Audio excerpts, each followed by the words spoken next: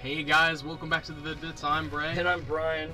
And today we are playing Castle Crashers. It's Game of Day May, Day 14, the end of the second full week of this. And I hope that you guys have been around for the journey and definitely the struggle. I think that if we were talking about like an alpha and beta, Season 1 would be the struggle because we're trying to just get the concept off the ground and stream from a really unfavorable circumstances. But you'll find that there's some really great gaming content there with no commentary if you want to check it out.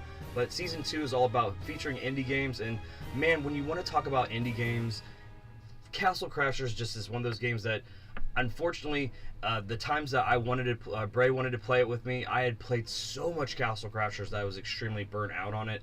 And then, like, luckily the remastered version has come out, and I kind of had that as a rainy day thing, and we really haven't jumped into too much of the remastered. So I've let it lay enough, and definitely Bray's not played it as super obsessively as me, but he's definitely played a crap ton of it too. We're both now ready and primed to give you guys a showing of some Castle Crashers, and we're going to try our best to see how far we can get into it.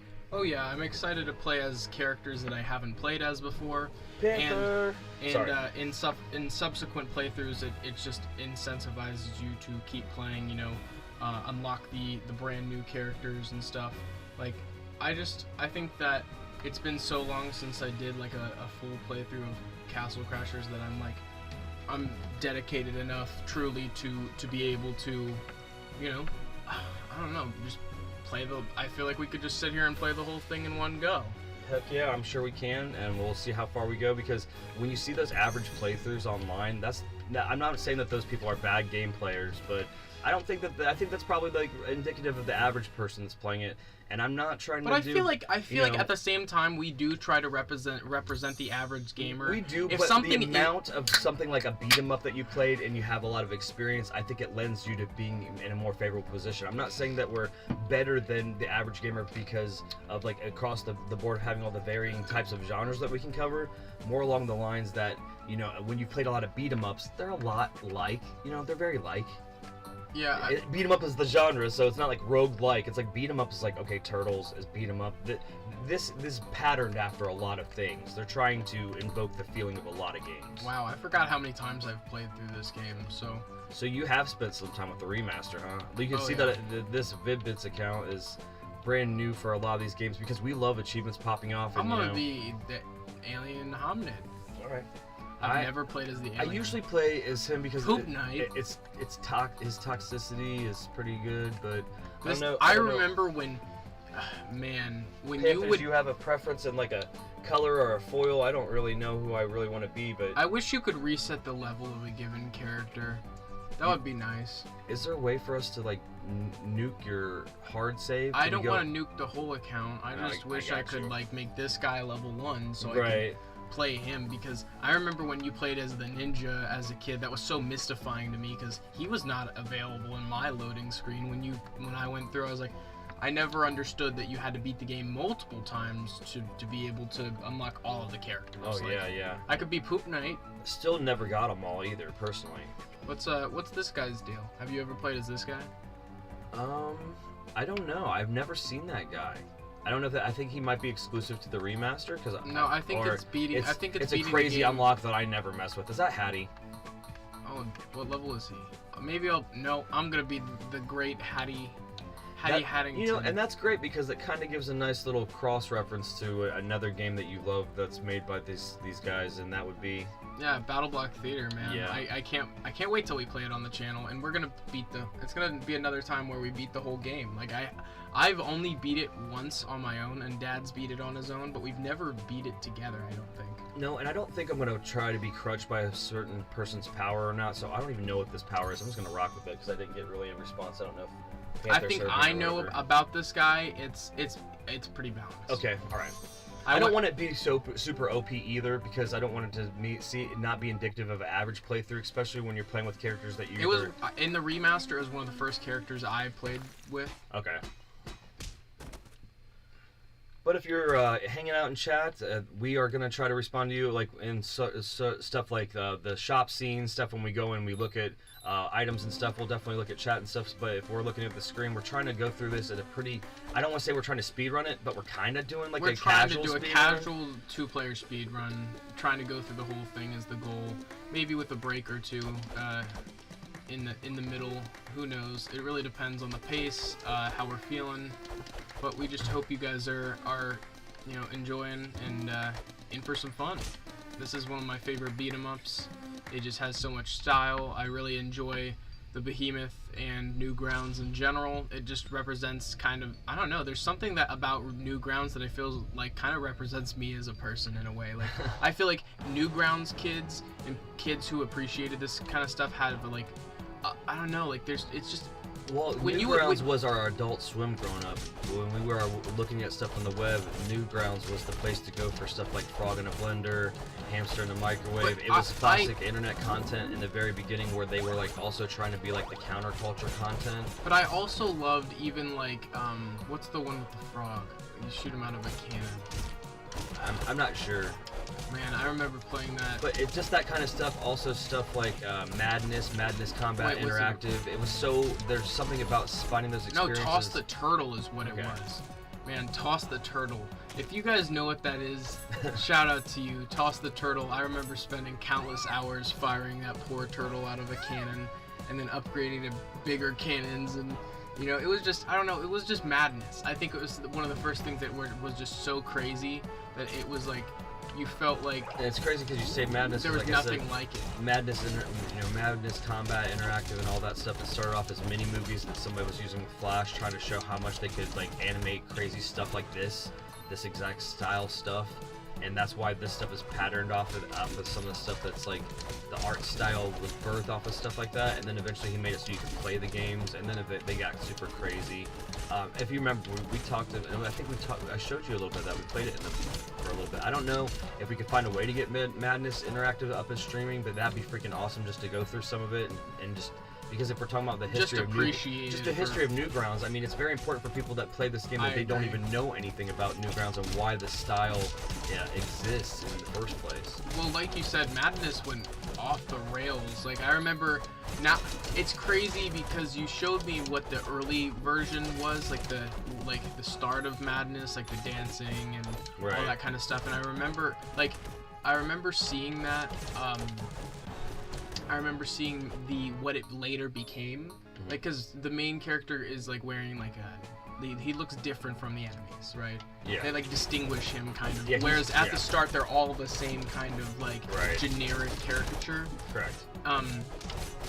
The other thing is, have you ever seen any of the Henry Stickmin games? I think those also originated on Newgrounds. Yeah, I'm sure I saw them on the splash page, and going back to the splash page. That's more like silly dancing and goofy stuff where it's like out of nowhere they're all just start dancing at the same time, or like, sorry, continue. You're fine. It just makes me wonder, like, if the whole YouTube type thing pattern stuff like Newgrounds as to how they had a splash page to feature their content, absolutely. And then the creators were creating the content and fighting to be on the main pages to get exposure.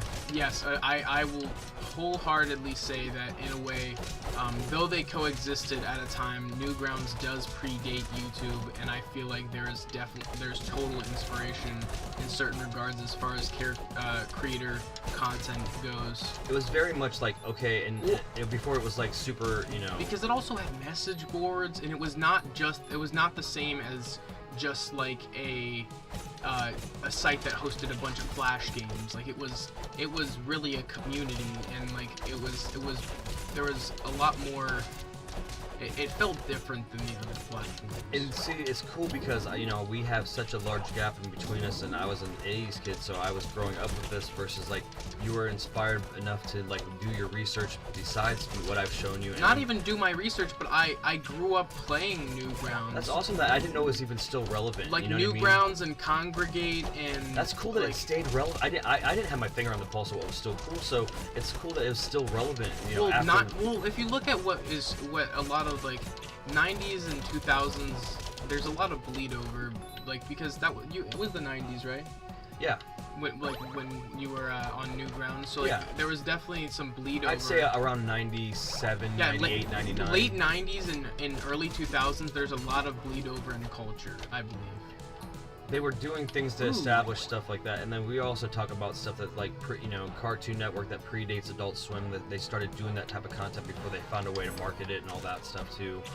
with Space Ghost Coast to Coast and like starting to have like fourth wall breaking, you know. That's really just early internet culture in itself. It like, is. It's that, like that is. that was. They say it's made in a closet type culture where they're like slapping it together just to get like they know that the cultural relevance and the fact that you, the viewer, are looking at that and it's not dated like stuff from like Fleischer back in the 30s or it's not Looney Tunes like and it's they're speaking to you and in your style and a new style and also saying things that are relevant to the times. It makes it more unique and you're like, oh, they get me, I'm part of this. Yes, you know? that is it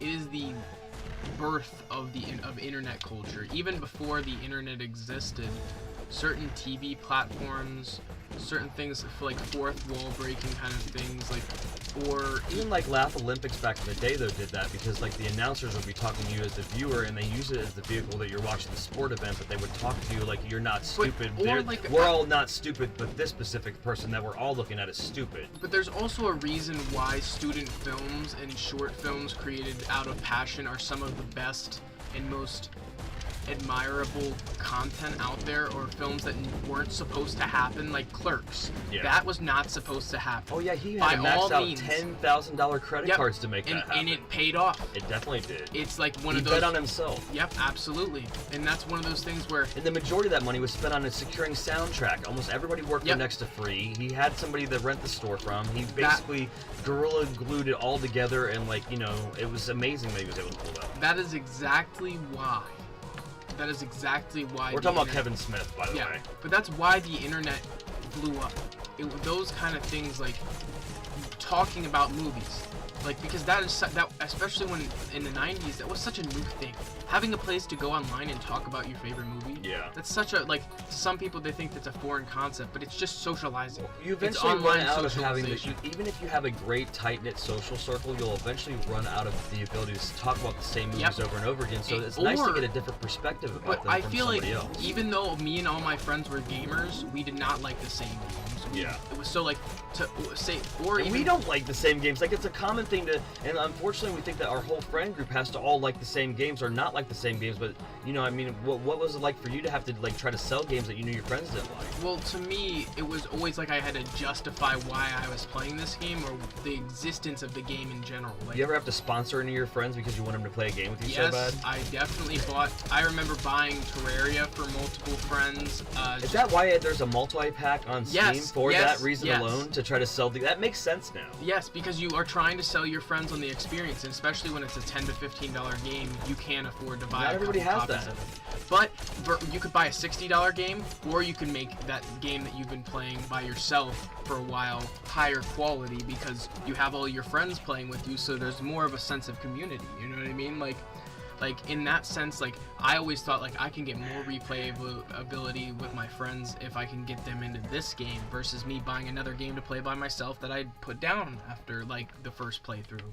Right, and especially though because you don't want to say that you super sell your friends on a first time experience that you're not super knowing, but you don't want to spoil it for yourself. But like, if you don't know enough about it and they buy it and it's not good, they will be pissed. They will be pissed at you. My problem was when I'd buy them an experience that was so good, and then they would just not. I guess they were just not in the demographic to enjoy that thing. Right. Like I had bought Castle Crashers in specific for someone, and they were not a beat 'em up person. No, they could not be able to focus because of how I don't know. I don't want to say. I do not want to use the word boring because we wouldn't be playing this if it was boring or trying to sell it to you. If it was but beat 'em ups in general, some people don't understand. Like some of them. What are we doing right now though? We're using the beat 'em up as a vehicle to hang out and chill and talk about stuff, and that's what we did back in the day when they came out for the Super Nintendo, when it was a genre to begin with where everybody thought that they could just make one all of a sudden. There were so many generic ones like Tough Enough and I'm not saying Final Fight was generic, but when that came out, so many people made games that were like that. I'm not that you had to kind of like. I'm not the biggest Final Fight fan. You had to like literally pick and choose and be smart enough to not get stuck into getting into one of the generic ones that had no story. So then it was just like just walking and smashing buttons, but there was no reason to care. No style, no flair, just combat. That's just 2D beat 'em ups. People don't even think about like 3D beat 'em ups have a whole different appeal. Like I love 3D beat 'em ups. Like some games that I feel like people don't appreciate enough are of that genre. Okay, now, is there an achievement to killing and getting every single kiss? Are you gonna let me get that on the Vid-Bits account? Are you? Yeah. Okay, so I already have it. all right, sweet. I appreciate that, and I know it makes it uninteresting to you guys, but we will definitely do some one-on-ones, so you don't feel like We can go in the battle arenas, I think, and do that. Yeah. At the end. But I want KISS. Sorry. Yeah. Well, you're on the Vid-Bits account, and I've already got that achievement on my account. So why would I keep you from that? I don't think you've ever gotten that one in general. On general in any of my accounts. So that's the other thing is I was like I knew that secretly that you really just want to get that achievement personally. So okay, so I usually am the guy that beefs out like one stat first and suffers a lot, but I don't want to die a lot, so I'm gonna go ahead and put some decent ones into defense to start and kind of just. I would build defense and strength first. Yeah, and I usually slow roll. Because I'm dumb and I'll go full tilt into strength when I'm with somebody I know can res me. And because I know that they can get the res, right? So I figure if I go high on strength, then we'll be able to rush through the game faster. But unfortunately, if you're on the other side and not splitting the screen well, you find that you down a lot. And if then you put the pressure on them to stop what they're doing and try to get the res on you. And if that's the case too many times, then sometimes you'll find you're making your team just more collateral damage than not. So. I feel free to do what you want. You can also find the character that's got a great magic attack and then just build magic all the way up. That's how I always played. Just drop back to the far because left it just and then wait for things to come so in much, and be really safe about it. You know what I mean? But honestly, out of the four, the speed is almost the least important unless you're a button masher. Archery. It also dictates your archery speed. It was something that I never knew as a kid. I didn't either because I wouldn't have said that. I retract my statement. Yep. Okay. So I'm sorry. I'm because good. as a kid, I thought the bow was one of the most useless items until I realized that that's why other people were also investing in agility, which I don't know that I'm gonna do that because I don't really want to do that.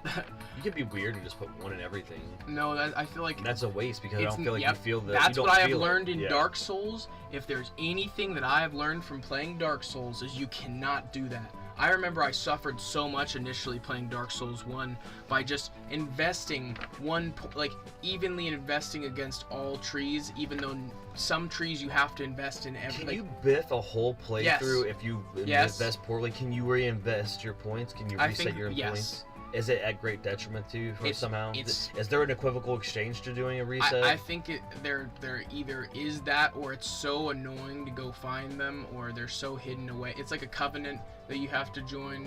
So there is a sacrifice. You can't be in another covenant. You have to be in that covenant, and you can.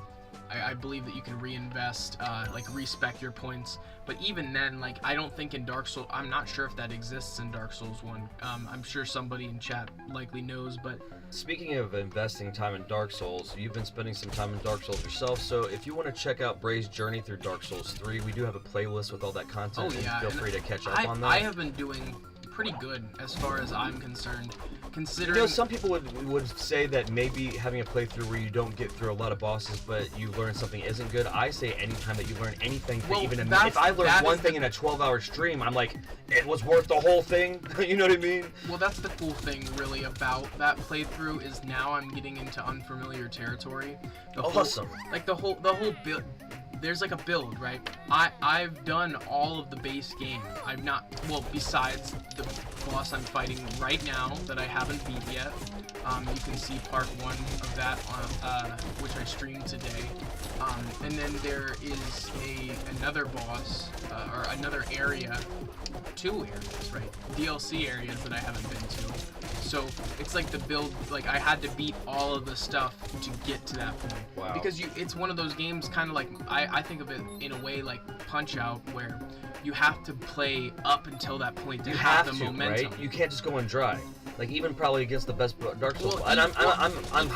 Even though I had a save that I could have just started the DLC, right? Because I said I just beat the base game. Right. I didn't I wouldn't have had the momentum of getting to that point, beating Lorien and Lothric, beating all these other bosses, and having that build. It wouldn't have met. It pick up a bow. Those kept dropping because you hadn't got one yet. I had never seen the bow drop that much. And every single enemy had the potential to drop a bow because you hadn't picked one up yet. And I kept picking them up. That's funny. So there was probably Shows you how little I care about it, I guess, but I should. There'd be someone in the comments be like, let your dad pick up the bone. Make this short. I never let Dad pick up the boat. We're just bullying the shit out of them. Stomp on your face. The reason why I'll go into why this doesn't categorize as like the classic beat 'em up that falls into like the repetitive to the point where it's boring genre is because number 1, the soundtrack, number 2, the style, number 3, the variety and the combat, and number 4, the flair. So I don't Number 5, the fact that you can also invest in a building character throughout the whole thing who gets more and more items. You get more items, there are certain items that you have to just, it's almost like a puzzle getting the item. It reminds me of Zelda in a way, it's bordering Metroidvania in a way because of the kind of backtracking you do have to do. Never seen it. This is Newgrounds. This right here embodies the spirit of Newgrounds.com. Yeah. Just that whole thing. It's mandatory to get pooped on. It's mandatory. Every the eyes is the Newgrounds thing. It's almost like its own art style. Yes. It is an art style. There are so many, there were so many things that use the same sort of look and same sort of animation style that it'd be even you look at Aaron Hansen's Ego Raptor of Game Grumps, and his animation style is of Newgrounds. It has Newgrounds. What was his initial stuff on Newgrounds, Ray? Are you familiar with it? I'm not familiar with it. Was it Lemon and Bill was put on Newgrounds and stuff like that? I think Lemon and Bill is probably the earliest thing that I've seen by him. I just didn't know if that was stuff that he shopped there, because I know that once he hit relevancy there, his art style was then mimicked by everybody because they thought that was going to get them over. Yeah, but imitation is the sincerest form of flattery. Absolutely. Honestly, some of the best things of all then you have that. Some of the best things of all time that have been created just trying to be like something else. Yeah. I mean, I got this little gecko right there. Legitimately though, some of the best bands say their inspiration and some of their claims to fame are inspired wholeheartedly by something else, and if it weren't for that other thing, then they wouldn't be making it. I agree. As long as you don't, there's a degree, right? If there's over bastardization of that IP or that type of it can be overdone. What it is it ruins the dopamine effect. It ruins how it's like your favorite food, right? Say your favorite food is egg rolls, and you eat egg rolls to make yourself feel better. Eventually, egg rolls are gonna stop making you feel better, and you've eaten them too much, and right. It's like you've burned yourself out. That is something I've learned in life: is anything in too high of a quantity or too often is gonna be a bad thing. So when they say everything in moderation or anything in moderation, it's not just to justify why you can eat this many cookies or you can watch this much TV. There's a reason why it's being said. It's for the betterment of your brain and the reward system of your own situation.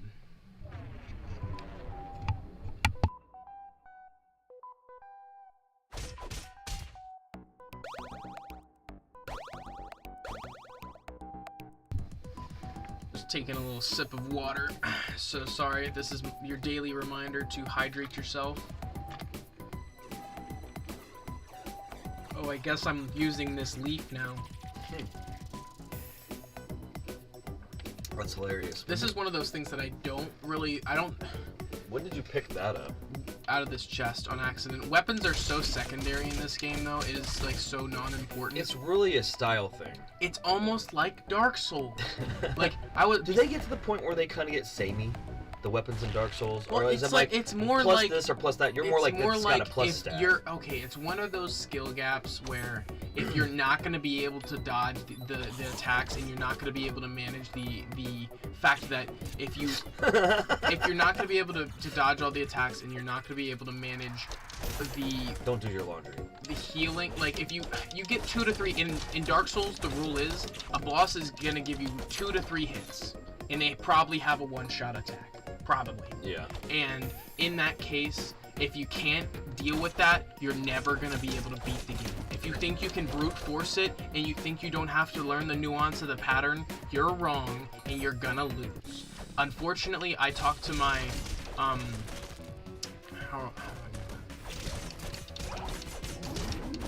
guess like my father-in-law, right?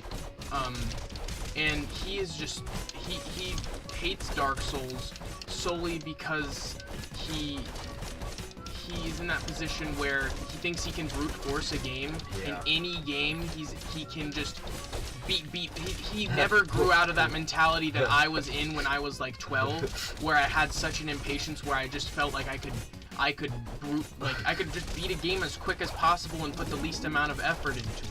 Which it works with a lot of games because they're tailored for younger audiences, or they're not really like, they don't have a really high requirement of skill. But in certain circumstances, there's a reason you don't like this game because it's not a game for you. This game is for somebody else. It sounds like the quote from like, he wants to use the quote from like Always Sunny from Then. It's like, I'm gonna beat this thing simply because I am a man. Like yeah, you know what I mean? Like, yeah. I'm gonna just smash it and it's gonna die because I can smash it and I can definitely smash it enough. It's like, no, there's nuances. No, I will smash this to pieces. He doesn't realize that there's a reason you have a shield. There's a reason you have an ability to dodge. Well, I think unfortunately there's a lot of games that do lend themselves to what they too say. many mashing games culture probably, where the big sponge boss eventually will succumb to some gimmick where you find a way to spoof it. Dad, try to not get hit at all. I will go in the front and scout it. Jump. There's an achievement. Sorry, I didn't mean to cut off. Jump. No, you're fine. I did not mean to cut off your. No, you're fine. No, I forgot about this. Yep. So if you can. Unfortunately, we would just have to like run it a couple times if I was going for it. But I'm not stressed about it. I think you can get it. It's really just if I show you and you're watching what I'm doing. So if I get hit, you're gonna know not to get hit there, you know? But yeah, some people just have the wrong perspective for a game they're playing. No action, jump early. Up. Jump. Down. I'm your scout. Oh gosh. That was kind of close. It was close. Down. Oh gosh, I jumped early. You're good. This is very Newgrounds as well. This weird creature that's following us. Yeah. Oh my gosh, yes, that style for sure. Because it's like it's grotesque. It's creepypasta before they had a term for it. It always is gonna remind me of my buddy Rival. His drawings are always of that nature, and I'm sure he was a Newgrounds kid as well. So I think it would make sense. But early internet culture kind of lends itself to freaky bits like that. We're so close. There it is. You did it. I did it. I did it. I believe. I did it. I did it. Did you? I did it. Yes! Woo! One off, man. We have one shot to do that. 100 Yeah! achievement. That's what I'm talking about. That is rewarding. Hey, Chad, that's what I'm talking about. Woo! You get one shot to blow. Do not mention take the blow. Yeah, you misquoted that. I don't care, man. I'm hyped. Goofy. I'm sorry. I was hyped. I felt the pressure, and I was like so glad to be able to. I'm just so happy. I'll tell you what my advice is, guys, because I didn't want to talk about it. I wasn't in like the tech like sharing Get phase. the shark. What you want to do is you want to focus on where the light's coming from, and you can actually see where the doors are ahead of time. It does help though and that I was kind of like right. I was. Well, you want to focus also more on only the jumping and then moving to where you see the light coming from. But the jumping is the most important part, because if you hit one thing, you're just done. I was kind of trying to just telegraph it even more so, like being on the front line. So I feel like. Well, you definitely were showing me where not to get. Yes, that was literally what it was. You definitely were doing that. So if that was your goal. I was intentionally getting hit certain times. I was wondering. I was like, I know he's not doing this on purpose. I was like, maybe he's doing this to show me where I'm gonna get the hit at. Yep, I'm showing you the points where I get hit at all the time. There's two close calls, guys. There's 2 times where I almost hit the top of the arch of a doorway. And I'm dead. Those bats gnawed me to death. Bats. First death for me. Oh, this is rough too because it's hard to redo a respawn. Oh yeah. But I'm still so proud of you. Thank you. And I can also, though, speak a little bit about this stage in case I do get to the end and kind of speak about how this game was when it first came out. There's lots of things that people want to say about patches. I think patches are amazing sometimes. There were so many game-breaking glitches. I remember even when I was playing it after you had like the initial run of the game, the second wave per se. I remember having people showing me so many glitches that would get you instantly up to the highest level, and it would just not be fun. Right. You're taking the fun out of it, and it also takes the mystique and awesomeness out of these characters that you have to beat the game multiple times with. Unfortunately, it was about just trying to have the credit of saying you were playing with characters that were hard to unlock fast. Yep, so everybody was trying to unlock the cool characters fast. It ruins fast. that. So what it was you would throw the boomerang when an enemy came, and you would throw it before he came into frame, and then when he I ran up remember to this. it, he would basically, it would spin behind his head, and boomerang contact was giving you damage for every second it was contact pointed. So it was one of those things where, you know, You can still block him indefinitely. You can stay as long as you're standing on an object. His punch will be blocked. This is just a little. You think I can clutch this? Yes. I Get know on the you. crocodile. I know you can clutch it, but I don't know if I can. Break the hairball. You also need to let them hit the cannonballs. Okay. Block. What's the block? LT. Just like this. Now be in line with the ship. That's my pro move. Now break that. Yep, stay in line, block. Hit him. It's an opening. Yep, the Y attack, LT. Yep, the Y attack is the best, it's your best friend in this game. So you can literally just sit there and he will just do that. And if you stay here, keep staying here. Okay. If he goes to the point where he's swimming around, he will also, he can headbutt the ship. So just stay here. Block. Opening for damage. Are you using the D-pad more than the analog stick? I use both. I'm a weirdo. No, I'm just saying for this fight specifically. D-pad. That's what I thought. Is it because of the fact that you don't respawn on the ground? You have more control of it. Yeah. And, there's less directions. I would love to one-shot this boss because I hate this boss. It's my least favorite boss in the game, I think. I feel bad killing a cat, even if it's a weird mutated. I agree. I love cats. Even cats that don't like me. Yeah. So I don't know why. I'm like, oh, you little feisty bastard. You don't like me. It's fine. There you go. You got a level brought Nice, back that's up to great. health. Thanks for the pro tip on this, bud. I died so many times on this as This a kid. boss is difficult. I had to learn how to You cannot beat it. respawn your friend. No. Yep, now here, you're literally gonna wait until it move. Back into your spot. Rinse and repeat. He's gonna toss a hairball. That's how you beat this boss, Wow, folks. guys. Thank you so much for coaching me. No, through this. Okay. no, this is gonna make it a little harder on you now. Luckily you've got a health reset. You gotta get on that guy. That's good. You also kept yourself juggling. Come on, can you get him? There you go, block. Yep, line up with the ship in the middle. Yeah, it's a lot. It is. The other thing, folks, is you cannot lose. You have to be riding something. If you get hit and you lose that, it makes it so much harder. Luckily, Dad juggled in the air and kept himself alive, but that air juggle is one of the first things that we did. Yep, I remember learning that. That tech is when you're trying to break the bounds of a game and block. Yep, be patient. When you're trying to break the bounds of a game and you're really trying to do all that you can to do the most damage possible, you learn those kind of tricks inherently, I feel like. This is gonna be great to end with him crashing into the ship. Bonk. Yep. There it is. One more hairball, right? Yep. And they might kill him with this. Oh man. Air Sorry. juggle. Yep. Nice. Good stuff. Too sweet. One-shotted it. Didn't even need me. Good stuff, Dad. Melee is best. Defeat any Yes! All right, guys. Just stacking up those My big old God. achievements, man. I'm loving it, man. One-shot and things, and we didn't like have like a really a game No, plan. We were no just like, we're game gonna plan. casually speedrun this and not having to do that boss more than once. That's superb, guys. Yeah. Awesome. Good stuff. Just because I died didn't mean we died. No, that means you're still in a no-death run, really. Don't go there. But I really appreciate the fact that you coached me through that. Yeah, well, because like I said, as a kid, I wasted so much time dying because I had no friends to play with. At least at a certain period of time when I was playing Castle Crashers, I had to rely on myself, right? And when you're doing that, like, are you gonna do magic full tilt? I'm not right now. You see, I'm evenly doing. We talked about defense and strength. Okay, then I'll do magic. I'll unlock my next magic ability. Sure. But like I said, like, I had to die so many times. It's almost like a Dark Souls mentality in a way. Like, you have to die so many times to be able to get back to, to be able to get that quick at it, to know all the spots where you can't be, or like it almost reminds me of like OG NES difficulty where you have to have done this so many times. Like, that is why a lot of gamers love Dark Souls is because it's a callback to what makes gaming great. It's that feeling of, because I've worked at this so much, I get this feeling of satisfaction of just making this game my bitch. And this is the other thing. Like, for lack of better terms, like, folks, like, certain games like this one, I do not have to think. Besides a few specific bosses, and depending on if I'm properly leveled, like, those games where you can feel like after you've played it enough, you can make it your bitch. Like Call of Duty Zombies. Like for Mr. Know-It-All, that's his bitch. Right. Like,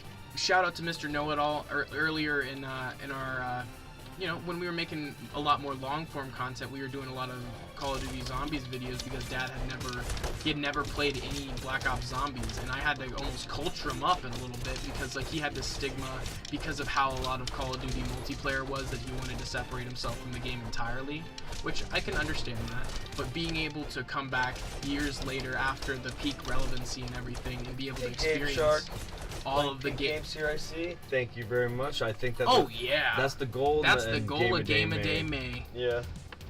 Yeah, Dad and I love to showcase those games that are just so very important to the culture, to gaming in general. Indie culture, indie games. Yeah. You know, Newgrounds culture in this case. Absolutely. Internet culture, because that's what YouTube is it's just it's a platform for internet culture. So we appreciate, like, Newgrounds is just so important to the grand scheme of how the internet has developed so far. Also, Game of Day May allows us to play things that you may, as a content creator, have put on the backlog to make because you think everybody's already made it. Well, if this comes in May and we're doing it thematically based on what we're feeling that year, it's not necessarily always going to be indicative of a full playthrough, but in this case, this game's not that long. Right. If it's manageable, we will stream and play the whole game. Like, me and Dad, the whole MO, the mission statement of the Vid-Bits is really to showcase the games that have helped us through our lives. Yeah. Have just helped made us who we are as gamers. So as far as beat 'em ups go, this helped make me who I am as a gamer. Like, in game, or like Charlie Murder, when I played that game, it was so important to me to play through that game with my cousin, getting that as a free Games with Gold game, and to just be able to experience the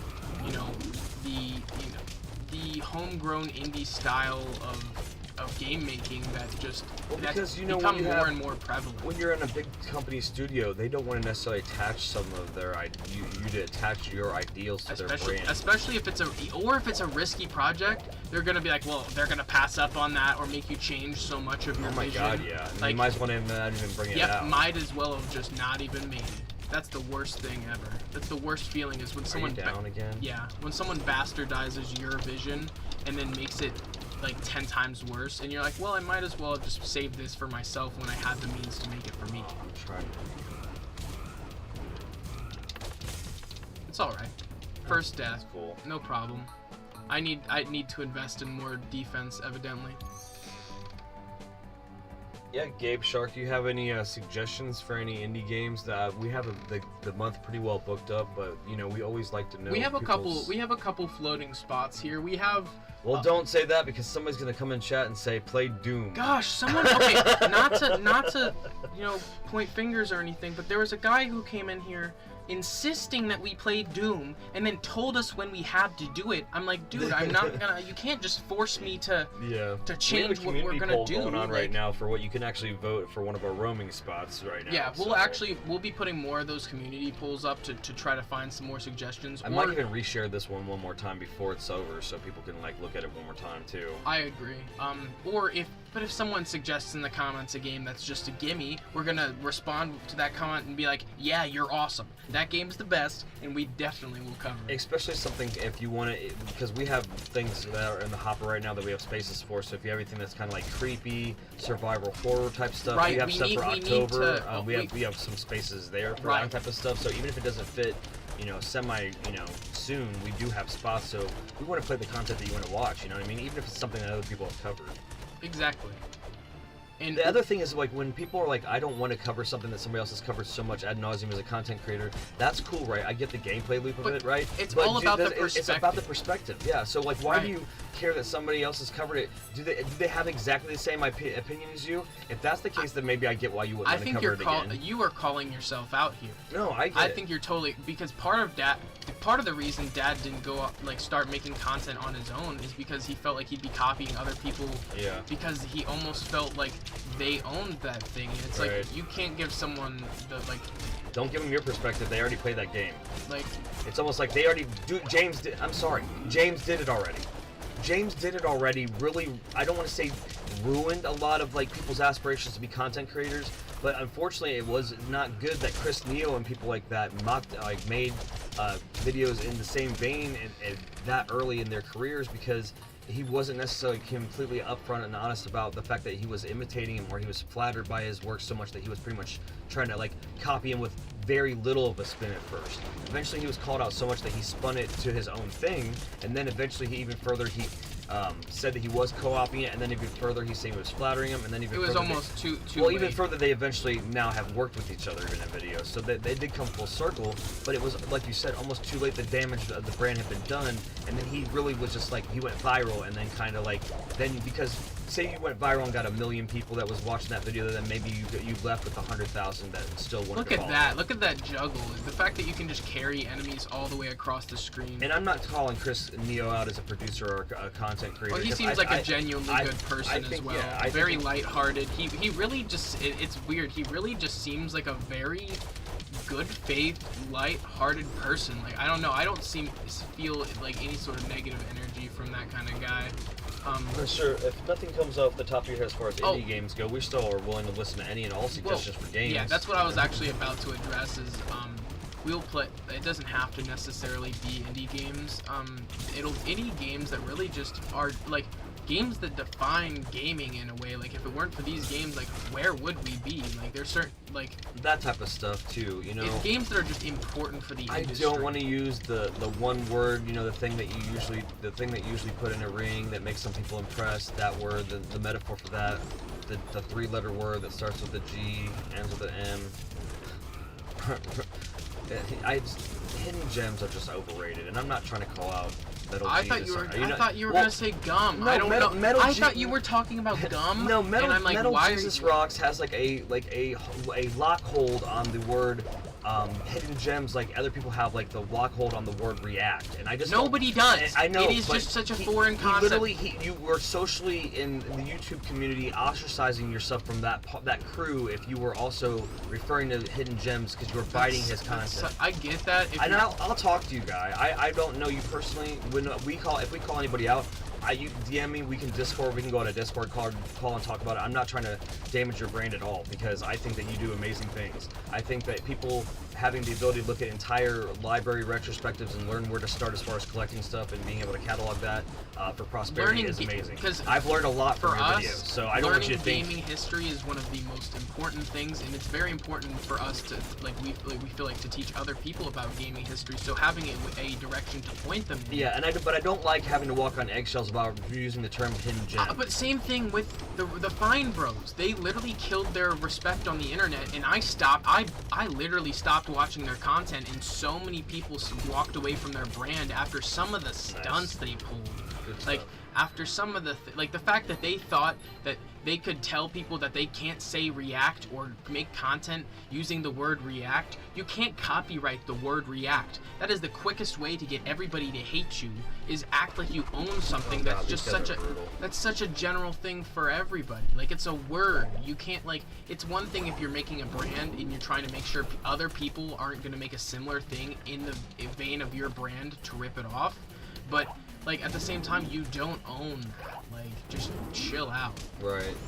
I guess I'm sorry I got you worked up, but I felt like it needed to be addressed because I don't know, like I said, I don't know. Well, Gabe Shark, we have already played all of Borderlands 1, and we intend on getting to Borderlands 2 later down the line. We didn't do all the missions of Borderlands 1, so if there's content that you didn't see when you looked through that playlist that you want us to go through in that game, we still have saves active, and we'll do it. Right, we definitely still have DLC stuff to get to, and missions that we haven't played. I mean, we want to do the missions that are the most interesting because a lot of them are copy paste. Like, go to A, do this thing. We don't want to. We also don't want to killing unique enemies and stuff. We want to do stuff like that. Some of the one drops. Oh yeah, some of the so if you know some of those places to go, right, we would love to know the that. open world locations that you can send us to get some awesome loot, or some places where we could maybe farm for some guns or something.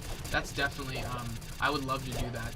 But at the same time, we don't want to like burn ourselves out on Borderlands when you've got Borderlands 2 to play, and we still want to enjoy that. Yeah, so if you're saying Borderlands as a series, we're going to be heading to 2 probably more than going back to 1, unless for some reason you have some favorite missions, and we can do a small stream, and we'd love to clean up a little bit like that too, especially some achievements because.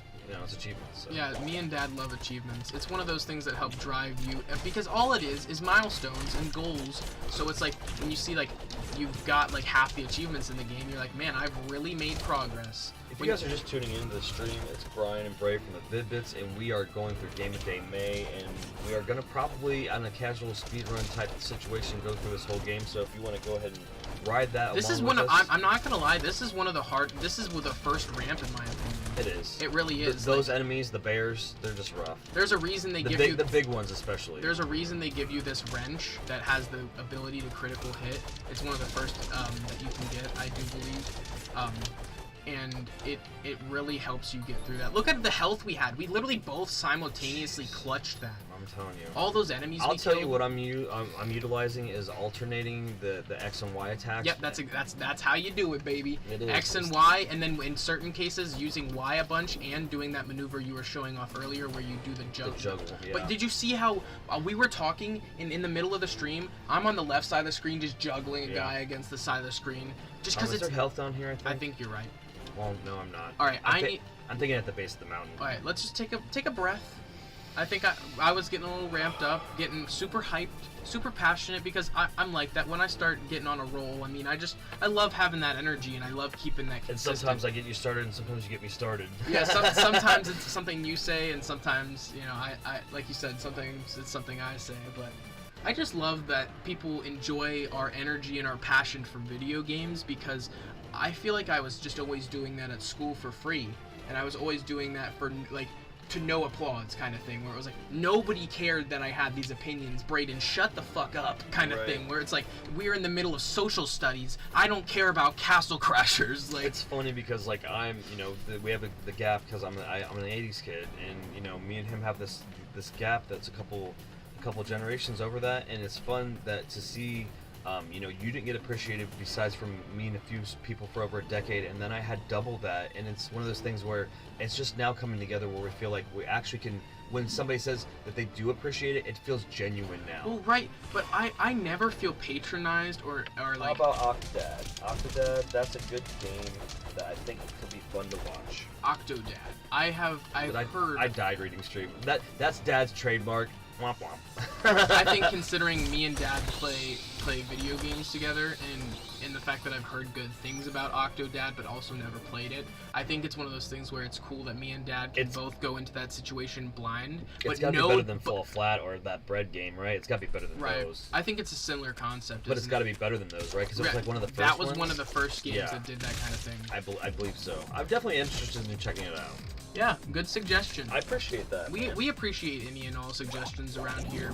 We love to have ideas for content and like tackle those games that are on our backlog, but also those games we didn't even think, like we've maybe heard of but didn't even think to put on our backlog yet, or approach to play on our own because we didn't think about how significant that might be. Well, and how are you guys as a brand not helping us grow the content more than being able to suggest the things that you want to watch? Because me and Braden can always as a pick community, the whole point is this content is for you guys to watch just as much as it is for us to watch and us to make. Because don't get me wrong, I go back and watch our content because we're trying to always get better and learn from our stuff. So. I am always trying to go back and learn, like, if there's something wrong with it. Like, we've had, like, don't get me wrong, we've had episodes that have had audio issues before, and if you go through and watch our more legacy content, there is stuff like that, and if you go far enough back, there's no commentary at all. But that really just shows the evolution of us as content creators. Some people are willing to hide their beginnings, and we're not going to shy away from it. Yeah. we really want to be known as people who are willing to learn from our mistakes and be genuine. Yeah, we want to seem legitimate. Like I feel like some people seem so illegitimate because they completely cover up all the things that make them seem flawed. Well, Brett, it's because this is not a call either. So if you guys take any of you guys out there in the same universe as us content creators, the same universe. Well, I mean, I guess people say that in weird content. Well, I guess that makes sense when you said as content creators. Sorry. Yeah, you're fine. If you take it personally, I'm sorry, but some of you guys play characters on here. Yeah, some people are characters. You know what I mean? And then the character is what people buy into in Super Chat and Dono because they love the character and how the character thinks that they act. Which is fine. I love guys like Charlie. Charlie's not a character. That's that guy. But it's awesome because you also like guys like Dr. Disrespect who are a character. Right, and I do. Because he's obviously a character and he does not shy away from it. I think the problem is when the line is blurred too much where people don't realize that this person is a character. Not saying anybody in specific, but like when it's at that point where people like idolize you for being this character that might be over the top in the bad ways, right, in the wrong ways, and it might ruin their life a little bit if they find out that you're a character. Well, you look at that the what is it, the $19 Fortnite card guy apparently legitimately ruined his life.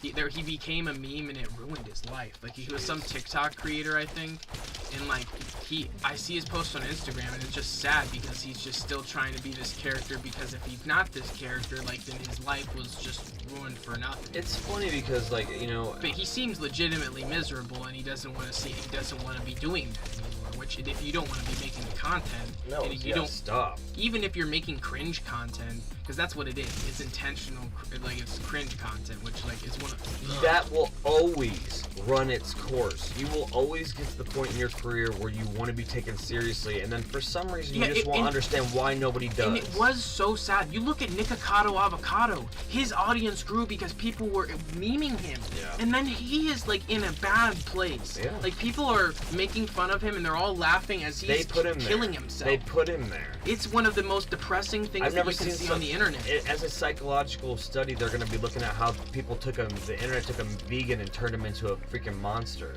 Well, yeah, because it's like, look at he was able to make money off of being cringe meme content.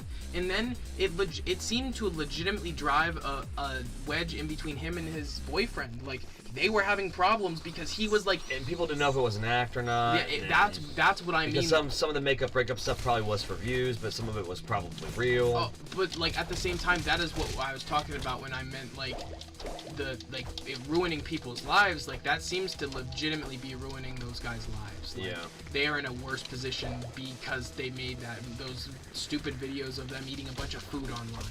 All it started as is an innocent thing to show them eating it was healthy food. It was healthy food at first. Like that's just the saddest. He wasn't getting the views. He only got views when he ate the super unhealthy stuff, and then like. Or trying the stuff for the first time. The fact that a vegan was trying this meat thing for the first time, so of course people are clicking on vegan eats meat for the first time. That's a clickbaity thing. Even if he wasn't trying to do it, he legitimately just trying to eat meat for the first time. Yeah, I don't know. It's just sad. It's sad. The internet it ruins some people, and that's why we try to create such a positive community that uplifts everybody, and we just want people to take care of themselves. That's why one of our MOs is to make sure you hydrate. And pursue your passions and don't stagnate on that. Yes, when you have passion, the second you have that click in your brain where you're like, I can do this. Once you realize that you can do that, you can do it. Then you need to go full tilt into your maximum passion. right now, pow boom. That's what that is Dad's phrase. That's his MO. Maximum right now, pow boom. As soon as you think about it, as soon as it crosses your mind. You want to be a coder? Do a 30-minute coding class, and you're a coder now. You're on day one of coding instead of saying I wish I could do coding. Stop saying I wish I could code and just do that first course, and then you are a coder. And you may find that you don't like it when it starts to get hard, and then you didn't go full tilt into school for it. Yeah, there's a chance that there are those things out there that as a kid I was going to become a game designer.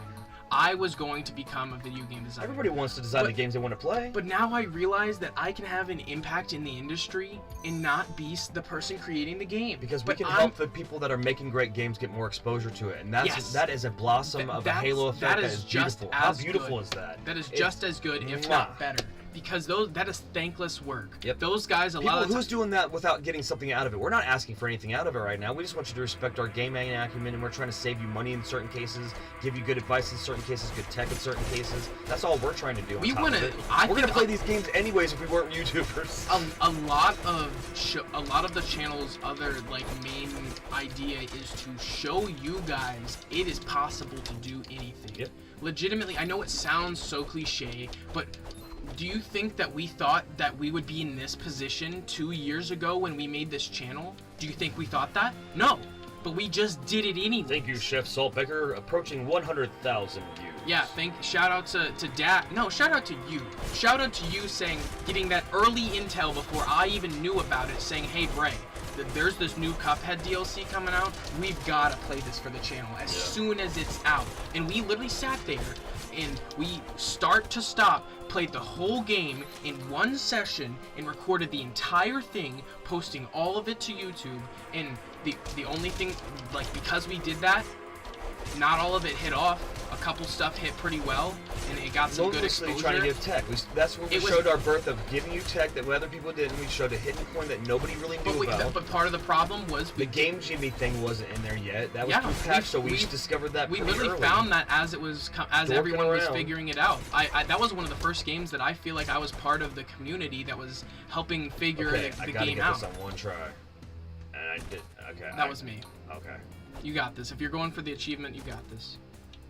Welcome to chat, everyone. Welcome. Me and we could do. I didn't get it. All right, so there's a good bit of new people in here. Let's do a little new intro. So, you go. Yeah, I'm Brian, and this is Braden, and we are a father-son gaming duo on YouTube, trying to basically take over YouTube gaming and show you guys what gaming on YouTube can be versus what it's been. Also, to show you guys that YouTube can be a content creator. YouTube can be any of your passions. You can thrive in those as long as you take that first step. Yep. And if you drop it down in the comments that you're working on any sort of passion, like whether that be a short film, whether that be some sort of something that's you're passionate about, we will try our best to give you inspiration, because we know that there are those YouTubers that have helped us in those critical moments and have helped inspire us. You know what? I'll shout out Pirate Software on YouTube right now. He is one of those content creators, those streamers that legitimately gives me hope gives me drive, because he makes me realize how possible it really is. He's also motivated the same reason why we are. He's doing it because it needs to be done. And he also realizes the money. He also realizes he is grateful to be in the position he's in, to have the platform he does. And we're so humble and thankful. we really just want to. We are just so grateful that gaming has paid off in a way for us, because it almost felt like that thing that was like, it was getting close. Yeah, it felt like I was getting addicted, and it was taking over my life in a way that it wasn't doing anything for me. Another thing that the channel has done is it has rewired and redone my my brain is different now. I feel like I appreciate games in a whole new way, because there's a different way of thinking about it. There's a different way, I don't know. I got you back. Doing this with you has brought a whole new love of video games out for me. And we found a way to get to our backlog, guys, and we found a systematic way to do that. How many people have finally found the way? It's it was such a sea of, just a maelstrom of shit. You see all the games that you want to play versus all the games that you hear about coming out versus all the games that you know are coming out, and how are you ever going to fucking play them all? Excuse my language. How are you ever going to play them all? Well, you find a systematic way to do it. You just start playing them one day, maximum right now, pow, boom. Put one on, and if you don't like it, put the next one on the next day. You can probably get through 8 on your backlog in one day and just keep deleting them if you don't like them. They're there, delete them. But that's also partially what our channel is here for too, as well, is to show you, is this game worth even having on your backlog? Should I play it immediately? Is it a must play? Is this a game that could possibly change my life? because legitimately I've had games that have been there for me, and I've played them in periods of time where I was very vulnerable, and all I had to do was turn on my Xbox to escape and to be in a different mind frame, to not think about the things that were bothering me, to not overthink for a second, to just be in the game. Like, there's so much power to that, and if you can turn that into content, and you can make, bring your own appeal, and you can make it your own, it is just the most satisfying feeling. And just like we encourage you guys to become speedrunners if you feel passionate about it, because we realize how accessible that is, we also we want you guys to also join us on this journey on YouTube to become, to make a better YouTube. One of our mission statements is to truly make videos that we want to watch. Our channel would be a dream to me as a kid. Would be something that I would just be so grateful to have, that all this variety of content, like, not to toot our own horn or anything, but that was my whole goal, was to make Brayden's dream channel as a kid, that variety gaming channel that covered all of the best and most important video games. And like that just was so, it was so inaccessible to me. Like, I know there were probably people out there, but I just couldn't find them. And if I did, then it just seemed like they always hit that sense of burnout because something wasn't going the right way, and they didn't feel the time was right anymore. And I understand that. And if times change, then that's all right. But it's sad to see YouTubers come and go, especially, this year has been one of those things, like, whether that be people kind of, Game Shark says, that does inspire me to start making videos. Seems like it could be fun to get into, but anyways, you guys are really cool. I'll be sure to drop by some other time. You guys have a great night. We appreciate you, Gabe Shark. Thanks for stopping by.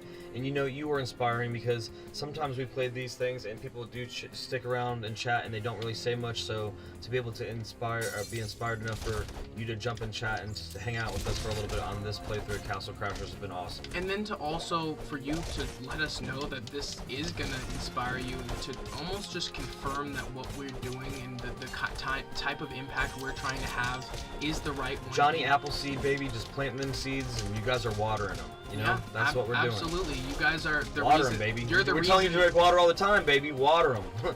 That's true. That's so crazy. It is. It really is. Like, you guys are the reason we have such a beautiful garden here. Yeah, the community is full of such prime fruit. Like, I've seen, man, the people, the editing or animating capabilities, or gaming, like the abilities that or the just people great people that are just trying to get through life like the rest of us. Right, but like, just the variety of skills that all of you guys have, you are all just such amazing people. And I just, like, I don't know, to look at, like I said, like, the variety from animating to editing to gaming to just the way you talk, the way you carry yourself, your linguistic capabilities. You guys inspire us, and it makes us so, like, you guys pump us up. It is the Vid-Bits versus the world, baby, and we're gonna just rule the world by just being Vid-Bits Nation. One step at a time. And we're not doing it in a cocky way, because we're promoting love, wellness, and wholesomeness, and like self-respect and self-care. And I think when it's like, okay, what's your gimmick? And we tell somebody that, they're like, shit, we really can't find a way to, like... It's pretty hard to nitpick taking care of yourself. What brand do you guys push for drinks? What's your brand? Water.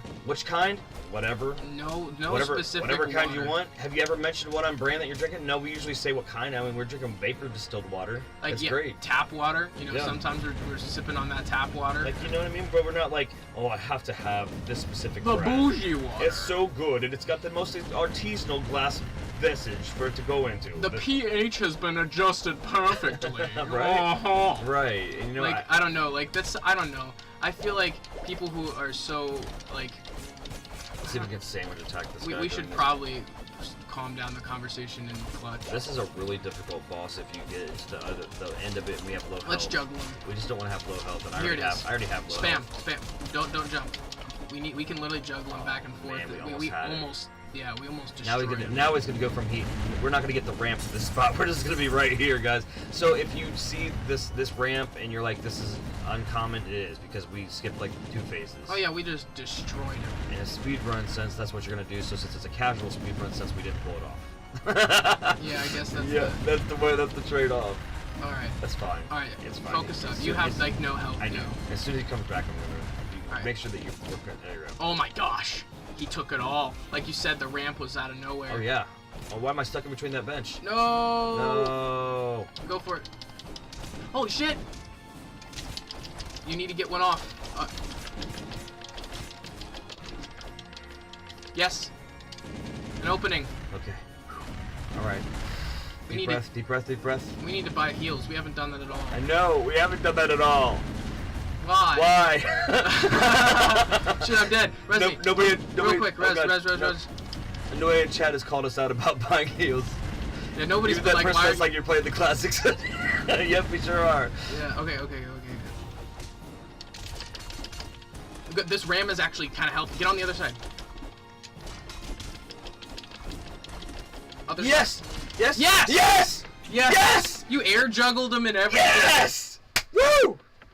Man, let's go. Let's flip and go, baby. Welcome everyone. Oh my God, if you're just now man. joining us, it's Game of Day May, day 14, and me and Dad. Is it 14?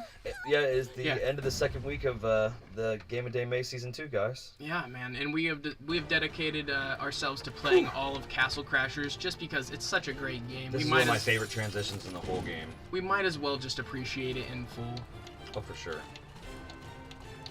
With that, it's going to be our second or third daily reminder to hydrate yourselves. I typically just do it when I feel thirsty because I think, man, if I feel thirsty, there ought to be someone else out there that is so like caught up in whatever they're doing that they're thirsty as well. Right. So don't think of it as like I'm like telling you what to do, but or what to drink for that Yeah. matter. We prefer water, you know. Yeah, I'm at that point in my life where I have unfortunately drank so much pop that it's been to my detriment sometimes, so I kind of have to keep myself away from that entirely. We need to get heals. Yes, I agree completely. Sometimes, unfortunately... Hello, yo. Yo, vlogger. Appreciate having you in chat, vlogger. Vlogger? Yo, vlogger. What? I don't know. Vlogger. How are you? I hope you're doing well. We're playing one of my favorite beat-em-ups, and I'm sure Dad can also attest to that. I'm trying to decide. Defense?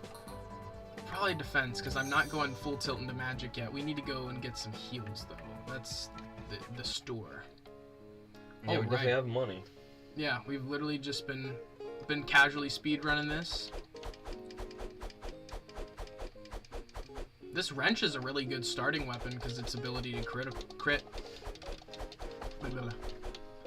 Slipping on my words a What's little monkey bit. do? Monkey face increases your luck finding items. Shoot, I don't have the money for that. Yeah, I don't think either of us do. That's good for magic. I'm $1. I wish I could give you I'm a literally coin. 1 gold, 1 doubloon away. Alright. I feel we will definitely favor a lot better now. Oh yeah, we have heals. We literally have gone up until this point through some of the more difficult parts of the game. My God, I'm impressed. Heals. I'm impressed. I really. No heals. The fights that we go over and over and over again when we have heals, we one-shotted a couple of those. Yeah, there are literally some of those fights earlier that I died all the time. Like the pandas that we fought, the weird. Those are so difficult. And they're grotesque. It's crazy we died during mid bosses and like sub bosses, Yeah. but we didn't die during big bosses. Well, that's the way we roll. We just hit that point where we forgot about the fact that we had like no health. Yeah. And we were just so glad that we survived it. Right here, my trick is just to kind of we literally just stand still, and I use Y because it'll also, if they get close enough, I can just throw them off. Or like we said earlier, this attack right here is just so powerful. Oh yeah? Jeez. I forgot about that.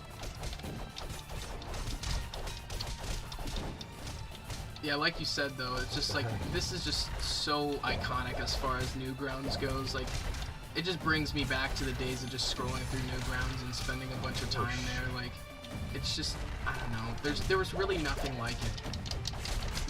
Yeah, I'll join you. You know what I mean? Like, I don't know, but that is usually my move. I think you should do the X to Y. Nope. Sorry. I always just use magic. Bye. Yeah, we just shit on that. Way quicker than I usually do. Yep. We're in the zone. Let's go behind here, right? Yeah. No, we always think that because that one time you do. Yeah, the one time. The one time that you do. Let's equally divide. You eat one. No, I think we can each have that. Have That's about the right. mushroom. Ooh. I just feel like there were when You You always whoosh whoosh. Pattying it up. I'm having a great time playing this with you, bro. I'm glad because Yeah, see? you've been asking for the last couple years to get back into it, and I'm glad that we've held off on not doing it off stream. I think it's just making me feel so glad that I waited to play certain games to just play them. Well, I with you saw on on the your channel. account that when this first got remastered, you definitely put some time in there. Yeah, I played this as soon as it And you were came like, let's out. do it. I bought it for 2 platforms, and I was like, nah, gotta wait for that. Gotta put that in the back. I remember. I'm gonna buy the remaster to put it in the backlog. Dad. Who does that? Who buys the remaster of a game to put it in the backlog? You already played the normal version. Drop in the chats you do that crap, because that's some people dumb do New that Jack with- horse crap, man. People do It wasn't that. even on sale. Well, it wasn't even on I don't sale. know. I still think it's funny that I have a moment that's okay. So I've explained this moment on stream where me, you, and Vanna were all playing Mario Bros. And Yeah. you beat Mario Bros. Before it was Vanna's turn. This moment reminds me of that. I was playing Castle Crashers because I was hyping myself up for me and Dad playing Castle Crashers, and he was just getting so like we were both talking back and forth like we do now, like the same. Me and Dad have always had this repertoire. This is just we're turning a mic on. Yeah, me and Dad always kind of have this repertoire back and forth where we're just kind of talking back and forth, like. Winning repartee. And literally, in the process of us talking, I beat the game. Like we just sat, like I don't know. I guess I was like part of the way through. I was grinding something else, and you're Yeah. like, I'm just gonna get a little bit warmed up. I was like, okay, you go ahead and get warmed up, and then you can convince me, you sell me on it, because I was doing something else. And yeah, I was playing a different game, or you were playing a different game, and I literally just like I beat the game while you were playing something else. You got towards the end, I was like, you might as well finish it now, and then you finished it. I was like, yeah, I'm not doing this. Like, or maybe I picked up on a playthrough that was like part of the way through, but still, it was just funny. well, I mean, we usually, again, we're just turning the stuff on now, but we session stuff in 6 and 8 hour and 10 hour increments too, and it's just not in an unhealthy way. We eat, we make a meal, we hydrate, you know. Sometimes you'll But see there us- are also days that we pretty much play no video games and we do other stuff that's just like that's just, you know, real life stuff. Right. And I think that it's just a balance. And there you can have days where you go all out if there are days that you just take care of yourself. Maybe even if you're watching shows and just consuming other media, just making it so you're have a varied experience. You don't want every day of your life to be wake up, play video games, you know, go to work, come back, eat food, go to bed, play video games. Like, you know what I mean? You don't want that to be this like the exact same thing every time. So, like, I think the biggest thing is My thing is, like, you if I got home need from my a shoot, change of pace, though. You need a change of pace every once in a while. Go on a walk. Take your dog for a walk if you have one. You know, experience nature. Go outside, meditate, sit on the grass. Just, you know. but if you are going to get home from your shoot job and you do just decide that you want to do this as a secondary thing, make sure you hit record. Because I've talked to so many people like, yeah, I'm doing this. I'm like, yeah, I'm grinding this. Yeah, I'm like, yeah, you're a streamer or you're a tuber? And they're like, no. And they're putting in like a lot of time.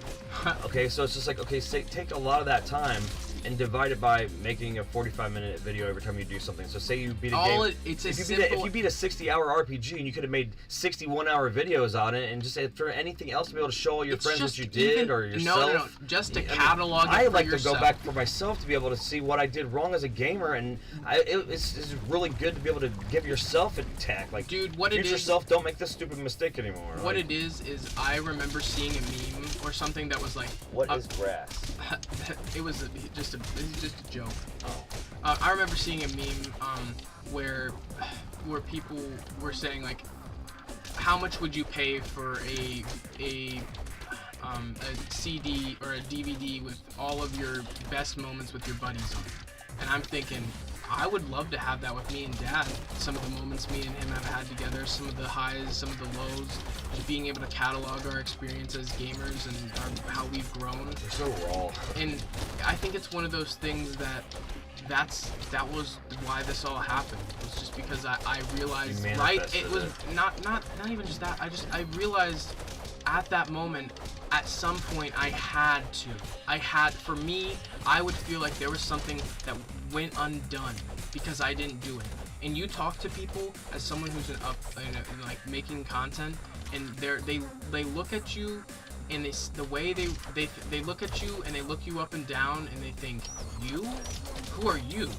Why are you making content? And then they think, well, I used to want to do that. I remember when I used to want to make content.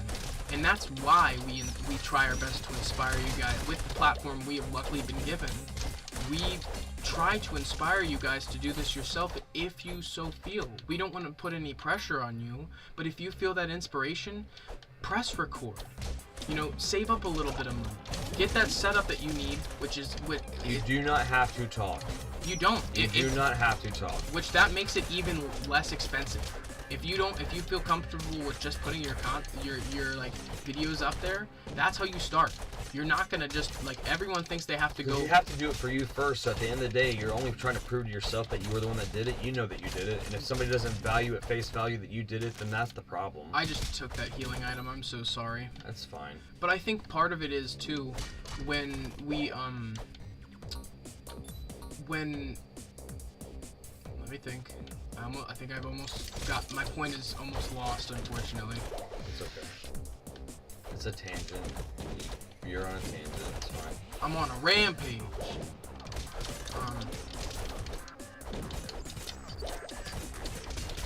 Okay, when we first started, we literally just pressed record, put no voiceover on it, and then just talked to each other like we were already recording voiceover. We did that for a good bit of time until we felt really comfortable, and then eventually we felt the need to get a microphone, and we felt the need to start talking, and then we built from there, piece by piece, not looking back, just posting, only really removing stuff if there's major quality issues where it's borderline unwatchable, and there's a reason why we have 800 videos instead of been on YouTube for 10 years and has only 80 videos. You know what I mean? That's because people have wiped their catalog, and because they thought the quality wasn't good, they just started over. And they overproduced the shit out of it, so there isn't as much content as they could have had. Yeah, that's the other thing, guys, is they wasted their time. The era of hyper-edited, overproduced content is over, especially in gaming. I think people... It's demotivating people to quit right now. Yeah, they're so demotivated right now because they're not making the money. They're not making the money that they want to make versus how much time they're putting in. And why are they doing it for the money? I don't know.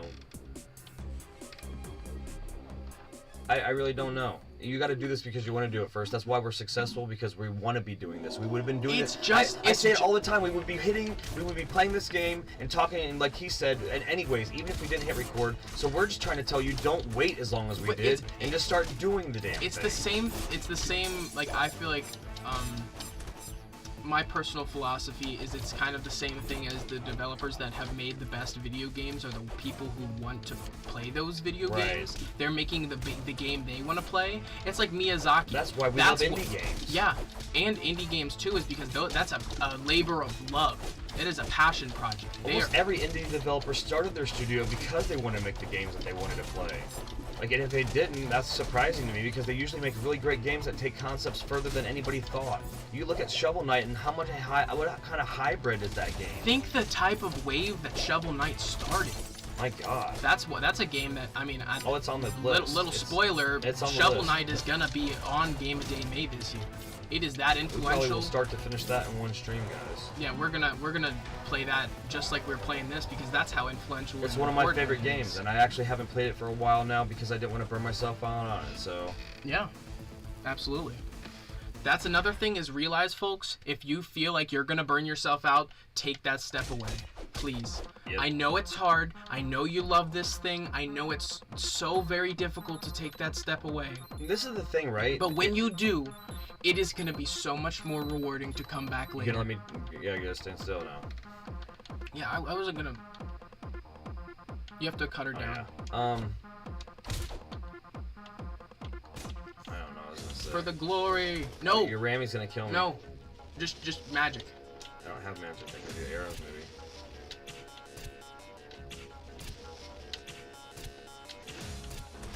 Yeah. This will be take a while. I'm trying to don't get too close. Oh! Wait. Wait, you can heal, Dad. You have heals. We were playing like we have no heals. Oh. Oh my gosh, we've still been playing that way like we've had no heals. What the heck? Yeah, I'm letting Dad kill me because I want the Vid-Bits to have that achievement. We're trying to go for an 100% save. We could probably do that. Maybe not this stream in particular, but with 1 or 2 more streams, we could probably clean up the rest of the achievements we don't get in playing through it the first time. Alright. There's just so much satisfaction in beating a game like that, getting 100% completion, and then realizing, like, once we've done that, we won't have to come back to this for a while. Right. But it's gonna be so satisfying when you do. You know, when we do get to that point. No. I definitely want to use my points. Alright, 4 points. I'm just gonna put it all into strength. The health difference? Well, I guess it was probably... Oh, yeah, bit. that makes sense. I'm gonna buy a couple potions before we jump into the next place. Yeah, we should probably restock at the Volcano store. I just don't want to drop down to 0 until, you know, when it's inevitably gonna happen. It's sandwich time, but we should get those for free. We need bombs as well, and this guy's good. I think I might buy him. So, you do have Muns. But if I have him on another account... No, it's through playthrough, yeah. Yeah.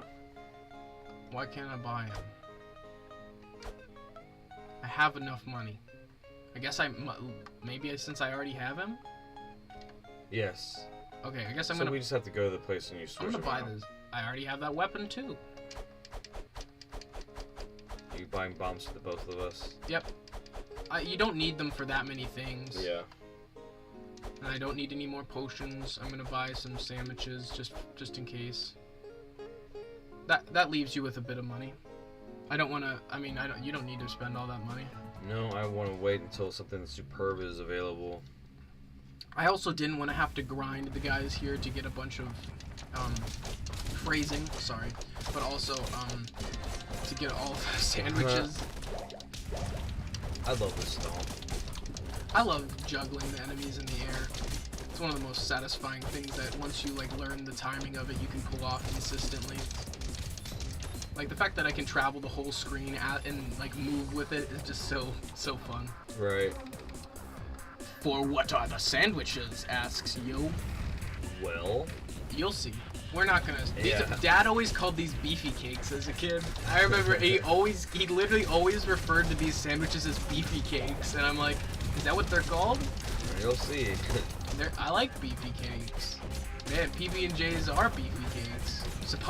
Supposedly I saw a food theory, shout out MatPat, where I guess he was saying that the NBA really swears by PB&J's as like their go-to like pickup after workout snack and stuff. If you think about all the protein you get from and peanut butter, the bit of sugar, and instead of like eating a bunch of candy or some sort of whatever, it's kind of giving like the candy aspect of the jelly. Well, it is important to get glucose when you're trying to refuel after you're like expelling a lot of energy. And unfortunately, some breads are kind of cakey, kind of crappy, like, you know what I mean. So like it is like a kind of like the carbs are important too, because right. you need you get a bit of protein, a bit of sugar, and a bit of carbs.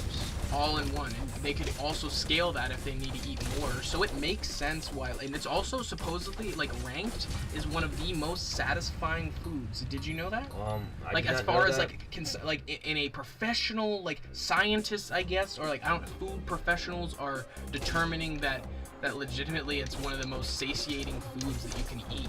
PB&J with sleeper food with plain wavy potato chips in it. Oh yeah. I don't know why. It's probably like the most unhealthy thing ever, but like you get the texture thing going on. You get a little bit of extra salt in there. The little bit of extra salt just kind of like pulls it all together. Oh yeah. Get some of those. Get me some Sandos. Just for the road. Get you some beefy cakes for the road. Made me a sandwich. That's a good internet video. Freaking Ramy there almost cost my KISS run. You better get rid of him. He's gonna do it anyways, probably.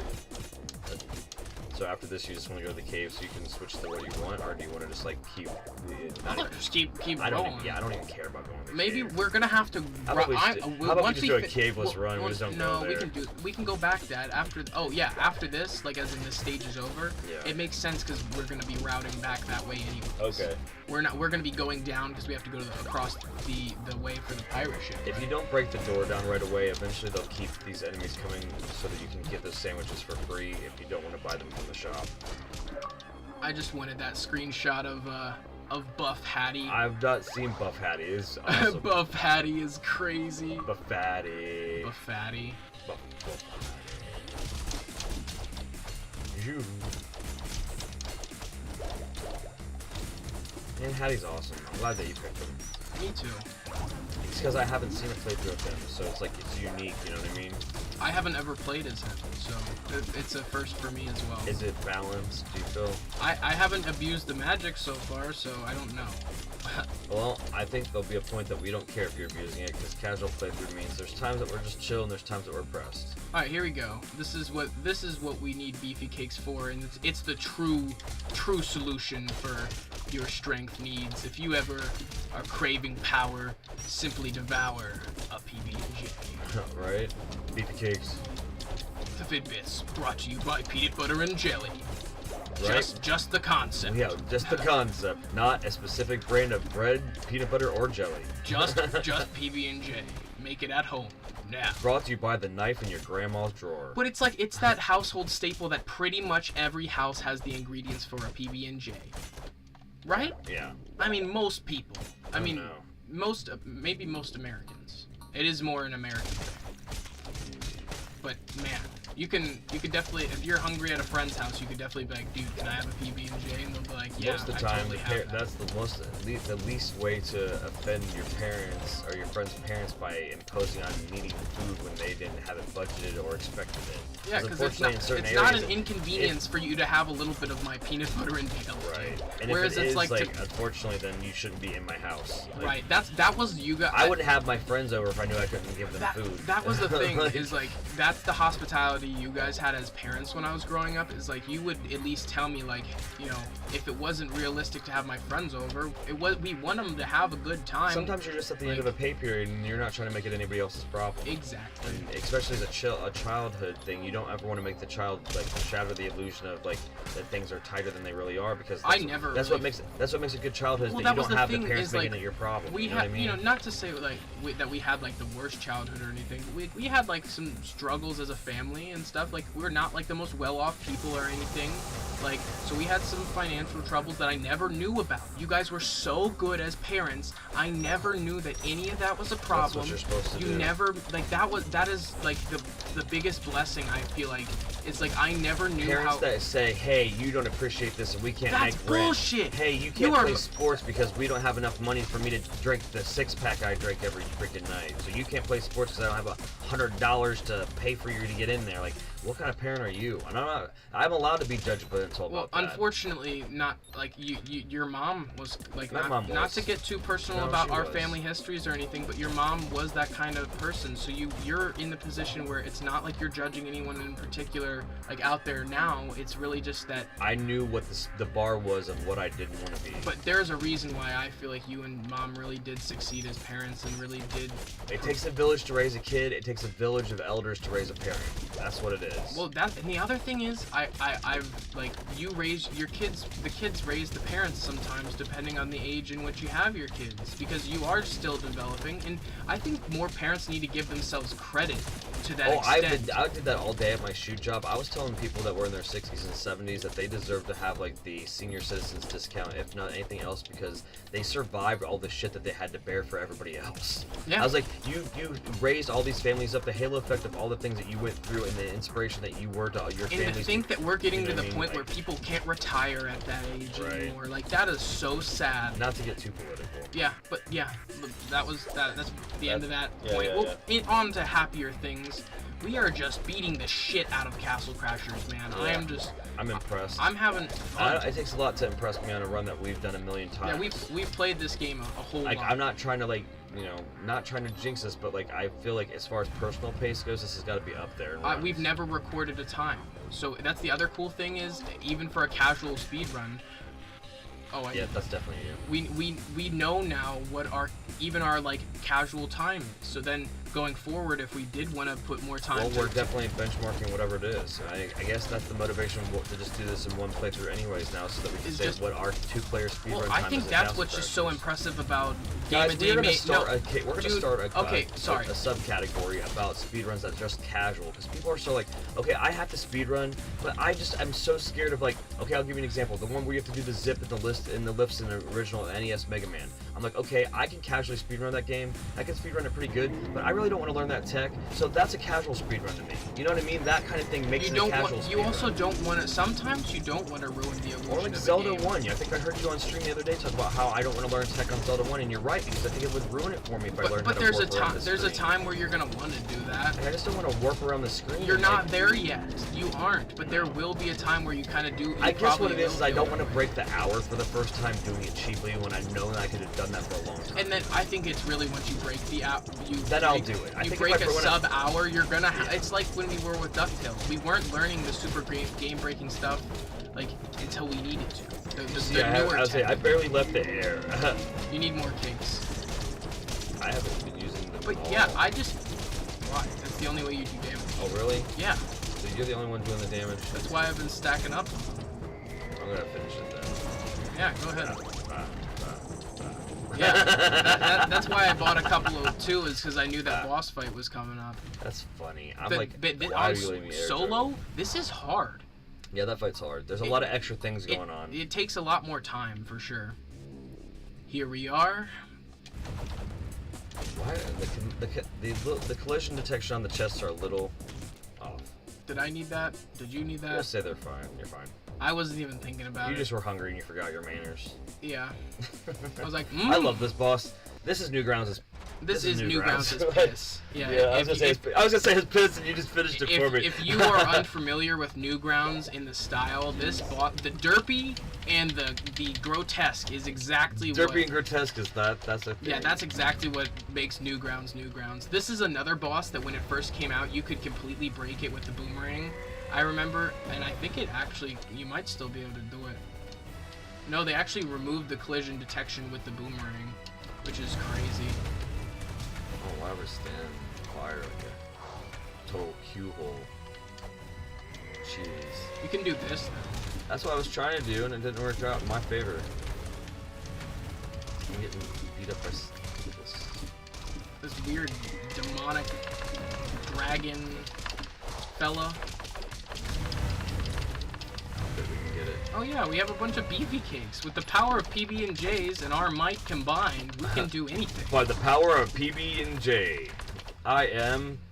He-Man! Yeah, hopefully not pre-diabetes.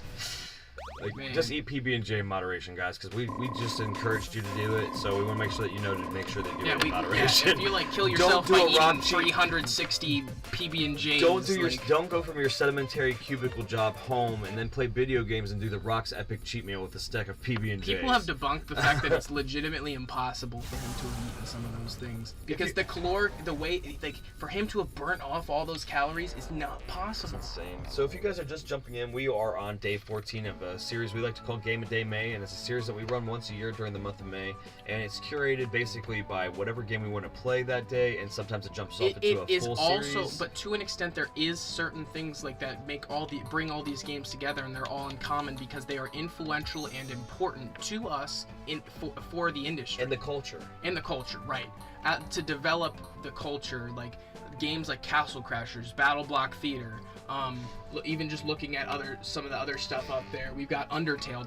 On day 4, Dad beat Undertale in a single sitting, like we're doing on Castle Crashers. He beat all of Undertale in one sitting. So, like, Game of Day May is really to show off our capabilities as gamers, not to flex a little bit, but we can, like, as far as stamina goes. Humble brag, is that what they call it? Yeah, humble brag.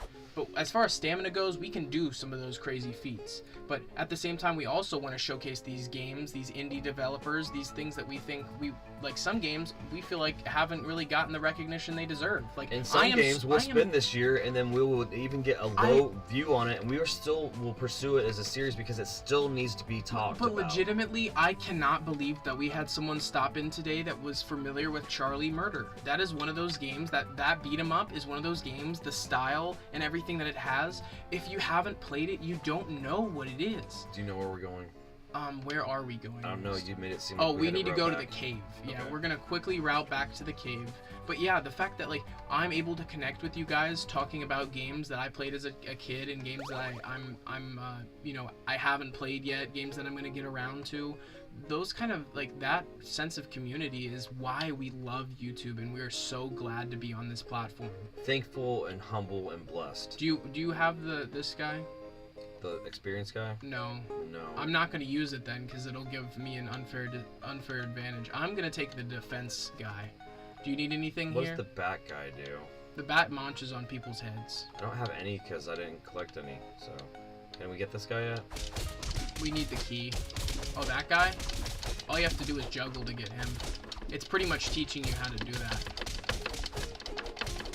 I think. No, it's the I think it's the magic jump, how you get up there. Oh man, I'm close. That's fine. I don't care. You probably can do what you did to do it because I That's think how we used to do it. That's how you used to get them. I think that's how I got it before. It's fine. I don't even care about my animal right now. We're just running through this game. I like the cardinal though. That's like my family's spirit bird. Yeah, I same. Oh, because your family's my. Right. I'm stupid. No, it's fine because like, well, you know what I mean. It could have been like from your mother's side that you felt the more of an identity. Yeah, I guess from, that's you know what I mean? true. Well, all right. But so still, let's see. Let's get some better weaponry here. It still doesn't feel weird because it's still your family. I still think this is what I do think is weird is the fact that we're inside a frog, You and want it's still crazy to me that all of these weapons are stored inside a frog. Like, I could get the key. Poor guy's got this rope attached to his ribs. 12. He's got a lot of ribs. So it has to be level 10 weapons I'm choosing from. You want you picked this up if you want the that's a cool one. It inflicts a special status effect. Did I? Yeah, you picked that up. This one's +5 to strength, but what's the wrench? The wrench is critical hit. I guess that's why I was really liking the wrench. Yeah, that's why I usually like the Psy. Oh, maybe that's why I'll do the hot dog. The wiener. The critical hit wiener. I'm bad. You Let's just smack people around with your wiener. Aw, phrasing. Boo! Phrasing. That's funny. Gosh, Dad. I mean, I can say it because you literally are holding a giant sausage, so... Yeah, I guess. Technicalities. It is. Technically correct. It's the best kind of correct. No, it's not. That's not true. That's how bureaucrats think. Okay, and that's a quote from Futurama. It is. Yeah. It's from the number 1. Yeah, it was... The 1.0. Yeah. Do you have any more beefy cake? Oh, I have one. I forgot that when you drop something that I haven't got docked on my armory, I should be picking it up just to clock it, and I'm not. It's okay, I don't care. Well, there's a way that I think I can, if in the middle of a stage I get rid of that XP guy, I can give him to you. It would be great. But it would have to be a situation, we'd have to reload the game for us both to get it. Yeah, I don't. Or no, I think if I were to use that, and then we get to the point where you naturally unlock him, we both can have it. Yeah, where is he at? He is in the desert. I think that needs to happen. Yeah, I'm not gonna. Well, that's where we're going. Let's just we have to do this. Once we do this, then we go across the water. Welcome, randomized taco. Hey, longtime Castle Crashers player. Giraffe is the best pet in the game, and as soon as you both have him, use him. Absolutely. Doesn't work. I've tried it. You need to get Giraffe naturally. Oh, right. You can't drop Giraffe to your partner. Appreciate that. Thank you for the clarification, and we love having people who are passionate about the game. We talk about manifesting people when we stream about that's passionate about the specific game. Well, that's how it was with Undertale. Yeah. I was saying this earlier. Dad sat down on day 4 of Game of Day May and played all of Undertale in one sitting, and we had people in the chat playing along and kind of showing him the ropes in a way, showing him hidden things that he wouldn't know of. But then coincidentally, Dad played and found things that chat hadn't even seen before. And people that put in the time, apparently. Yeah, those are the moments that are so satisfying as a content creator, to discover things at the same time with your community. So like, if you're interested in those kind of things, definitely stick around, subscribe, like, hit the notification bell, and go back and watch some of our older content, because we do have a lot of stuff in the can, and this is season 2 of Game a Day May, so there's a whole first season. If you're looking for content to binge watch in the background, there might be other things that you have some sort of affinity for. Yeah, I'm sure we have played another game that you love and you're passionate about. Or if you want to throw some in the chat, we'll be happy to look at that. If we haven't covered a game that's super important to you, please. This whole board just screams Ninja Turtles. Yeah, I love this game too. I grew up with it as well. We were talking about the importance of Newgrounds, and it's just crazy how Dad grew up in the 90s. Dad had Newgrounds when it was first starting, and then later down the line, I would come to appreciate Newgrounds and the Behemoth and all these things that, the groundwork was set long ago when Dad was enjoying it, and like, I think that's just so awesome. Yeah, I'm glad that they were able to affect many decades of the culture. Yeah, definitely. Because I knew we talk about different things in gaming, cell phone gaming, DOS gaming, but Flash gaming is kind of slept on. Well, because Flash gaming is way better than mobile gaming. It definitely I will go spend time playing Flash games before I'll ever play a bunch of stupid mobile games. And that's just... It got lost to time though, right? Didn't Flash game? No, a lot of the HTML5 just absorbed Flash. That's nice. So literally anything, pretty much anything that was in Flash is now able to be emulated through HTML5. That's great for preservation's sake. For I was preservation's wondering how that was going to work. People were so scared. That's almost like a modern equivalent to the Y2K scare, where it was like people thought they thought it was just done. A whole bunch of like content. We're thinking about right now with the Xbox freaking arcade thing shutting down. There is someone probably out there who they're gonna make a video about it. Buying every single Xbox arcade game to preserve it, but I'm really just trying to get flex cred. I'm sorry. Well, I'm calling somebody specifically. No, I'm more so saying that I'm sure someone in the background has archived all of these titles already, and just hasn't talked about it, because the second if they would have done that when you could buy it all, it would have been shut down. Absolutely. And then that archive is lost. Yep. So to me, for video game preservation's sake, all of these online exclusive games, just like WiiWare, which was luckily preserved in most of its entirety, all of the Xbox Live Arcade stuff needs to be saved. Because the Xbox 360 generation is so slept on. There are so many good games, and to me, that's why we're Xbox 360 won when it's Xbox 360 PS3. I waited for you to grab that, and it disappeared. It's all right. No, it's not. I need to do as far as, but to me, Xbox 360 won versus PS3, but then Xbox One lost to PS4 for sure. I mean, if you're talking about the quality of content, exclusives, and actual reasons. You're speaking in absolutes. Somebody in chat's gonna grill you. I'm an Xbox fan. I grew up with the 360. That's where I started. But to me, I think most people can agree that the Xbox 360 is so much better than the Xbox One, and it did not amount to the same success or even the same passion from Xbox or the developers. Now, have you heard that Xbox is just ditching, now that they're getting sold and stuff, and they're in the process of getting sold, they're ditching all of the studios that they've spent millions of dollars picking up and making it so that they couldn't work on other titles, and making it so because Microsoft loves buying up stuff. And let's just say there's one acquisition that started them overextending themselves, and we can just speculate as to what that was. I just don't want to even call attention to it. It's just there's some things we just don't want to talk about too much, Bray. It's just frustrating.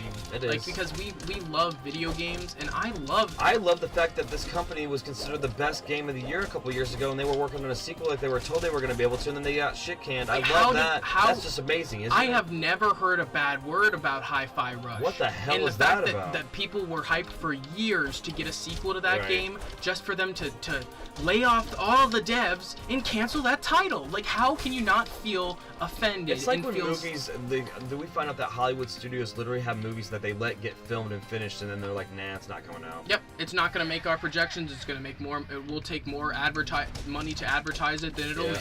But we still had to complete it, and you're still getting paid. But just don't worry about promoting it, because that's not happening. Yeah. Anyways, in better news, we we are at the boss, and this is another one of those things that when this game came out, there was a way to get a bunch of XP and destroy this boss almost immediately by throwing the boomerang and then letting it get stuck behind these little pillars. The boomerang was the boomerang was OG literally awesome. It was the best in the beginning. But again, it did make the game a little bit. It was too easy. It was unfortunately a race to be able to have character skins that other people didn't, so it did become not about enjoying the first playthrough as much, unfortunately. And but that's what burnt you out on the game. Yeah, I mean, I did it so many times. All right, let's focus up. We only got one heal each, I think. There's all the generators. Now we have to take out the different gadgets that he's got, like the fingers here and the ice machine and stuff. I'm gonna cry on him a bit. I'm gonna sob. But man, whoosh! Oh man. Yeah, see? Yeah. I love Battle Block Theater. We definitely got to get around to that sometime. I can't guarantee we'll get around to it this season. A Game a Day maybe, but don't want to play too many yeah, we have to leave some for next year. Yeah. I mean, in all honesty. Well, plus, you know, we want to make sure we give as many different studios as possible. Yeah, we want to have variety and not show off too much of the same kind of stuff because, you know, like we always want it to feel like a varied gaming experience because, like I said earlier, Eclectic gaming channel. I always wanted to make that variety gaming channel I always wanted to watch a variety gaming channel, and since stuff like that wasn't really out there or I couldn't find it, it's just crazy that after a while I just realized, well, man, if I can't find it, then I'm gonna make it for myself. Sometimes if you can't find the man, it's you. That's one of the themes of this year.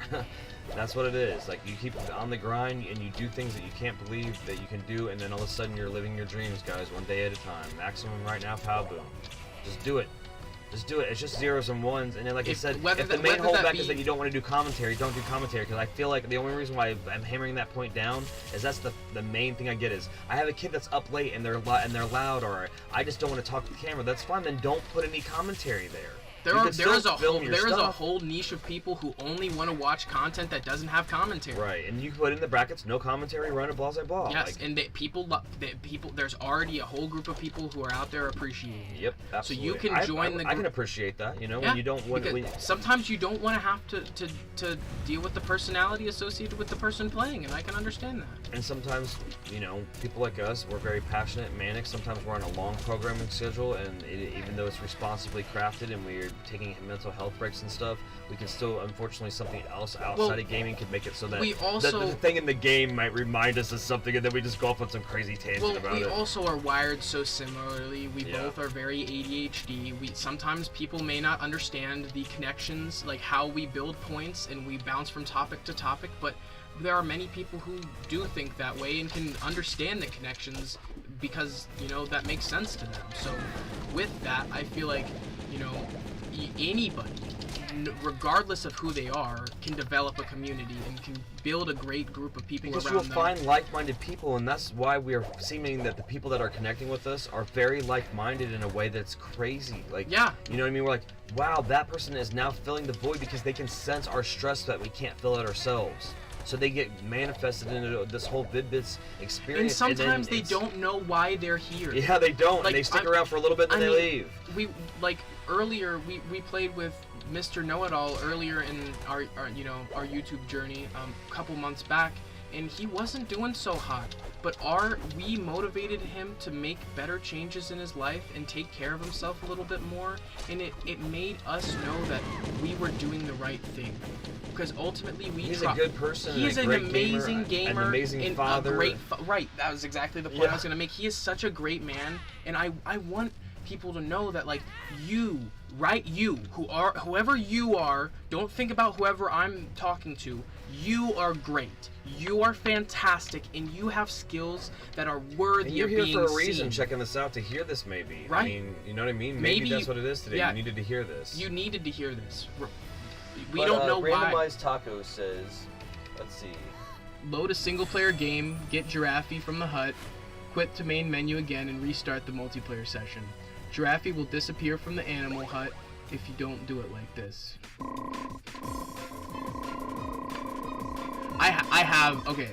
I have Giraffe. He will still. We can still dig him up as long as I have him equipped, right?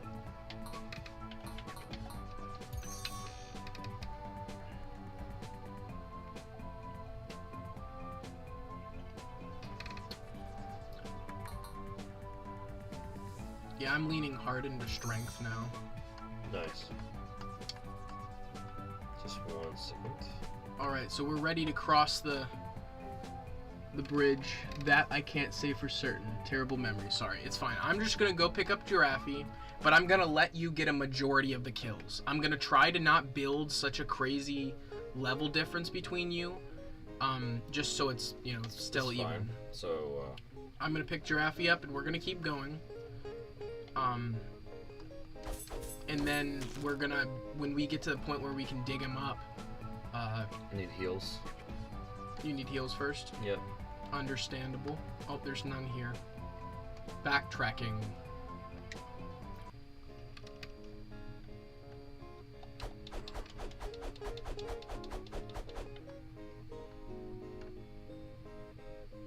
I'm just also glad that for myself, I feel like it pissed me off as a kid for other people to not know how awesome of a gamer you were. Like, I'm like, my dad could kick all of your dad's asses at Mario Kart. And they, I don't know, the fact that you always had these crazy things that you were doing, like, I would come into, the entertainment room, but we always called it the arcade, where we all would spend time as a family and stuff, and, like, ultimately, I would come in the middle of something that is super crazy and way over my head, and then you would, like, I could feel in the room that you were high energy and something crazy, like you were doing some sort of something crazy, like if you were Mario speed, a feat for sure. If you were doing a Mario speed run or something, like, I don't think people really know, like, my dad can beat Mario pretty damn quick. Like, my dad can beat Mario 1 in less than 6 minutes. Like, that's fast. You've been touting this, and I love you for it, but now I feel like I have to put my money where my mouth is and, like, put the initial runs out for at least, at least prosperity's sake. It may not be the times they know nothing about yet, or maybe they do if they've been listening, you've been saying specific times, but at least an introduction to getting myself back in trim. Well, yeah, I mean, Dad's road to getting back in fighting trim to get that whole goal of beating 4 Mario games in an hour. That's the whole thing. I want to beat 4 Mario games in an hour. And I know you can do it. It's just a feat. It really is. There's a reason why not everyone can do it. I have all the times. The times add up to under an hour, but I literally have to pull it off. Right. Is it Ryu or Ryu? Ryu. He does 5, and I'm just trying to humbly do 4, and he throws lost levels in there. So it's like, you know what I mean? He's a badass. He's the speedrunner I wanted to be when I grew up. Ryu and Arcus, shout out to those Both guys. Those guys are some awesome. of me and Dad's biggest inspirations as far as speedrunning goes. Talk about keeping your composure under pressure. Oh my gosh, and they're so nonchalant when they get something crazy to pop off. They'll do something that they've trained 10 hours. They've been training 10 hours to do this one trick, and Arcus will just cough, or he'll be like. Or when I see Ryu do Kaizo Mario, I'm like, geez, man. And he's like, and then you do this and this and this, and I'm like, and you do. How? And you sure do. You just keep doing it. Get yourself a little shovel there, a little bit of shovel action. Yeah, but shout out to the new faces that we've seen today in chat. Yo Vlogger and Randomized Taco. I really like Randomized Taco's name. It's like when it's a name that I'm gonna remember tomorrow. It's like, I appreciate that. You came up with a little clever screen name. I'll say corn tortilla, shrimp, and mango chutney. That's a randomized taco. I don't know if I'd eat that one either. You did come up with that pretty fluently, pretty randomly, out of nowhere. See, that's the thing, is if I'm the best person to ask for 3 random things. Yeah. Like you want me at your improv. For real, Alright, I need a steak, I need a vegetable, and I need a feeling. Arizona broccoli Matt. I don't know, It's great, though. Now go. A mad broccoli terrorizes Arizona. Just check if you can dig up a second Giraffe as long as you already have the first Giraffe. Yep. Okay. Good. We put ourselves in a favorable situation, eh? It just. But that means That's just awesome, though. I know that you took the time to figure that out. And thank you so much for guiding the chairing that for us. I saw that you left chat for a second, and then you came back and you came with that information. I knew you were still here. Dig up so you don't accidentally do it? Is it? You just dig them up. I'll just dig them all up. It's later. I know it's not this early. Okay. I remember so many times trying to get this for my friends, and then I just remember it being way earlier than it is. So at this point, I know how far in it is. Pretty much. You. It's like when you know something's coming, but you're apprehensive to every situation and be like, is this the one? Is this the one? Is this the one? Like I totally get that. I hope you guys are enjoying this complete playthrough. It's like when you're Crashers. in the car and the driver's like, and you're the one navigating, and they're like, is it this turn? No. Is it this turn? No. I said in a mile you turn right. Yeah. It has not been a mile. Well, they're also the same people that turn the volume down when they put their card in the ATM. Nobody's talking to them. They're just like, I gotta focus when I'm putting my 4-digit pin in. Like, I probably would have to do that. See, the thing is, like, when I'm listening to music, I'm in such a different mode, man. Like, I don't know. I'm so into whatever I'm doing. So, like, say I'm at the gym and I'm working out, like, I have to have music. Oh, yeah. I literally cannot. Because you can put yourself in a pace when you're doing something like cardio. It's also so easy to not think about all the other people around you. When you're listening to your music, you're not listening to the small chatter of the gym and the awkward silences and whatever. Like, I don't know. I'm not going to the gym to socialize. I'm going on the gym to work on myself. So, like, I don't know. Some people do go there for socialization. But I'm also not the person who's going there to post it on their Instagram. But my sister, on the other hand, well, I hope that you wouldn't post on your Instagram working on yourself, praising working on himself in the gym. Yeah. He's using the sauna afterwards. This kid's getting the full effects of working, going to the Planet Fitness. No, I'm kidding. No. I feel like almost everybody I know that has a gym membership uses it for tanning. I'm like, so you're a fronter, right? Oh, I got a gym membership. I go to the gym. It's literally. You go there to go tanning and run the treadmill? And take a picture for their Instagram.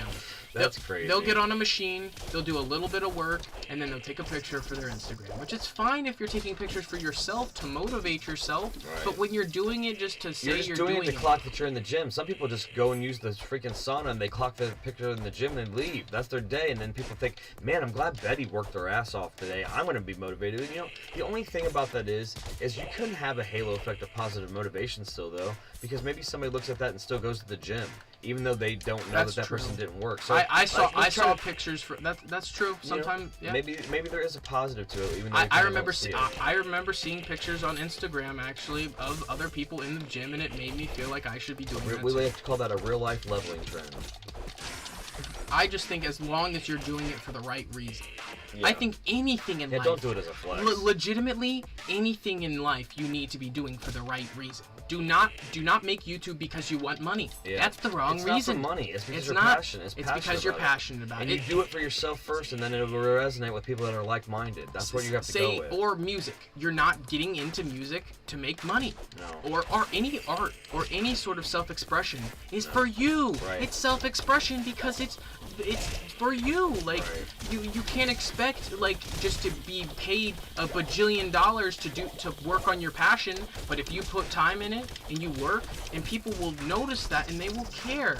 They will care that you're putting the time in. The thing is, not everybody will care, but the people that do care will be the right people, and that's what matters. That's true. That's all that really matters. Me and Dad talk about that all the time. Like, we have the best eyes on our content. We love you guys, and we love seeing the comments. Yeah. We love seeing the comments like saying, "Man, you motivate us to start content." Yep. Man, that was my favorite game growing up. I loved playing this game with my dad. Here's a pro tip about the game that you don't know. You know how, as an 80s kid, how much we used Nintendo Power and GamePro for facts? So I actually have in real time somebody guy in the chairing a fact from me That is It's awesome. like People used to pay for that. Yeah, they used to gameplay pay. counseling. They used to pay like $6 a minute for somebody to get you They through a still game. And do. you guys are willing to love us so much to stop, go out of chat, and be like, yeah, here's the pro tip for this move right here in this spot. Because you're anxiously seeing if we're going to actuate it. And guess what? We're not ignoring you, and we're going to actuate it, and you're going to know that you did that. I hate the people who are so pretentious that they think that they don't need to interact with their chat. Right. Like, you are not so important. Even Charlie is so, he sees a $1 dono, he's like, thanks for the dono, thanks for the chat, thanks for the re-up, and he's so calm and humble about it. Whereas there are people who are like, why aren't you giving me more That's money? not $70,000. Like, what? You haven't been subscribed to my highest tier for 12 months. Right. Like, I don't know, like, you're so... You only gifted 15 memberships. How come you only gave me 700 bits? Like, what the hell? Yeah, it's funny how we both had the same reaction to that, but it's true. It's ridiculous. It is like, the entitlement... It's demotivating, too, to other people because they say, Yep. that type of stuff is toxic and I don't know if I want to be associated with it. Yeah, it's like the same reason why you never got to experience the awesomeness that is COD Zombies, because the people in the multiplayer were such dickbags that they ruined it forever. They ruined it for you because 4 hours of spawning, turning, and dying because I went 3 weeks after launch, and my friend didn't even let me borrow the disc, and I was 3 weeks after launch, and it was just too late still already for me to even have a chance. Like, that's so toxic. That's just so stupid. Like, why? I mean, unfortunately, a game that we like as well, Destiny, turned into that too. Like, no, well, if you the don't put in the time as a full-time gamer that you're not getting paid for, you have to not only pay to play their shit, but you have to put a full-time job into it to be able to enjoy it to its fullest extent. it was becoming like, just what the too hell, much. man? It was becoming too We much can't as be a the player. channel that we are. The reason why we slowed down on a game that we had a 10-year commitment into is because we wouldn't have been able to be the channel that we are if we were dialed in as much as we were. Well, because We were 2 years ago, super dialed in. Every day one raid. Every freaking, all the new content and like obsessive amounts to we did it all. Like, you know what I mean? And then we would be able to calm down maybe 2 weeks before the next season or whatever. And then it's like, by the time you're calming down, you're starting to like ramp up to make sure that you make the right moves for the next season. It's just like, you're always thinking about this job that you're not getting paid for. And it's your game. It's your game. It is a job. It's too much. No, it better not be giraffe. Oh, it doesn't matter. Okay. Are you sure? Grab him. Okay. Yeah, Alright. It's weird, man. Like, I never thought that I was gonna start working a game as a job and not getting paid for it. Like I don't, but not even paid. But sometimes you get paid in things that aren't money. No, there's times I had amazing experiences that one satisfaction is a payment. Sure. Fulfillment is very important in whatever you do. Yeah, so that's the thing is like part of your payment at your job is how fulfilled you feel at being at your job. You're using your life force to spend time doing that activity. So if it's not providing enough money to survive and enough fulfillment, it is not worth being your career. It's not worth your time. No. Renegotiate your contracts, guys. Renegotiate them. Yeah, figure out what things in your life you can change to make yourself just that little bit happy. You can hack your life to do whatever you want. You can't. It just sounds like a bunch of bullshit, but we're doing it. We're showing you how to do it, and we're going to continue to do that, and that's how we're going to stay the course. Trust the process. Trust us, guys. We're not trying to, like, lead your life. All we're saying is drink water, love yourself, and try to do something that you love. I mean, come on. That's all we're saying. So if that's tomorrow, engage that's in your passion. All we want is for us to be, like, not for us to be the reason, but we want to inspire the change. Yeah, we're definitely not doing it to be the reason. We want to inspire the change for you. We want you to be better for you, and we want you to want that. We're not doing this for a dopamine trip of making you make the change. We know that it's the right thing to do to inspire you, and that's why we're doing it. My MO, when I go to bed and wake up each morning, I want to make other people happy. Right. It's been that way my entire life. Leave the day better than you found it, right? I'm a people pleaser, man. You are. I want people in my life, especially those awesome people who decide to support me, whether that be my family, in this case our community. I want those people to feel seen. I want them to feel recognized. Right. Because at the end of the day, if it weren't for the recognition and feeling seen from certain people, I don't know how I would be today. If it wasn't for randomized Taco saying how we could get this second giraffe, we wouldn't be able to go through the rest of this playthrough with a little bit more easement. So, yeah, that's stuff true. Like that. I didn't even think about that. Seriously, the whole Until thing. he said something about it, I wasn't gonna do that. So this person that we not necessarily manifested, we didn't make you, but we say all the time that when these things happen, this is what happens, and you can go and stream and hear that. You came in the chat. Because everything happens for a reason, and you helped make this experience a better experience. Say for example, though, too. your Undertale playthrough. If you did not have a couple people to hop in chat, you may not have felt if motivated if enough. Leo Craft hadn't helped me through that, and I remember his name because of it. You know what I mean? And then he's not even on the membership tier. He's just a sub, and it's just as important to us. We don't care about that. He really stayed around and helped me through the rest of that experience, and it was my first time, so now he's kind of married into that, and it's a way where it's not bad, it's not toxic. How many times are you in a multiplayer experience sometimes where it gets married into a bad first-time toxic thing? Yeah, and now your first time is now tied with that. It mars your experience. Absolutely. And for me now, I'm going to be like, that's the guy that told me a bunch of stuff and also said, I have a bunch of time in this game, and you showed me stuff for the first time. Like, how cool is that for me? Because all that did was show him that my gaming play style helped him know maybe next time I play a game like that, I might discover things I might know because that dude did, and he's got some time But you also, like you said, you also showed him some stuff, so it was satisfying to him. I was so happy, though. It was multiple people, too, including you. So I think at least 3 people that had played that game before me got to see stuff only because I just am me as a gamer. Now, we're going to take a quick second to appreciate these guys. Yes, guys. Shout out to Tom Fulp, Dan Paladin, all the other people who have made this game possible. Not even just that, but the people who have made Newgrounds possible have ultimately made this early internet age awesome. These guys we have to have them to thank for our childhood. A lot of us. And at that point, we're gonna actually stay on the screen stagnant, and we're gonna be off mic for about 5 minutes. We're gonna take a 5-minute break. Since we're about 2 hours into stream. Like I said, we very much we promote mental and physical wellness. So unless we show the example, you're gonna think that we're just talking. We have to lead by example. So we're gonna hydrate ourselves. We're gonna eat a small snack. Get ourselves prepared for the rest of this. And we will be finishing the rest of this as the complete casual speed run of Castle Crashers for Game of Day, May the end of day 14 and week 2. So. But I ultimately urge you guys to check out some of our other content.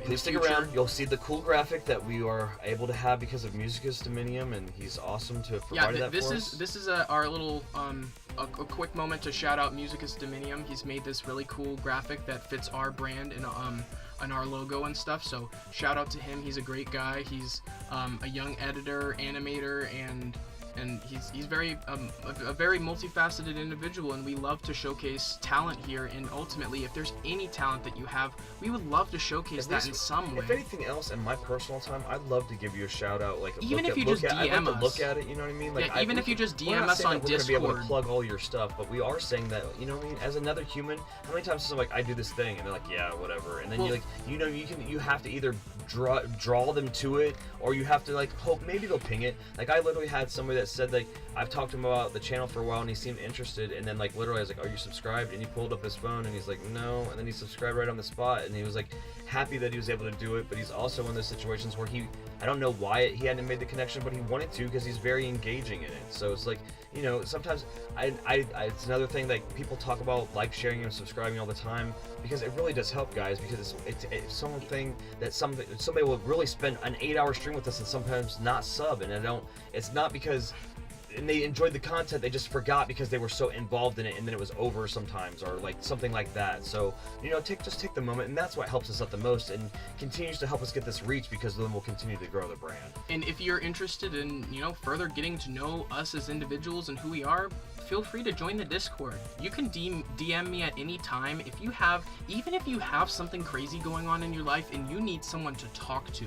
If you need someone to reach out to on Discord, Bray, on our server, you can message me anytime. Yeah, I'm not as accessible on there right now, but Bray will definitely get back to me if you're trying to ping me, and we will round table it together, guys. I'm not saying that we're counselors. We're definitely not, for full disclaimer, but we're very empathetic. We're very much into sociology and human behavior, so we care about people. We're very much a listener. If you don't even want any advice and you just want somebody to listen, we're only asking that too because sometimes, and this is something else that we'll segue before we go on the break. Listen, we appreciate you guys, but please try not to trauma dump in chat. Yeah, it's hard for other people to deal with. It is, and we lose. Unfortunately, we lose sometimes people that don't want to hang out too, and we're not calling anybody out. But we're saying if you want to talk about that kind of stuff, that's what the Discord's us. For. The Discord. Not even just the general Discord, but DM me personally if you have something like that. Because it's okay to like, I'm not doing too well, and then like we can go into it later so that you don't want to drag down the stream, guys. I know you don't, and like we do want to make sure that you feel heard. Yeah, we definitely want to make your day better, because that's our mission statement at the end of the day. And we're empathetic, so if you are in the stream kind of sad and you're dragging the moon down, you are gonna drag us down. You don't want us to do shitty play for you, do you? Like, that means just I'm shooting the shit. I'm being real. That's 100%.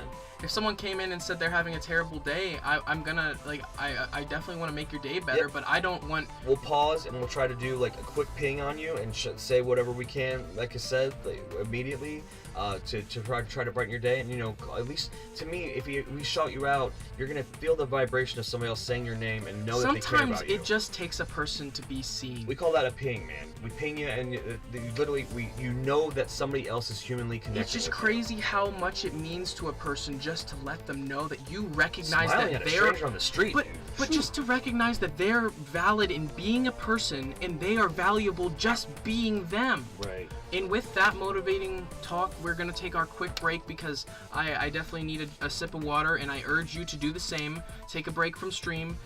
Quickly go get yourself a water, go get a drink, eat something small, just take care of yourself. And this is the situation, guys. I know that a couple of you are hanging on, and we don't want to lose you, and we hope that you're back when we come from a quick break. But the other people, there's people that will see a couple people and they will push through, and that's not good for your mental health. That's not good for your physical wellness, and that's not good to promote for other people. So again, even if you're watching, go grab a sando, take a quick Eat respite, some nuggets, you know what I mean? Do whatever you need. whatever to do, you and need. we will be back 5 to 7 minutes, and we'll be right back. So it's not that long, but you know, it's that pause for station identification and all that good stuff. So and also the chance to make sure that you're like, subscribe, all that stuff. Oh my God, I gotta say it 15 times. No, like I'm a shield. Yeah, thank you guys so much. We will be right back with some more Castle Crashers in this casual speedrun. End of the week 2 of Game of Day May.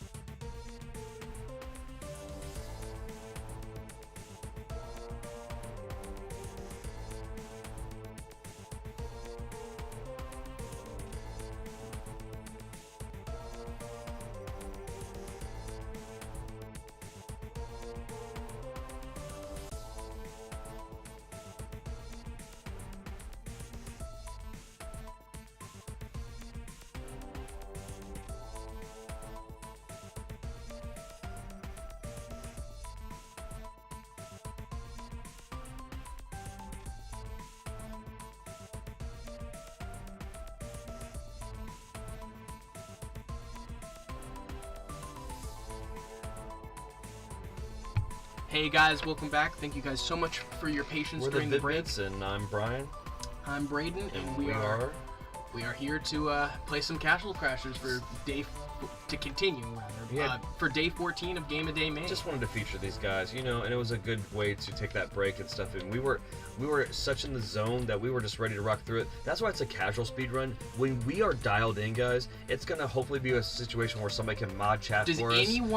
We're gonna be like just dialed into the game, like when we're actually speedrunning. So I hope that you know that. Casual speedrun is just being able to enjoy the game at a quick pace and get through it in a reasonable way where we're not chunking this into like 50 playthroughs. Does anyone remember the glitch where you could go up this wall and you could like get out of bounds? Do you remember that? You could literally like shield. You could hold your shield and walk along the wall, and it would legitimately like pull you up the facade, You'd be on a different layer, walking up the side of the wall, and you can get out of bounds, so you don't even have to deal with the aliens. I did not even know that. It got patched out pretty damn quickly. I believe that was not even a day one glitch then. Like people discovered that over time. Yeah, I'm sure that it like existed probably from day one, but was not like figured out until later. Yeah, I remember hearing. I love glitches like that. Oh yeah, that's just I love like the freaking one-up trick that people found out in our lifetime. That's not like the beginning one where you find out that you can like loot the game and then you can make a vine appear in 1-2 and then you can. I don't know. I still think people need to know about the DuckTales sequence breaks. Yeah. The sequence breaks, you're literally just dropping down a vine Mega Man style. If you in Mega Man have ever just dropped down instead of climbing down a vine, or like a ladder, doing that in the right spot will skip you all the way to the boss in the Amazon stage. It's an amazing sequence break. It is my favorite speedrun of all time. So if you ever ask me personally, I love speedrunning DuckTales. Yeah. If you go back on the channel, Day 1 of Season 1 of Game of Day May is DuckTales. And it's a very poor speed run on my part. It's 40-something minutes, which is not really indicative of my good time. No. But that actually does show where I started. That shows what my time was right when I started. And then you see after a while, I think I'm resting at 8 minutes and 41 seconds or something. Guys, we've been spending so much time the last 2 years, and then before we were actually recording stuff, being able to stack gaming feats, that if me and Bray wrote down the accolades of what we have currently going on, what we have cooking, and what we can do, it's gonna look sick. We need to get out of here. It looks sick. And it's like it's almost you can't. The problem is you can't put it all together like that because it's sickening. I don't because I can't because if I look at it, then I'm like, that guy's a fucking cocky asshole. What is he doing with his time? The problem is it's intimidating to it. I can't. I can't look at it. And that's cocky for me to say because I haven't yet. That was very nice, Dad. No, sorry, we just need to get through. I wanted to write it all down, right? Because I wanted to sell myself as far as like, you know what I mean? When I was talking to people about it, and then I thought, no, I'm so sorry. You couldn't wait for me. Really? Oh my God. Really? I'm sorry, Dad. But yeah, man, I know you're hyping us up, and I thought about it because it's from a professional business standpoint, right? I thought, okay, let me just start writing down some of the stuff that I'd done. So like when they're saying, as a gamer, okay, you're a gamer, what do you do? You know what I mean? That's if somebody was interviewing you and you're a gamer, what do you do? And I'm not even gonna say it on stream because I still don't want to quantify it right now, guys. I don't, because that also spoils a lot of stuff. We have some stuff, like I say in the lab, we have tables with beakers of fucking projects that are cooking here. And Bray's got so much shit that you don't even know that he does. I have so much shit that you don't know they do. And it's not a cocky thing, it's because we don't have time right now to even do that because it's Game of Day May. And but the time to, like Dad's mentioned before, the time to train for feats. The time to train for some of these things that we know we're capable of, we know it takes a certain amount of time. And then we can't be putting content on a regular basis if we're training for feats. So but it's one thing if it's the whole thing we're doing is then making the content that we're trading for the feed. Right, exactly. Yeah. If we're streaming the build to, like your Pac-Man right now. Maybe members see us the training for the feeds more than actual people see it. You know what I mean?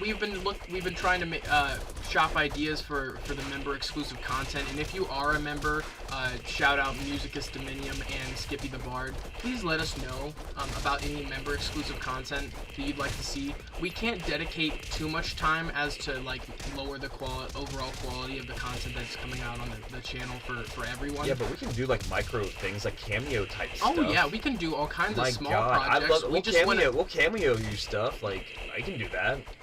I mean, like, not necessarily, like, you're not going to see us per se visually, but we can, like, you want to see the specific thing, like, okay, I'm in Borderlands and do this mission right now. Go to the mission board and do this mission. I want you to do this achievement in this game. As long as it's manageable. That would be awesome. Yes. That's it's almost like a bounty. Like, right. It's almost like, can you do this? As long as we own it, especially the stuff that we've already done, and you're like, they didn't do that achievement. That's the stuff I'm looking for. Go back to this game and do this specific achievement because you didn't do it. As long as it's manageable, that's the type of stuff that I would love to send you in a private, a private video. Do you want to know a stream? I want to go for one of the hardest achievements of all time on stream. Oh, I want to go for the Dead Rising 1, 7 Days Survivor or whatever. That's crazy. I've heard of people doing that when it first came out because shout out to Ross and M Smith. Those are some OGs from GameStop back in the day, like right after they transferred from EV Games, and they're the first people that I knew that had over 100K gamer score, and I mean, they were putting in the time. They weren't just like buying the cheap games that were 1,000 gamer score piece, and those guys were guys that they did that kind of stuff, and I thought when they were touting about doing it or talking about training up to do it, that it was one of those runs that when you fuck it up, and excuse my language, it's getting a little bit late, so we're starting to get like Vid-Bits after dark here, but it's one of those situations where I was like, man, I don't know if I have the time because I was a new parent and all that other stuff to do something like that. I think we could do it. I think together passing the controller is the easiest way we could do it. Having a 2-player co-op speed run, I think because of the endurance it takes to do it, it is so exhausting on one person to have to do that with no saves. Right. Or I don't know if it's no saves or... It reminds me of Desert Bus for Hope, where they actually play that game Desert Bus from Penn and Teller's game from Sega CD. They play that for charity, and like it's one of those things where you literally take an 8-hour bus ride to Chicago or whatever from someplace else. It's like in real time, and it's just no scenery, just a straight road. And they have to pay attention because you'll veer off the road, and all you're doing is holding A and making sure you don't fall off, like go off the road. Oh yeah, randomized. I was literally waiting for this very moment, man. He said, or they said, I don't know, what your preferred pronouns are, but they were talking about me playing Hollow Knight, and there is one episode up. There is. I was waiting for anyone to say, hey, Brent. We say that's a catchphrase pretty much here. If you guys see a video that we already have up, we never will put up a video that's the start of a thing and not say that we're going to put up another one. If we had intentions, we're only waiting for you guys to pull the trigger on the next one. That's how we roll with those. Other people, because if we're interested, we'll keep playing it. You know what I mean? Like it's such a long game and it's very expansive, and I'd love to play it, but I want it to be that people want to see that. Right, but what I was saying is like there's games that we, you know what I mean? If we're playing a series consistently, like I'm playing Dave right now, I'm playing it once a week, multiple times a week, because that's what I'm going to do regardless. Grab the sausage. But like when you guys are like, see a series that we started, like Mario Wonder, and I've seen people have started to hit the playlist, I'm going to put another Mario Wonder episode out. Yeah, so we'll do that. We'll definitely get that. We haven't done that because we were waiting to see some results, and I had to put the stuff in playlist in a different, like newer in a playlist to like start to see the metric that somebody was at least hitting those videos, and makes me think at least if you're not going to tell me that you want to see another one, if I see the playlist start to move there, then we'll start to add to that. It was one of those things where people were exhausted almost because everyone was playing. Everybody was playing Mario Wonder too. But that's how it was with my Hollow Knight stuff as well. Is like everyone was playing it, and we're still waiting for Silk Song. Right. Everyone's still waiting for the sequel, that they want to see more content of this game. So I definitely plan on playing some Hollow Knight. I think as much as I wanted to start Animal Well, I'm gonna finish Hollow Knight. Yeah. I'm actually very glad that you said that. That's because awesome. Part of us really wanted to start Animal Well because it's very new and relevant. Yeah.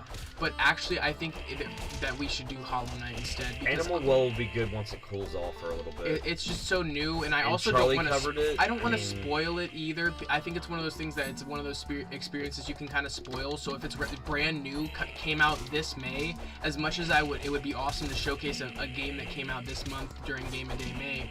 But at the same time, we don't want to overexpose a title. Right. I think it's one of those things that we don't want to spoil that for other people. I have I have max completion in Hollow Knight. That's awesome. If you ever need a spoiler-free nudge in the right direction, I know the entirety of Hollow Knight. Yes, my God, dude, you've been waiting for this. This is another thing that I've been waiting for too, is because like I'll do this tomorrow. Yeah. Honestly, I will start Hollow Knight tomorrow. That's my promise to you, What do you Randomize say? Taco. What do you say about 3 to 5 p.m. EST to start, somewhere around there? Yeah. That sounds, I mean, does that if you sound miss good a for taco, you? then you'll be able Yeah. you'll be able to watch the first one, and by the time you watch the first one, the second episode will be up for sure. Somewhere around there. I have literally just been looking for motivation to play that game. Yeah. Honestly, that's all it was, and I've been looking for like how me and Dad work for a little bit of an insider baseball is we have a project we both work on together. Right now, it's Game a Day May. That's our 2-player project. Then we each have a 1-player project that we're working on. So right now, Dad's working on Dave the Diver. What else have you started? I did do Iodine Chronicles, and I'm gonna probably switch that to long form content because unfortunately it's one of those things It's that, not doing as well. and streaming. I would like to maybe start to do a little bit of editing in that. Right. Yeah. To make it just there's Cut out the cut lag. out a lot of Yeah, lag. I actually all was killer, gonna no I was gonna filler. say that. There's times that I'm wandering around too much that I get why they would it cut wouldn't that. be it wouldn't be also something that you It's want not watch. interesting for me to. Okay, let me put it this way. I'm enjoying playing the game a lot, and I really wanted to play this just for myself. But I do want to, for prosperity's sake, play it as content. But because I'm playing it for myself, I am enjoying it. But I do not feel that I am being able to present the content in a way where I would be enjoying it watching it. Does that make sense? So that just means the passion is Yes. not there in the same way. Right. So you need to. And I don't reformat. want you guys. I get what he just said with Animal Well. I don't want to overexpose a game that just came out and then you guys don't get to enjoy it because you just watched me play it. Right. Whereas I'm there's trying. I want you to play it. there Don't are get me wrong. classics that we haven't played and we haven't shown off that have been out for a while, like Undertale, that we're finally getting around to, and I think that's definitely gonna help give us there's not like we're lacking content, but Definitely not. it's just more so you have to find the motivation to start each series and to go like we really are concurrently playing multiple games at the same time, and we're not, for most of them, we're not playing off screen. No. The only thing that we're working on in the background off screen is our Minecraft server, which is available to members of any tier, because we just wanted that to be a different level of interactivity And really, that we offer. it is what we do to basically, when you guys aren't seeing us stream that. That's our off time. That's our office time, but that's also our meeting and planning time too. Yeah. Because we can do it in a pace where it's not stressful and still being productive and getting really important things. But we have a out of the way. 24/7 realm that we run. That right now it's just for us because it's another passion where it's like until people Who wants to be the second person to build on that besides Musicus? Because you have an opportunity just to sign up to any of the tiers as a membership. Or if you don't do want, you can do it now. You can do it right now. Maximum right now. Pow boom. You can do it right now and jump on there. Even if you don't want to build something, we have a couple places that you can just move right into. We'll give you some starter gear and you can start playing Minecraft on our 24/7 realm. Without having to work about it. And Braden's got a bunch of stuff for quality of life that all kinds of awesome redstone machines, if you're into a that. Potion maker. But guess what, guys? We're not full-time Minecraft YouTubers because you don't hardly see any fun. of it. Yeah, you barely see any of it on here. And if you what do we got, 3 Minecraft? Three Minecraft videos, Yeah. but we have that. It's literally Right. just an added. Get off mob! Get off my son! We were just trying to think, man, for those people who really want to show out and want to support us in a different way, we want tangible perks for those people. Well, plus, what it is it allows you to be in a hub with the people that are running the Vid-Bits and hang out with us. And it's also you can also join the Discord, and that's a free way for you to interact in that same way. But we just wanted it almost a game. We wanted We're actually having a hub in a game, and we're not having to pay anybody more than what do we pay for that? $8 a month. So that also should encourage you if you have a nexus of friends that like doing that too. That it might be $10 now. They might have upped it. Didn't you and your homies back in the day used to do $2 a piece or something? Yeah, we all used to split it down. Yeah. Well, when you guys join the membership tier, you're splitting it down with us. I mean, we're doing it anyways because we like doing it. But it'd be nice if you bought us a bit of caffeine, or you like some Chief chats. Chief's not been very vocal because he's hanging up with. Yeah, you might not even know him if you're pretty new around here, but Chief is our Siberian Husky, and we actually have some. I need to get my freaking deal back. Okay. We have some emotes or some emojis in chat that I've made of him, and I don't know. I think it's just It's so another off. way for you to feel like you're connected and part of the story. Well, especially when he's barking and we literally have to stop stream and pause for a second because one of us has to go take him outside. Bub, I'm waiting for the time where I'm doing Chomp Champs and that's not a segue. I don't really want to talk about that right now. But when I'm doing Chomp Champs and I'm thinking I'm going to be in a 6-minute match, he's going to start barking at the beginning of it. I'm going to just have to let him listen to him bark for 6 minutes. It's and that gonna will happen. It's going to happen. You're going to have to deal with it. We do not neglect our dog in any means. But that has to happen if it's for some reason at the very beginning of a match, because unfortunately if you are following along with that journey, that's a whole nother kettle of fish. But that's like a whole different psych out though, to have him intimidating you and I barking at you the whole time. I think about Weeby when he was submitting his taped Donkey Kong score and his kid was crying that he needed his butt wiped the whole time. He's like, Dad, wipe my butt. And he's like, dude, I can't right now. Can you do it yourself? And he's like, it's just so funny because it's so raw, and that's the tape that he had to submit, and it was just. That's just awesome. It was because it just shows you how. It makes him feel so real. And that's why we're real here too, because we were like, what kind of emojis are we gonna do? And I said, no, let's let him be a part of this with our dog because. Well, because we always said like Chief is like. He's our emotional support. He's sometimes. the Dash in the Vid-Bits. So yeah, we say he's the Dash in the Vid-Bits. Like he holds us together. You should see him when we get a little feisty. He gets in between us. He's like, guys, like a person. Like if you have like your third bro that like you guys are all equal bros and you all keep each other in check, or brothers that all keep each other in check. He'll literally come up like, guys, we're done doing this shit, right? Like a human. Like I don't know if you've ever had a Siberian Husky, let alone a full-blooded one, but it's like having a mental level genius hanging out with you that's also derpy as hell. Yeah. He's also manic just like we are. He is like we are. We are basically the embodiment of us. People always say that an animal is an extension of you.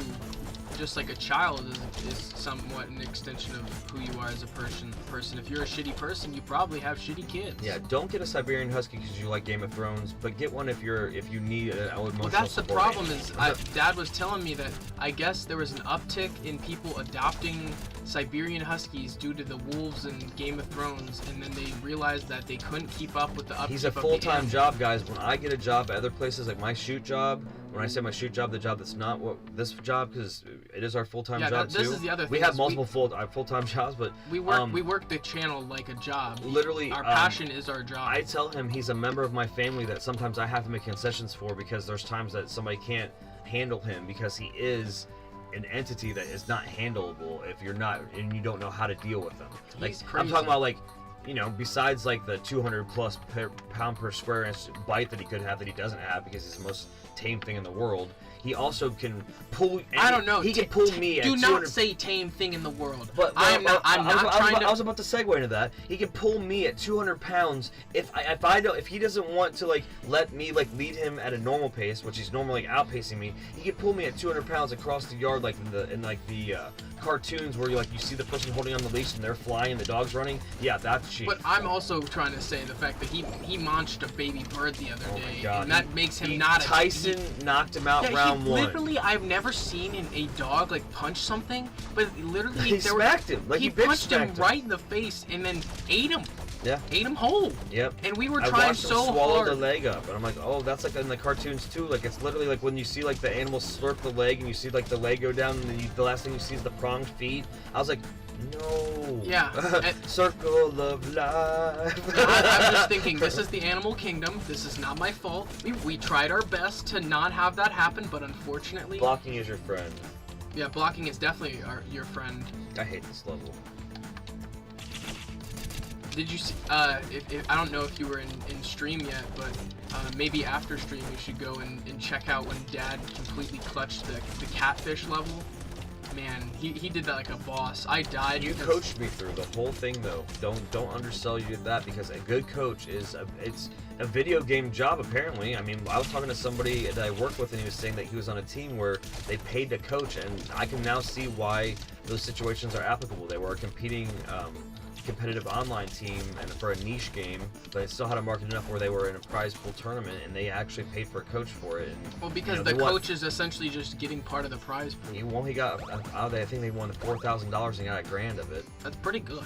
I would say so, because if the coach is the only reason why you won, then it doesn't matter. You won $3,000 and somebody helped you. Well, you know what I mean? That's the way I would thing is, you were gonna pay him that money regardless. If he really does his job, he's worth his weight in gold. You know what I mean? But even if you didn't win the tournament, you were still gonna pay the coach probably. So if you're in that position. If you hear that story, then you should know that I'm talking about you, bud. So when you subbed today and I saw you, then you should know that it does work too for people I personally know. It's a community that's hopefully you don't regret joining now. And when we talked about it several weeks, and you're like, made me feel like you already subbed. We both kind of thought it was funny today. That's all I'll say about that. If you are listening, and I think you are because we talked about this, so you're kind of lurking, or I don't know your screen name. It's cool. It's fine. We love lurkers. I know it's weird, like not in like that 1960s stare in my big bay window kind of way. But I guess if that's your bag, you know what I mean. No. I'm not gonna. The people on the internet are crazy. We got these peeping Tom lurkers. Don't want an open invite to come peep in my window. No, I'm talking about like as far as a metaphor goes. No, okay. I thought you were legitimately. There be guns around her, like all over the place, and that's just not even just here. Not in our house. Everywhere. Like this place is nuts. Yeah, so. This part of the United States is not one to be trifled with, and it's not even it's not like we're the people we're talking about. No, that's why we normally just stay up in our mansion in the trees. So. One of those situations. Man, how do we afford such a tree mansion? Well, I mean, you basically do the Swiss Family Robinson thing where you just build it all yourself. That's what what we're doing. This is the first I'm hearing. You have this tree mansion you're going off to without me? Well, I mean, if you got to see everything, then you wouldn't appreciate it already, and maybe that's why you're so humble. What? I was kidding. Your metaphors fly over my head. This level is a nightmare. Sandcastles are a nightmare. This is not a nightmare. This is the non-nightmare part. This is my favorite. This is also Newgrounds. This game just stands for kind of what Newgrounds was. Yep, because this is fourth wall breaking in a sense that you're just like all of a sudden like expectation subversion. Yeah, let's just have no boss fight. Expectation subversion. You're gonna play volleyball. I think somebody like Top Gun. That's what it is. They broke up the monotony of the movie Top Gun by just having a volleyball scene. It is beach volleyball. Bodies working overtime. That's stupid. Highway to the danger zone. Man. Oh. We're pretty much I just beat the shit out of them. Cheated. Well, I mean, you're smacking that around with that sausage, and they're just like, they want to eat the sausage and not smack the volleyball, so it's pretty easy for them to do. I don't know, it seems like I smacked that guy clear across the volleyball court, and he's like, "You're the winner for that! You smacked that guy! You smacked him clear across the volleyball court, the best." Well, that nightmare was subverted, but thank you for the advice nonetheless, Randomized Taco. We really appreciate that. Yeah, we do. You know what? No, you're not just giving advice to us. You know what level is actually a nightmare? What would that be? The full moon level. If you're not properly leveled for that level is very difficult. The one with the boulders, you'll remember when you see it. No, I'm sure I will. Go ahead, good sir. That would be. I think it's actually the level that you get that key that opens up that door. That's why I remember it. Well, I've been doing strength, so I pretty much feel like I should stick with that. Do we need any more potions? Doesn't seem like we have the option to buy any over here, so we'll head back to the thieves' store and quickly pick up a couple. I'm glad I picked up all those bombs earlier because it made it a lot easier to get that little extra unlock, that little cat guy.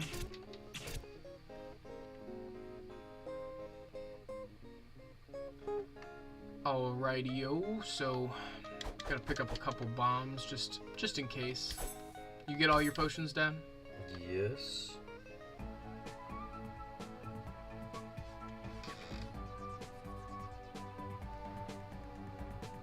The key is locked behind having Cardinal as your animal orb. Ah, you're right. I'm misremembering. It's easy to get confused sometimes, bud. Yeah. You know, the other thing is, it's like such a crazy tapestry that we keep weaving it out in so many different directions when like you have to remember, have the horn. You remember all the inner machinations of one game while you're also playing like 5 different games at the same time, trying to remember all the different things about those games. We have a lot of playthroughs.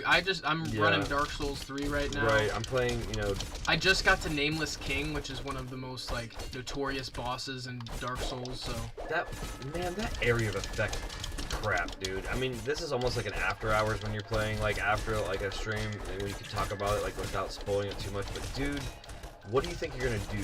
Like, I'm gonna get it. I already know what I'm supposed to do. It's so specific. You literally, the second I see him start to fly up, I just have to run full sprint away, diagonally preferably, because it's easier to get out of that circular range, and just deal with it. So guys, if you're ready to see the continuation there's a of reason why people talk. I've already beat phase 1, which is what that is compromised of, so I know I can do it.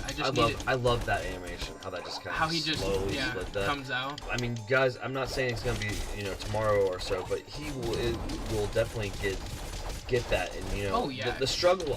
That's what I like about it too. Like, it's like that NES style difficulty. When other people overproduce their content, they remove the struggle.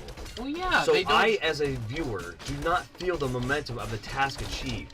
You're selling yourself short, guys. Because if I see the pain and I can empathize with the pain, I'm along for the journey, right? I might be even set into the pace for the journey earlier and respect you more for the accomplishment than you flipping editing out all the struggle. So when you watch us go through a playthrough, you're going to see all of it. There may be times that we're pissed, times that we think the game's the greatest thing ever, the next level we think it's the fucking worst ever, and then we beat it, and then we are hugging and high-fiving, and it's amazing. We're all celebrating. That's gaming. That's a great game to me, too, anyways, by the way. I'm sure there's also going to be times where we, unreasonably blame the game, because that happens sometimes. Sometimes you're in that state of, man, I'm just so frustrated. I really think I should have this. Yep. And that's how I felt today. I almost felt on stream today that I was blaming the game, even though I was just complimenting on how perfect. In the moment you will, but the fact that you are holding yourself accountable afterwards is awesome, because most people will still think it's the damn game. I'm playing, a specific game right now. Again, you can just look at what we're playing, and you'll see, like, there's certain times that when you're playing a game, other people will start to say something about it, and it's how you feel about it at the end of the day. Right.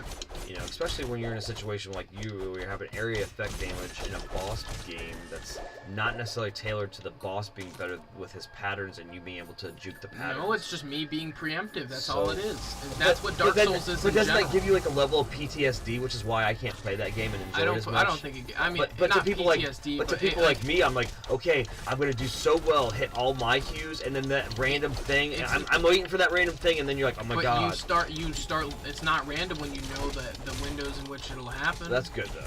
It's like you can. So it is specifically within some timing windows. It's telegraphed to an extent. It's just like you have to. You can't.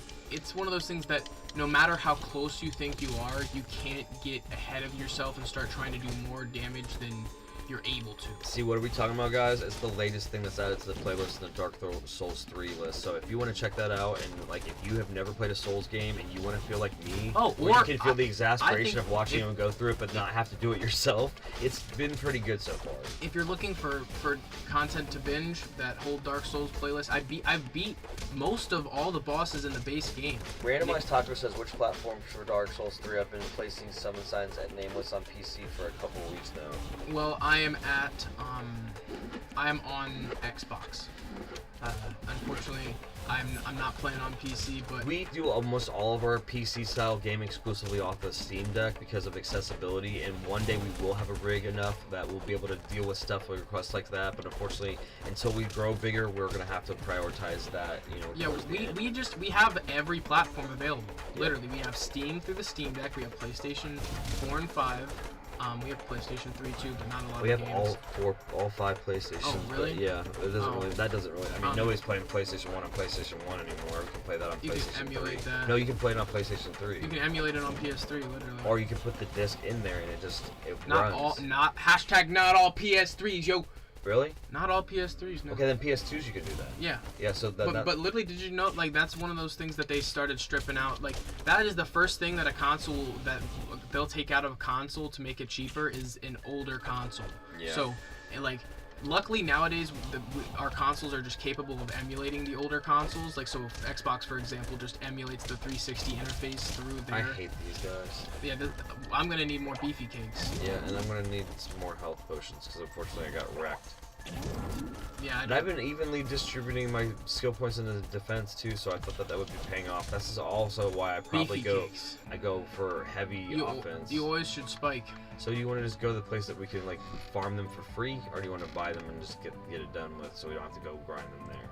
Because I got money and I don't need to spend it on anything. I don't think. I got money. I don't really care. Where do we buy them from? The top. Will it also have potions there, or should we have gotten potions there? No, they'll have potions there. Yeah, you can buy. That I don't remember, man. I think it's here. It's after you figure out what they are, so it would be the next place. Okay. If you're looking for defense, you can take Spiny over there before you spend your 300. Or just. I spent all my money on not potions, but luckily I left enough. Well, we'll be good. We'll be good, are well equipped. It's fine. It's fine. Back out to the front lines. Hope you're having a good evening, good morning, good afternoon, night, whatever you're having going on. Wrong place. Hopefully it's going good. Yeah, I hope your day was well. Productive, you know, you're starting to work on your dreams, you're starting to work on your goals, whatever that is, whatever that it feels, whatever that looks like to you. Growth looks different every day. Absolutely. And sometimes growth is just getting out of the bed in the morning and not feeling like shit. Yep. Like, literally, like... Sometimes it's like beating yourself when you don't feel like eating the stuff you don't like. Man, not to get too personal, but as someone who's changed medicine recently, that's a different motivation if you have lack of appetite, like trying to bring that back. So I can't imagine people with really complicated eating disorders and stuff like that. Like, I just hope that you guys are able to find motivation to overcome your struggles, and hopefully, you know, just finding this content is giving you enough of a relief from whatever's been making your life hard. Yep. But aside from that, Dad, please stop breaking tombstones. Oh yeah. That spawns more enemies. I was about to stop breaking them. Move away from. Well, I'm leveling up. I got a level up guy, and if I have more enemies to kill, then I can level them up. That's fine. If that's, as long as that's the goal. That's the goal. Yeah, totally cool with that. I mean, you actually, the last time you leveled up was the first time that you leveled up without me, I think. Now you're like 2 levels ahead now, so. I'm crazy. I know. I'm the wild card, baby. I'm gonna get you a 10 gallon. 3 levels. Get you a 10-gallon hat. You suck. I would rock a 10-gallon hat. Now I'm gonna break more hopes. Going into the DLC, Lightning and Dark are constantly good options against Gravetender, Great Wolf, Frida, and... Alright. Okay, so right now I've been rocking the Butcher's Knife up to level 10. Is there another weapon that I should invest in so I can use, like, consumables to apply to it? And if so, what should I use? I like one-handed with shield. That's my preference. To give you a little bit of background. If you're big into Dark Souls, I don't know. I hope I'm not like overstepping my bounds asking for like you know, info like that. I feel like I'm at that point where I need something, because the Butcher's Knife is good because it has its own effect where you can like sharpen it for increased damage, but if I need specific status effects, then I'm gonna need to have a different weapon because I can't apply it to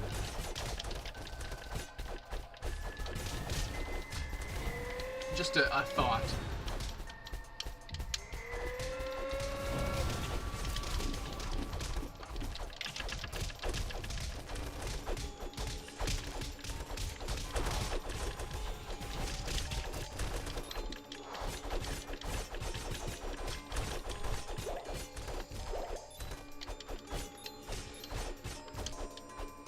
Alright. Made quick work of those fellas. You were right for us to go back and get that. Well, anytime they're beefy, you should probably be beefy too. I don't know, man. I've seen people get really beefy at some Taco Bell, and I don't really want to get beefy there no more. Oh, you get beefy real quick and then shit a brick.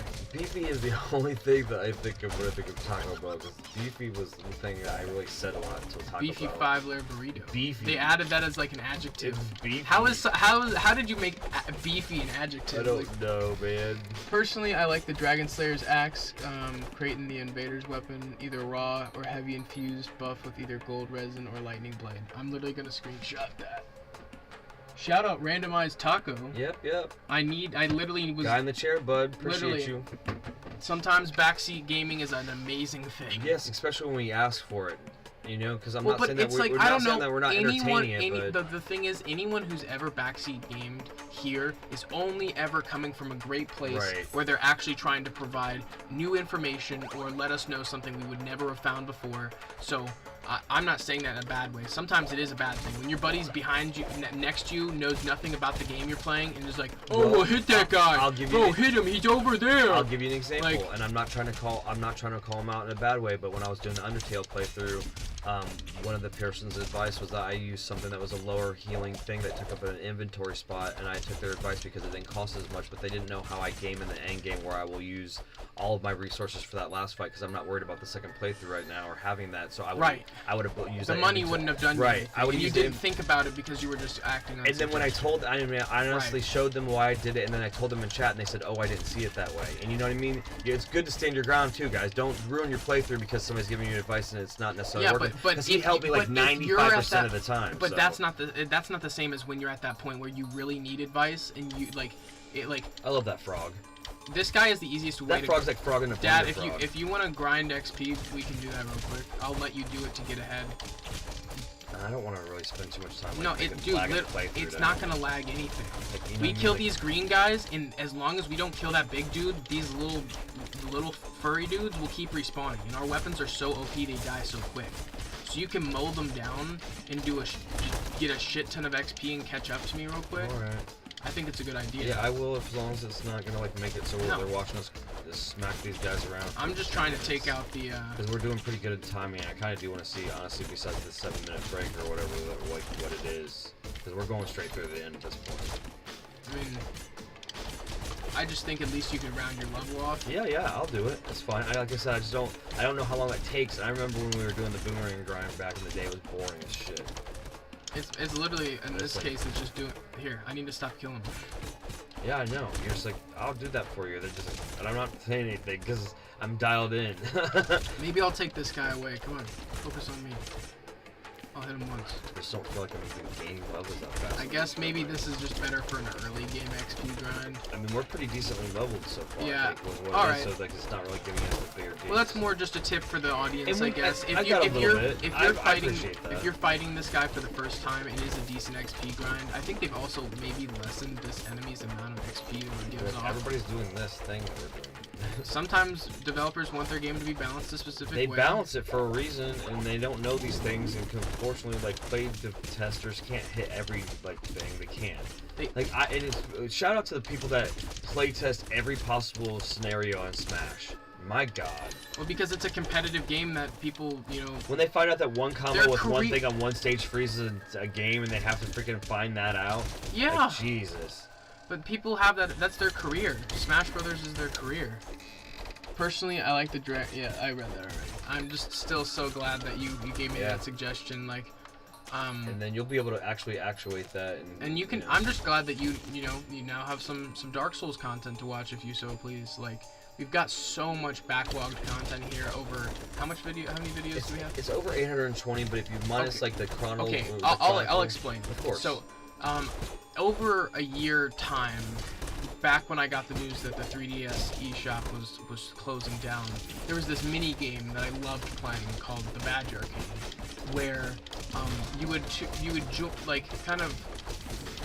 go to it to get access to, like, you'd play this crane game and get little badges that appeared as icons on your screen, your home screen, and you could also get specific backgrounds and stuff from it as well. And I figured since the eShop would be closing, that this would be lost. And like it was not fully shut down, but you could not get all of the awesome badges that I showed off in that year time period that I was unlocking and showing off. Like, you had to have done it, and it's almost like I feel like I've cataloged that just for me personally as something I cared about when I was younger. Like, for other people to go back and be like, man, I can't believe that someone actually played that for a whole year, every day, every single day. And you were all different states. I was traveling. You were traveling. I was literally summer vacations in school, all the school stress of your senior year. Absolutely. My God, who else does that kind of? And he didn't even use it for any type of project in school either, which, I mean, I almost feel like that was a missed opportunity. No, I was at a school that if I would have claimed I was working at stuff, there was some way that they could have tried to possibly claim my shit. That's right, we talked about that. Yeah. They literally can legally claim your project. If you would have did the Vid-Bits on their shit, we could have been screwed. If I would have been spending time working on videos at school, they said that they were encouraging us not to be creative, to make sure we didn't, like, some of the good teachers, the quote-unquote good one teachers, were like saying we should not exercise our creativity too much, because then they can step in and say that this is their intellectual property. I believe personally that's why science fairs exist. Oh yeah, shop talent. So they can basically steal your ideas. Yeah, that's wrong. They get them for the lowest shit possible. Back onto some positive topics. Wing spear, uchigatana, rapier, and I have uchigatana. Sellsword. Oh, I have all of those. Those are good for dex builders. That's pretty much how I play. I do dex, strength dex. That's how I need to probably invest a little bit more in dexterity now that I think about it, but yeah, for sure. One of my favorite bosses. Yeah, I love this corn cob guy. I love it because it's just like, you know, after you play so much Cuphead, it's like any type of anamorphic, like, food type boss. It's just fun. Oh, and that's another thing, guys, ladies and gentlemen. If you love Cuphead, we've got so much Cuphead content. We have our initial playthrough of the DLC when it came out. It's kind of some legacy content. We actually don't have our voices on it, just our amazing gameplay, where we played that as soon as it came out. Dad had the hot tip, and he let me know way in advance so we could prepare for it, and that was awesome. That's actually where our most viral video comes from, at almost 100K now. With we beat Chef Saltbaker, and we had just recorded a really good run where we had, you know, it popped off on all cylinders, and there was like a clutch at the end, and people loved it. Yeah. And like, to know that some of our most like well-known content comes from Cuphead, like, shout out Studio MDHR, shout out Cuphead. We love that. Everybody that did I remember Dad showing me the trailer initially when it was first announced, and being so hyped. And that's how I am for Mouse. Dude, I'm telling you, that's a good segue, because I was saying that's the first time I saw a trailer in a while. I'm getting those feels. Yep. Have you guys seen Mouse on Steam? We're gonna cover the crap out of It's that. a first-person shooter in that same style of animation as Cuphead. What is that called? What generation? Like 30s? Yeah, the 30s. That 30s style, almost rubber hose animation. Fleischer Studio. Yeah. Hand drawn, like you said, like the animate, like it's only several frames, but they make sure that the animation is over the top. So also, shout out to New Blood, making Fallen Aces. If you've also seen that on Steam, those are projects I'm following. If I'm shouting out things that I'm following in my free time, also shout out Rooftops and Alleyways, which is an awesome parkour game that I've been following the development of. Nice. All just really cool projects that I can't wait to cover on the channel when they come out. They're all in the works with unknown release dates, because they're from more indie studios who actually respect their developers and understand that sometimes. That's so good. You know, I didn't even think about that, Bray. That sometimes things can't come out at a specific day because you can't put that kind of pressure, especially if there's a specific expectation that you want this to hit. You need to give these guys time. That's why Cuphead had time to cook. Yep, that's why the release date had to be pushed, and that's why it was so good when it came out. And that's why it's one of the best games. What's the quote about that? Like, a bad game that's as bad forever, but a delayed game can, you know, be a great game. So yeah. I would rather delay my game and it be great than it's like delaying a bad game can make it a great game, but just delivering it in general.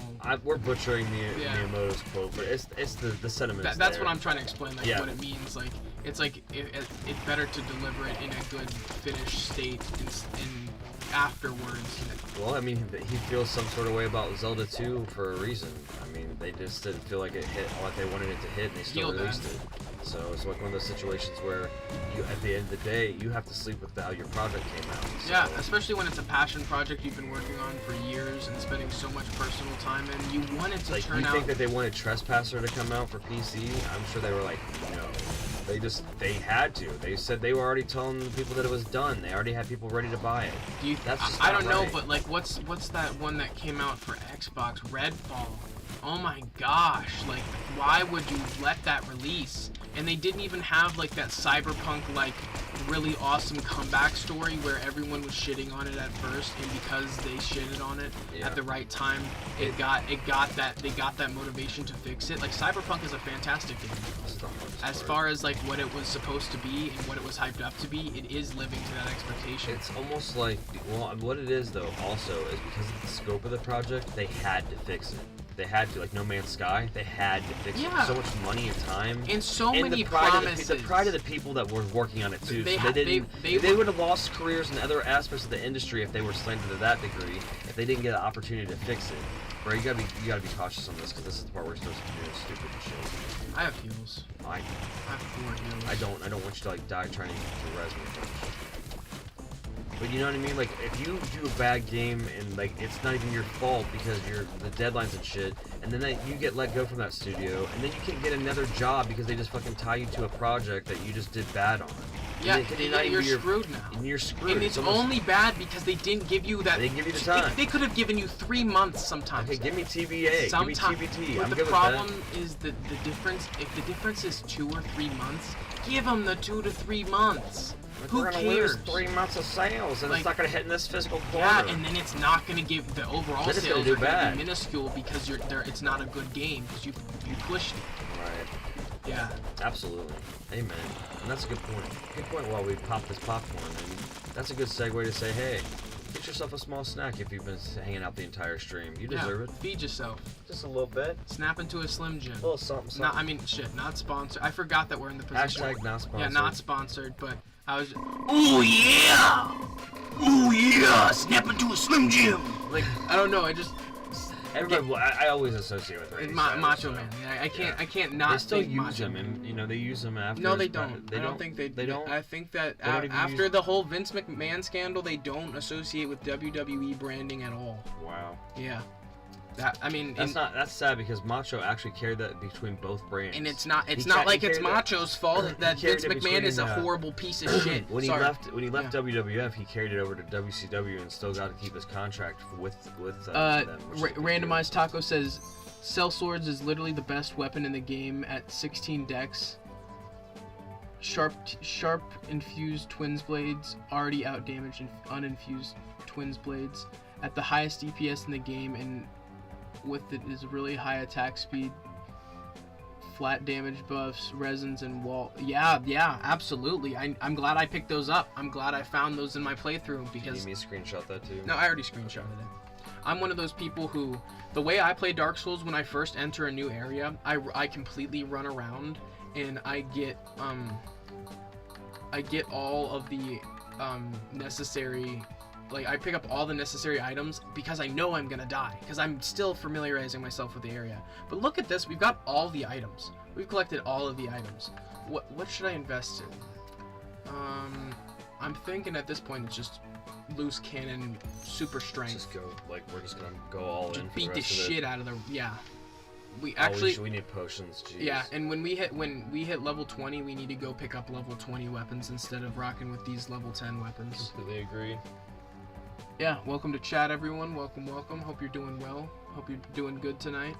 It's day 14 of Game of Day May, where we are playing Castle Crashers, one of my favorite beat-em-ups of all time. Let's pick up some potions. Yeah, you barely needed any. I feel like when we hit level 20 and you got like 2 to go and I got 5, I think that leads me a picture to pick up you a sword when you hit 2 more levels. Well, you can at 15 you can pick up level 15 weapons. Yeah, that's true.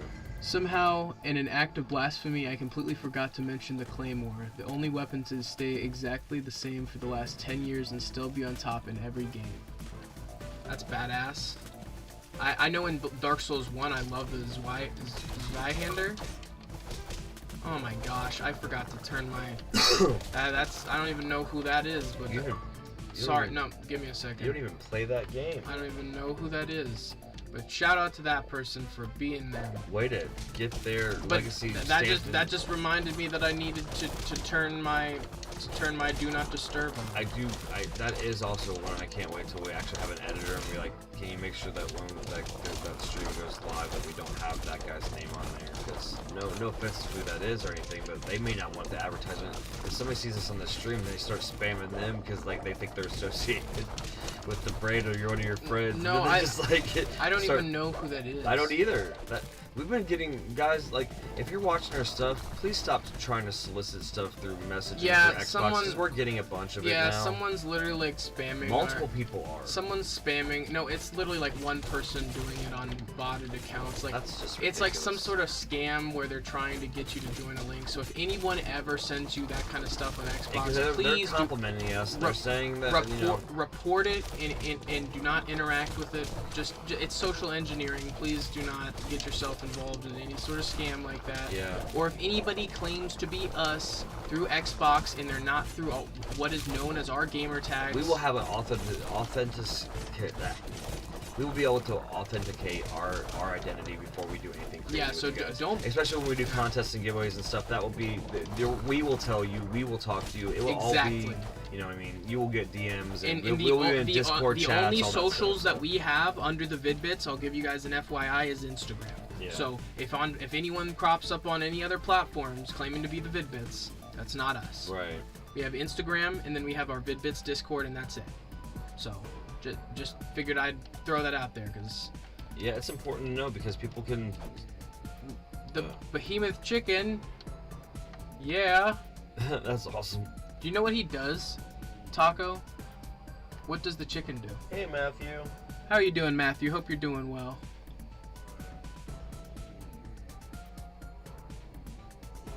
Hey, I accidentally reported you. You need to click this to confirm it was an accident. Yeah, right? I hate scammers too, man. They're the worst. This is Bob from UPS. I need you to report the package that was accidentally sent to your address. I remember I've seen stuff like that. I've had people tell me that my car warranty is gonna expire and I don't drive. I'm like, okay. Like, I don't even have a car. Like, what the hell? It's hilarious. Yeah, I once I turned 18, the world of advertising of selling your data in a different way starts. Where it's like now you can be like literally we're calling you about your car's extended warranty. You know damn well I don't have a warranty, and I don't even know why you're calling me. Oh yeah, it's always incredibly stupid. But unfortunately, old people fall for that because they don't know how to navigate the internet. Well, the thing is this, right? I could go on a website that's credible, and they could have a clone website that their only variance is a period here or there, and like an older person may not pick that up. You don't click on a link from someone you don't know. That's the number one. But what I'm saying is they could think that they're on Facebook and it's a link for a website that is like Myers, but Myers with a dot in the wrong spot, and they just see Myers, and then it goes to a faux website. I understand that. And they buy stuff in a clone website that just takes their information. That's true, and that does happen. Older people don't have like that one little nuance. They're not going to pick up on that. But nobody that's randomly messaging you. No, like, absolutely. That case for sure. You're going to get a Ponzi scheme. They're going to they're going to fish your information. They're going to try to take your bank account. Hey, I asked. We're never gonna ask you for anything like that without talking to you like directly either. So like we're not gonna say, hey, this is the Vid-Bits and you're gonna win something if you give us all your personal bank information so we can send you a prize. I accidentally wired you $10. Like I've gotten that one. Like what? Like or how about this one? I have to have you go and get gift cards and activate them to give you your prize because the gift card activation process is actually the only thing that can allow me to give you $5,000. I'm like, no. You have to get a $20 Starbucks gift card. I'm like, what? Why do I have to get a $20 Starbucks gift? I was like, I remember saying like, can you like Venmo me $20 so I can buy the gift card then so you can give me $980, and they blocked me. I'm like, because you bring any sort of reason into it and they just completely flatline. They're like, you break their brain. They're like, oh man, you didn't get it. Man, my favorite thing to see is these YouTubers, these guys who are really savvy on the internet and who are able to like trace these guys from these call centers who they're literally working like it's an office job, but all they're doing is scamming people. Yeah. And they're all just waiting for their buddy or for them, that one guy, to hit big, and then everyone gets a payday. Gets a piece, because they've all been working It's like for they're this. sitting in a telemarketer office and they're waiting for the first person to get the sale. Literally, And like, ring the bell. You got the guy. You got the big whale. They got a $10,000 credit card that we just got access to. like Jesus. It is sad. Let's go into something better than this. Medusa. This is the least memorable fight in the whole game. It is because it just the premise is great. I just don't like the graphic really too much of the model. I feel like they could have done better here. I like the derpy looking snakes. I don't think it's that bad. I just think it was out of nowhere having It doesn't even really fit the theme of this little deal. It's like all of a sudden like. Well, yeah, it does. There is all those people who are turned to stone. Oh shit, you're right. I guess I don't know. I don't think you read. There's also all the shoes leading up to this. But it is unmemorable still. It is like right. I'm still saying it's probably the least memorable boss in the game. But get hit still a good boss. Fair. The whole game is good. I'm okay with that. I don't have to like the boss per se or the loop of the fight itself, but as long as it's fair, I'm fine. Yeah, I agree. Because you shouldn't really resonate with everything. And it also shouldn't be too easy. And I would like to actually know too when a team that would not consider it infighting would actually admit when somebody else on a developer team was spending a lot of energy into some part of it, the whole project, that they didn't necessarily agree in. I wonder if there's examples in history. Yes, Dad. There's literally, aren't there all those different times where they found leaked code or like inside the code where people are ranting about their coworkers? Oh my The infamous one about on Tetris 64. If you want to go on Wikipedia, I'm sure it's probably there. There's literally like inside the code for the game, there's literally someone ranting about how he hates his coworkers and like how he just really doesn't want to see them anymore, and like he wants this game to just be shit canned or done with. And it's like, wow, the level of burnout that these guys face is unreal. And I think it's part of the like hearing some of the horror stories of how workers are just completely taken advantage of is the reason why at a young age I realized, or not a young age, but eventually I realized that even though I really wanted to be a game developer, it was something that I didn't really think I could do mentally. Grab that then. So I realized that I had to contribute to the video game industry in some other way. And that, eventually was gonna make its way into the Vid-Bits. And that's our contribution to the industry. Even if it's just our little critique or us praising a game that we think needs more love, that's a contribution. This is that full moon stage I was talking about. Okay. I got a call telling me about my retirement plan being at risk. I do not have a retirement plan. I have never contributed to a retirement plan. I am 30 plus years from even considering retirement. Well, just in case you want to get a start on that, we're willing to take your money every day until you retire, bud. Yeah. So you can, the security to know that you have that spot vested with us. So, that's ridiculous. Jesus Christ. Wow, that blows my mind, man. It's true though. It's just like, also like, we noticed that you bought these, the specific thing that you didn't buy thing. Like, I think also, but it does happen though, guys. Like, I had a buddy of mine and somebody over like, something equivocal to like an LL Bean or like a Costco in like Canada had charged his account for like $300 worth of like generic jeans. Like, so somebody had fished it and they're like, our whole family's getting pants for Christmas. Well, I mean, I remember once, Mom's card, they bought like 6 PCs, and my mom was like, was this you? I'm like, you think I would send 6 PCs to Iraq? Oh my God, when would I do that? You would be using that stuff to be playing BioShock 2 multiplayer before you'd be sending it to Iraq. I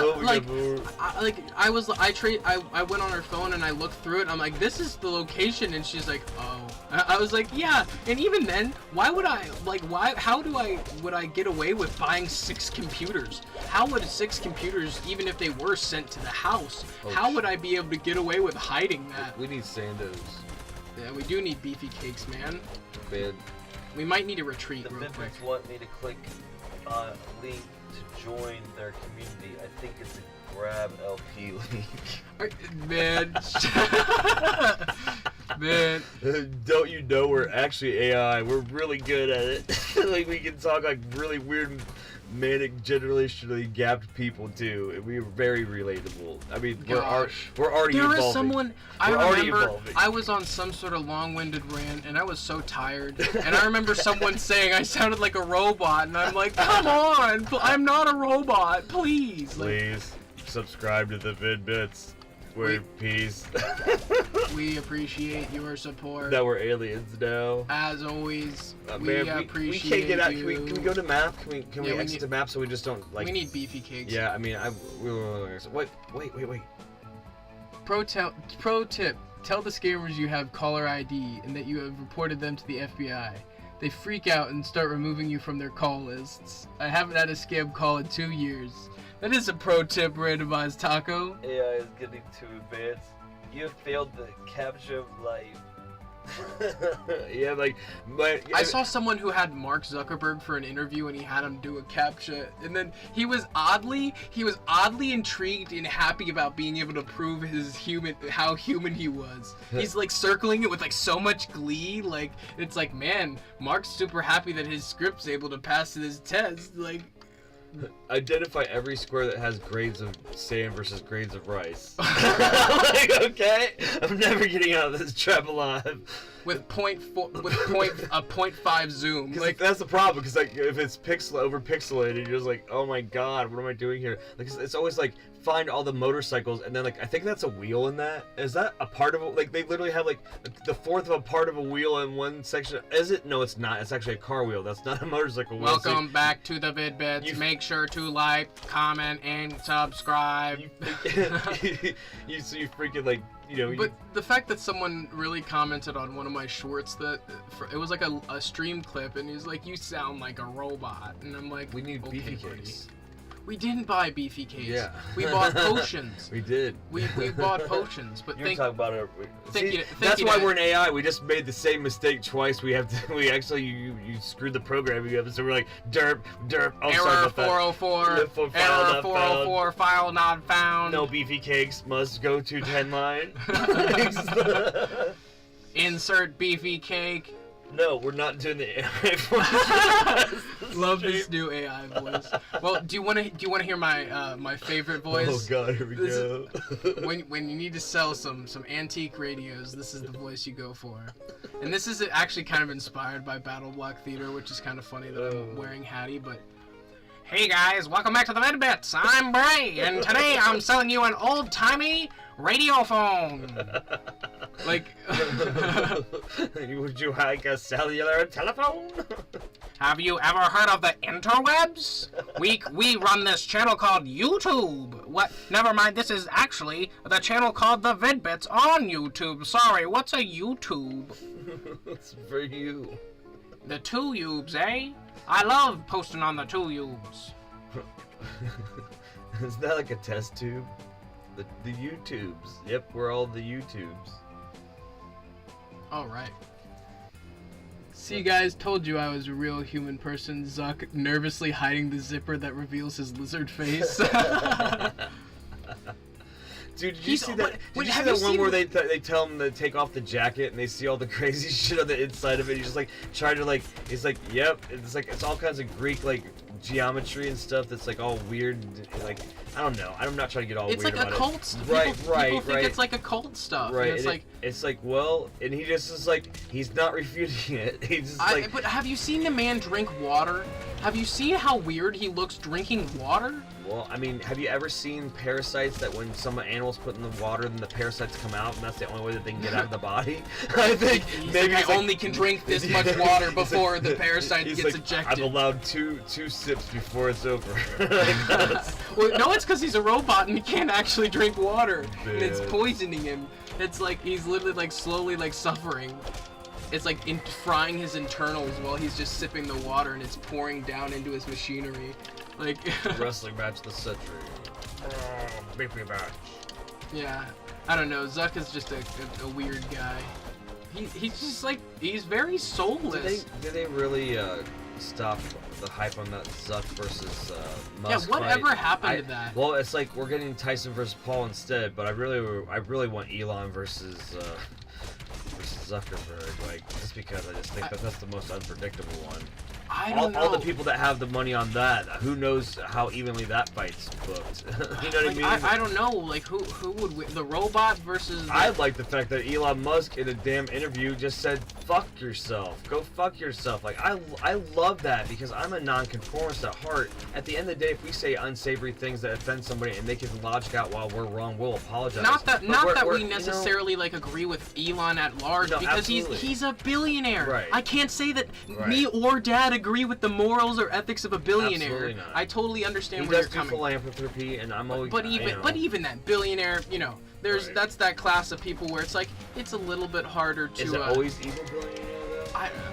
I mean, I think he likes to. I think he's like in the middle, right? I think he's playing his chaotic own neutral billionaire. Yes, I think Elon is chaotic neutral, and he's kind of just running his own gambit, like doing whatever he wants to do, I guess.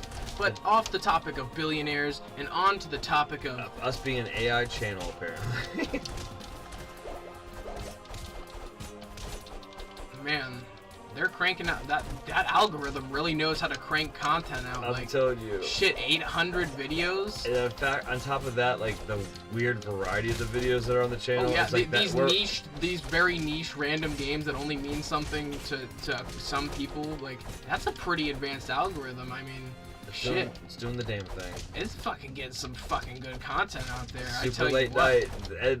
End of the Castle Crashers playthrough is gonna be laden with some profanity. Sorry, I mean I should preface this that me and Dad kind of have this long-running joke between us where it's like it's the Vid-Bits after dark, Yeah, because it's like it really does start getting a little bit less savory. It gets a little bit loose when you go through on a one-shot. I mean, Yeah, especially when it's like the chat is the only thing really keeping us like up and alive. and we're and thankful, motivated. man, to be this deep We're- into it. We talked and we- about this being this part. Oh you know, yeah, you guys are hanging out We are with so us, and appreciative to see we all also the new gave you faces. the incentive to let you know that we're going to do the whole thing in one playthrough, so you can go, feel like you instead of watching a movie tonight, you hung out with us, and we're really happy with that. You could have watched a couple of the same movies that you watch all the time, and to get the feels that you're hanging out with somebody. Instead, you're actually hanging out with us and interacting with us, and that's awesome. We're really thankful for it. Yeah, and ultimately, we're just so glad to have you as part of our community now. We love to see all the new faces. Hopefully, you're part of the community. I guess We haven't checked with some of these new people whether or not they hit the Matthew. Are you subscribed? I hope that you are. You've been engaging and. I don't know. Maybe he doesn't want to subscribe Yeah. because Matthew Thinks that we're an AI channel. Yeah. So We do make jokes, and you guys are kind of like helping form those jokes. So yeah, it's fourth wall breaking, man. That's It's right. like I love it when, is, isn't it? Yeah. Though? Like it is. I love when my Because, God, TV like, show. and does again, that. not to be like weird about it, but there's content creators that I have engaged in chat and never got any reach. I watched, and I mean, even though there is not a super huge flood of the chat going through, I thought that because it wasn't going by fast, I would get some reach. Didn't get any reach. I made sure I had really poignant points where they were like respecting them and giving them their props. Didn't get any reach, and the fact that we are accessible to the point where you say something in chat and we're not to the point where we can just like ignore it. We're not gonna ignore it. We're gonna be like, hey guy, thanks for stopping by. And like that to me is when you need like that human interaction. You see us go live, you're like, oh, the Vid-Bits are really live. Man, you know what? And that's why when someone does go above and beyond to super chat or to donate via membership, yeah. we freak the fuck out. Yeah, I we mean, do. for lack of better terms, we don't even know how to handle that. Because we're still at that point in our career where it's like we're just so glad to see you in chat and talking to us. So the fact that people do that makes us want to piss our pants. We don't even know sometimes how to react. Sometimes we die in our game or just like there are literally times where it psychs us out to an extent where we just kind of lose our composure for a second because we don't even know how to deal with the fact that people feel like supporting us like that. Because I'm not gonna lie, I have only supported a very few channels on YouTube, so that just means that people really care about us like that, and like the fact that we are someone's favorite channel, that just makes me so happy. For sure. The fact that people comment that we're their favorite channel, and the fact that we inspire them to do different things. Like, I always wanted to be that person who inspired other people to do greatness. Because I know that I know that other people are capable of awesome things, because I've seen we both touch people individually when we talk to them, and phrasing. when we talk to him, like he's very very sympathetic to people's causes, and like I think that the whole mentality of trying to like leave a thing better than you found it. We also do that with I'm literally just trying to leave the internet and the world better than the way I found it. Because damn, have I found that this world brings very few and select happinesses, and if you don't embrace them, you will be miserable. If you do not embrace what makes you happy, you will be miserable. So that is why when there are people out there who are lacking motivation, I say, follow your passion. Even if it's just that one time you have to bet on yourself and you have to put yourself first. And you have to go all in. You have to go all in. That's the thing. 2 years ago, me and Dad went all in and just started going out of our comfort zone. You know what the first thing happened? A bunch of people turned tail and ran. A bunch of people. Yeah. A bunch of people. And that will happen. And you know what? You didn't need them on the boat anyways because they're just trying to eat for free. They don't want to do the dirty dishes. They don't want to help cook the cake. They don't want to do any of that. They just want to like eat for free. So they'll be the first person with their hands out. So you want that hanger-on that is going to be like, man, that's going to motivate you and make you want to keep going. And if you fall off, they're picking you back up, not just because you picked them up, but because they know that that's the type of person you are and you deserve that type of energy.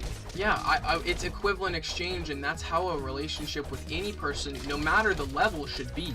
Even if it's just in a work environment, in a platonic environment where you're just hanging out with someone, a casual environment, you still need to treat everyone with respect. And like what you give in is what you're gonna get. And I think there's a person that's gonna watch this playthrough that's gonna get mad, and it's gonna be good. They're gonna get mad because we're playing through Castle Crashers and having a fun time, but then sometimes we're being serious to bring you, snap you out of reality, because sometimes you need a wake-up call, and we're not doing that because we scripted how we were going to talk through this. We're doing it more along the lines that it's like a natural thing that feels right.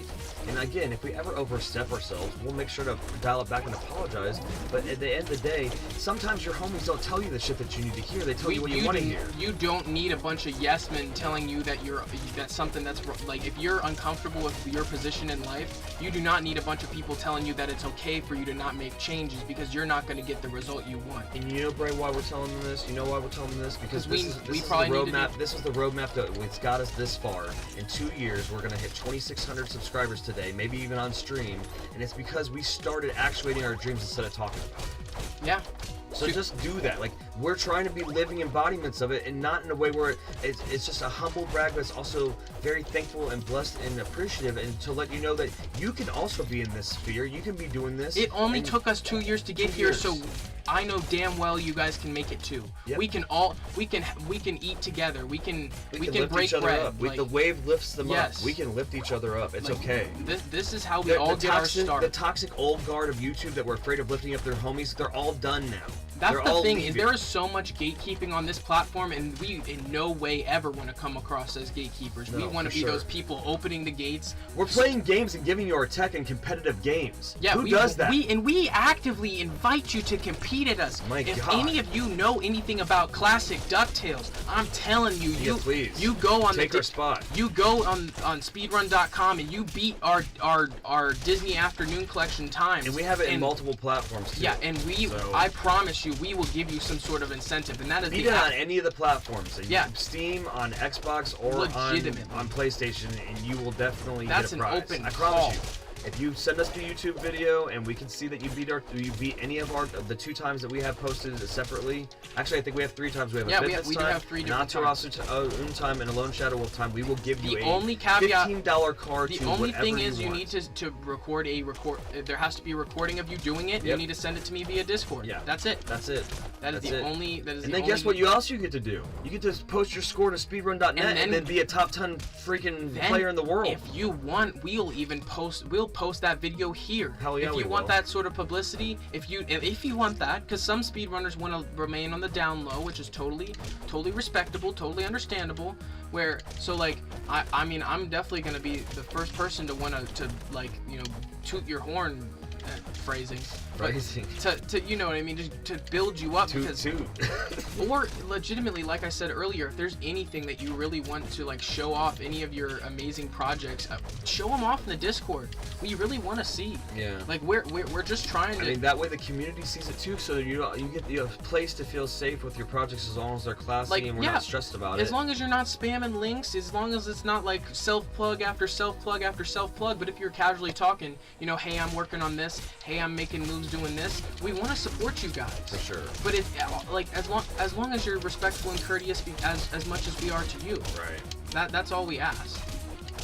But we love to have you guys here. We love to see the community grow and thrive, and we'd love to see all of the guiding comments, the people who help motivate us through projects like this. It makes it so much easier to see you guys in chat, and to have the same people tune in, to see people and remember their names. It's like I'm finally building that friend group that I lost. I'm sure a lot That's of you... what I was going to say. I'm we sure both a lot lost of our respective friend our groups, and online we've been looking friend for groups this. fell apart a long time ago, and Yeah. like we're really just looking for those people to hang out with on a consistent basis, even if it's just talking to you guys on stream, even if it's just DMing in the Discord, even if it's just sending memes back and forth. Even if you're just the person when one of us is doing that late night stream by herself that just stops by to say hi for 5 seconds, like a freaking Pink Panther, you know? Yeah, I mean, literally, even if you're just tuning in while you're at work for a second just to say hi, and you're gonna, you're like gonna... a Skippy the Bard, who is the only member of our completely unnecessary membership, and he really has propped up 5 other memberships. He's really helped. He has gifted memberships to multiple other people. So that's the other thing, is if you Not to mention Musicus, who did some donos of some memberships too, and unfortunately those memberships expired, and that's good too, because that means they didn't look at the content more than once, and we don't want them here, because unfortunately then that means we're clogging up their feed. That means we're not connecting more than we helped them with a controller video the or membership something like is not going to mean as much to someone who doesn't care about the content. So we want the people who are members. You would have known about what we were doing if you're a member. I snapped a picture today and sent it, and I'm only saying that, I'm not sending a visage of it to everybody else, but like I snapped a picture and sent it to our members only, and you'll know when we're doing stuff like that. Yeah, well, that's part of the members only package, is you get a different sort of feel about how we're producing content. Look at that. I think I just lost my XP giraffe. It doesn't matter. I mean, I'm ridiculously ahead of you. Because we looked at that baloney. You looked at the baloney. I did look at that baloney. But as always, guys, we just totally appreciate your support, because like it's what keeps us going at the end of the day. Like, it is for us, but if it weren't for you, we wouldn't have this. Yeah, and if you like a little less manic Vid-Bits, you're gonna want to turn in the live streams that are more towards the daytime and the EST, because we're a little bit more balanced. But because we're on a full-time content creation schedule, the later ones we do get more passionate about stuff. It gets a little bit more off the cuff. It gets real. Yeah. We're flipping real, guys. We're not overproduced. Like, so how do you want to be mad tonight? What are we gonna play to get mad? What are we gonna choose to piss us off this time? You're right. How are we gonna have an argument during the course of the stream? You know what I mean? Like, what? Like, so we're gonna script an argument so that our fan base can now split who they like more between the two of us, so we can have some drive interaction. The angle is that sometimes we really don't agree with each other on a project, and when you get to watch us riddle it out, because we were able to have a conversation about it, because at the end of the day, if you can, you're screwing over yourself by not looking at all the perspectives about something. Block. Like, Jump. Bray really has gotten me to consider I will eventually play Dark Souls. When he started that stream, I was like, I'm still never playing this. It's still something I'm gonna watch. He got in a couple of them. I'm still never playing this. Tonight, it clicked. I thought, I at least, if anything else, want to be able to give him extra advice from my perspective when I start to figure it out. It doesn't mean that it's notable advice or it'll help him, but at least I'll be like, I'm part of the story now because I want to be part of it more than just watching it. I can't wait for the stream where you go through Dark Souls 1 and you go through Blight Town. I just can't wait to see that. Jeez. I mean, I don't know what that means, but I mean, it sounds like it's a thing. I'm sure longtime Dark Souls players know what that means. I'm sure they do. I'm sure they're quite aware. And it's something I know you're capable of, and it's something that I'm ready to see you overcome some of that crazy adversity that I know that like it was a big deal when I finally did it. So right. I also know that you have so much experience and a different perspective that even may make you different. Let's have say a different I find playstyle. the ways to use the game's way that it plays to my advantage. Yeah. that's I mean, that's what anybody does. Yeah. I mean, God, Borderlands 1, there were so many bosses that I had to do by myself that I had to find a way to spoof or find a spot where I didn't have to worry about damage like from them, but I could just it didn't matter if it took 10 times longer to beat them and I'm whittling it away. I'm like, well, at least I got through it, you know what I mean? Unfortunately, and sometimes that's not the most fun things to watch on stream either, though, so to be able to play that with other people, like, kind of goes back to what you said about being able to build a new community of people to play with. And shout out at that point to Bud Smoking Pandas, who did our Borderlands. Yeah, if you go through that, we do play with subscribers, and it is not necessarily only people who have memberships. It really can be anybody. We really appreciate that, Matthew. Yeah, we are real, and like that's the other thing though too. It's one of those situations where I know that you could be joking because you said the AI thing earlier and we were talking about that, but like, no, I think he was obviously joking about the AI thing. Yeah. I know, but I mean, it's just like, what's the point? What's the point of it being a show unless we tell you it's a show? And Keith Apicary, okay? Nathan Barnett made a character that unfortunately it didn't allow him as the true. Keith is part of Nathan. Keith is definitely part of Nathan. But it's too exhausting to play a damn character. It is. It's expensive to play Keith because Keith has expensive taste. He wants modded walking handheld consoles and he wants arcade machines that they don't own in the shot. So, if Nathan doesn't also like those things too, he doesn't buy those things. And shout out to Nathan Barnett and him trying to relaunch his dad channel. I think that's amazing, and I hope that it goes to the point where he can get back the exposure that the algorithm lost him so many years ago. He was a victim of the algorithm deciding that he wasn't worthy other than the niche little pocket of time of going through and being the crazy guy at E3. Well, and having dad, dude, when he knocked that boxing match still gives me chills. Like, he trained up for that, and when he was dad at that celebrity boxing match, dude, that's what most of you, if you don't know who Nathan Barnett is, he is dad, the guy who was in that internet boxing deal, and he whooped ass. He really had the discipline to randomly just be like, I'm gonna be a boxer, and then he did. Yeah, John Hennigan or Johnny Nitro or John Morrison, whatever you want to call him, trained him up. Oh my gosh, he's ready. He was ripped. He was not a person who was really. Nathan was refused by the WWE for so long because they just thought he was too old and didn't offer them something. When they have people that are just as older or older than them, and they keep relying for these legend segments and these one-offs, Nathan's perfect for that. He could have been a manager that took a bump once in a while, and he wanted that, and he trained for it, and they just like. Maybe next time. I think he just had to prove himself. Maybe next time. He really had to prove himself and prove to the universe I hope he that gets he was that capable. too. Nathan, if you want, he will get his flowers. I hope he does. I think he ultimately will. I think that we're all ready for everybody that deserves to get their flowers. And with that being said, it's a good segue to say, if you know somebody that deserves them, give them to them while they're alive. Stop waiting. If you know someone, it's not meant for the eulogy, guys. That's not fair. Do they hear that? They're off to bigger and better things than at that point. Can I have some of this money? Because yes. Because I'm also getting the kiss, so you can have the money. Yeah, I'm dead, bro. But you know what I mean? I think the problem is people will wait to give people their flowers. Like, how many posts do you see about somebody when they die? Like, that person was so great and meaningful. How come nobody ever talked about them? And they never got like that when they were alive. And I don't think that it helps that person. If you give their flowers to them while they're alive, imagine what else they will blossom with for the rest of their life. Exactly. If you support them when they need you, maybe they're going to be have more potential than you even thought in the first place. Taco says, it's great to see you guys being positive. We don't have enough positivity anymore. The lack or fake, overly optimistic acting makes you guys feel really down to earth. Yeah, we're the best kept gaming secret on YouTube, man. Like that, so share with like and share with all your homies who you know are gonna be chill. Right. That's the thing. Is we don't want, yeah. We don't need that negative energy, and we don't need people more of this jam. To like throw us off or anything. But if you got some cool homies who you want to see up and chat with us, talk to them, have them interact with the community. If you're a fan of Minecraft, like we said about our Minecraft, you're just as big of a part of building this community as we are trying to create that's our it, way of letting you guys interact directly in the channel at any level, is because if you go on that Minecraft server, we'll give you areas to build in, and you will be part of something that's a passive project that we work on all the time.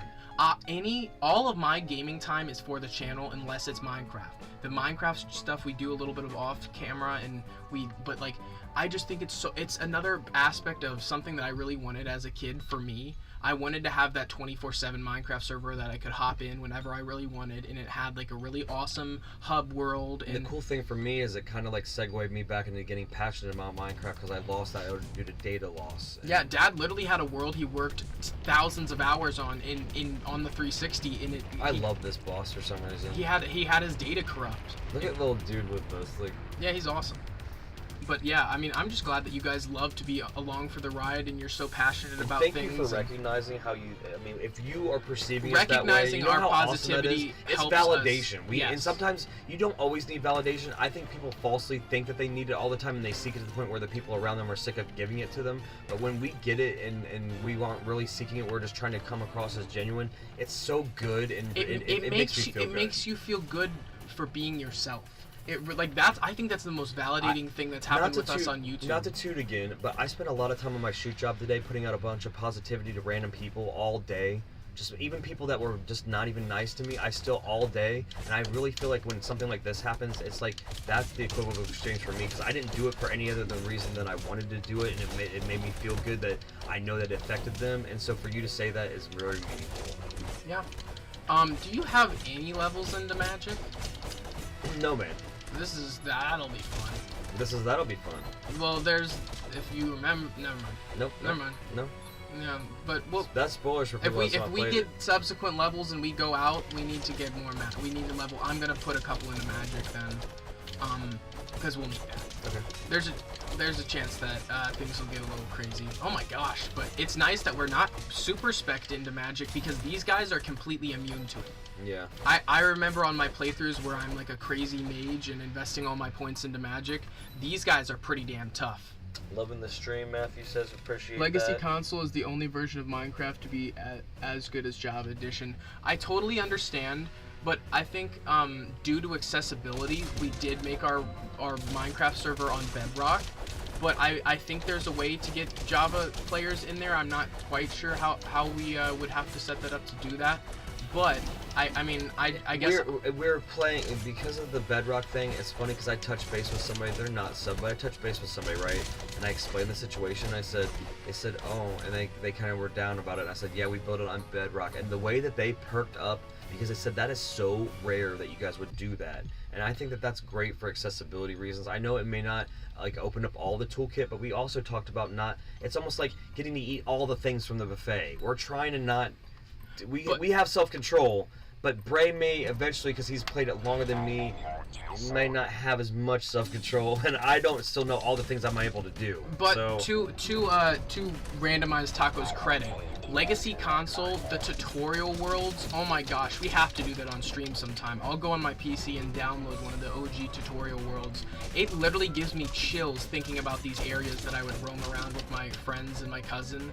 Like, just the music. That's why the fact that the early alpha Minecraft music will literally make me cry. Right. You can put on Minecraft Because Volume it pulls Alpha. you back, right? It literally pulls me back to being 7 or 8 years old and feeling such a. See, that's how I feel about watching cartoons from the 80s. Or playing Mario. I feel like that's right. how that's a really it's my like, and I will say this, and I've said this again. Steve in Minecraft is as iconic as Mario For sure. and Mario. And Pac-Man. Like, And like you know what I mean? Mario, Like, Pac-Man, freaking Lara Croft, it's right up there. Like, yeah, as far as for my generation, that is the biggest contributing character icon-wise that is akin to a Pac-Man, a Mario, or anyone of that, you know, Lara Croft, like you said, of that, like, level. Like, Steve and Alex are in Smash for... Look at this boss, guys. If you've never played this Actually, game. we should let them... There's a couple animations we want to see. This is also very Newgrounds. The clown. That clown is straight up from, like, Madness. Yeah. I mean, straight up, if you didn't know. It's almost like an Easter egg. Some of this stuff probably is Easter eggs since Tom Fulp had something to do with this. Like, I don't know. It's crazy. I think we've shown all of the unique little guys that spawn. So now we'll take the painter out. One of mine, if not my favorite boss in all of Castle Crashers, just because he's just so unique. There's not really anything like him. He's just so crazy, chaotic, and he's just awesome. Okay, so Matthew, we'll do a little intro since Matthew wasn't here. Dad. So, the person with, I don't know how to describe our voices, so talk, Dad.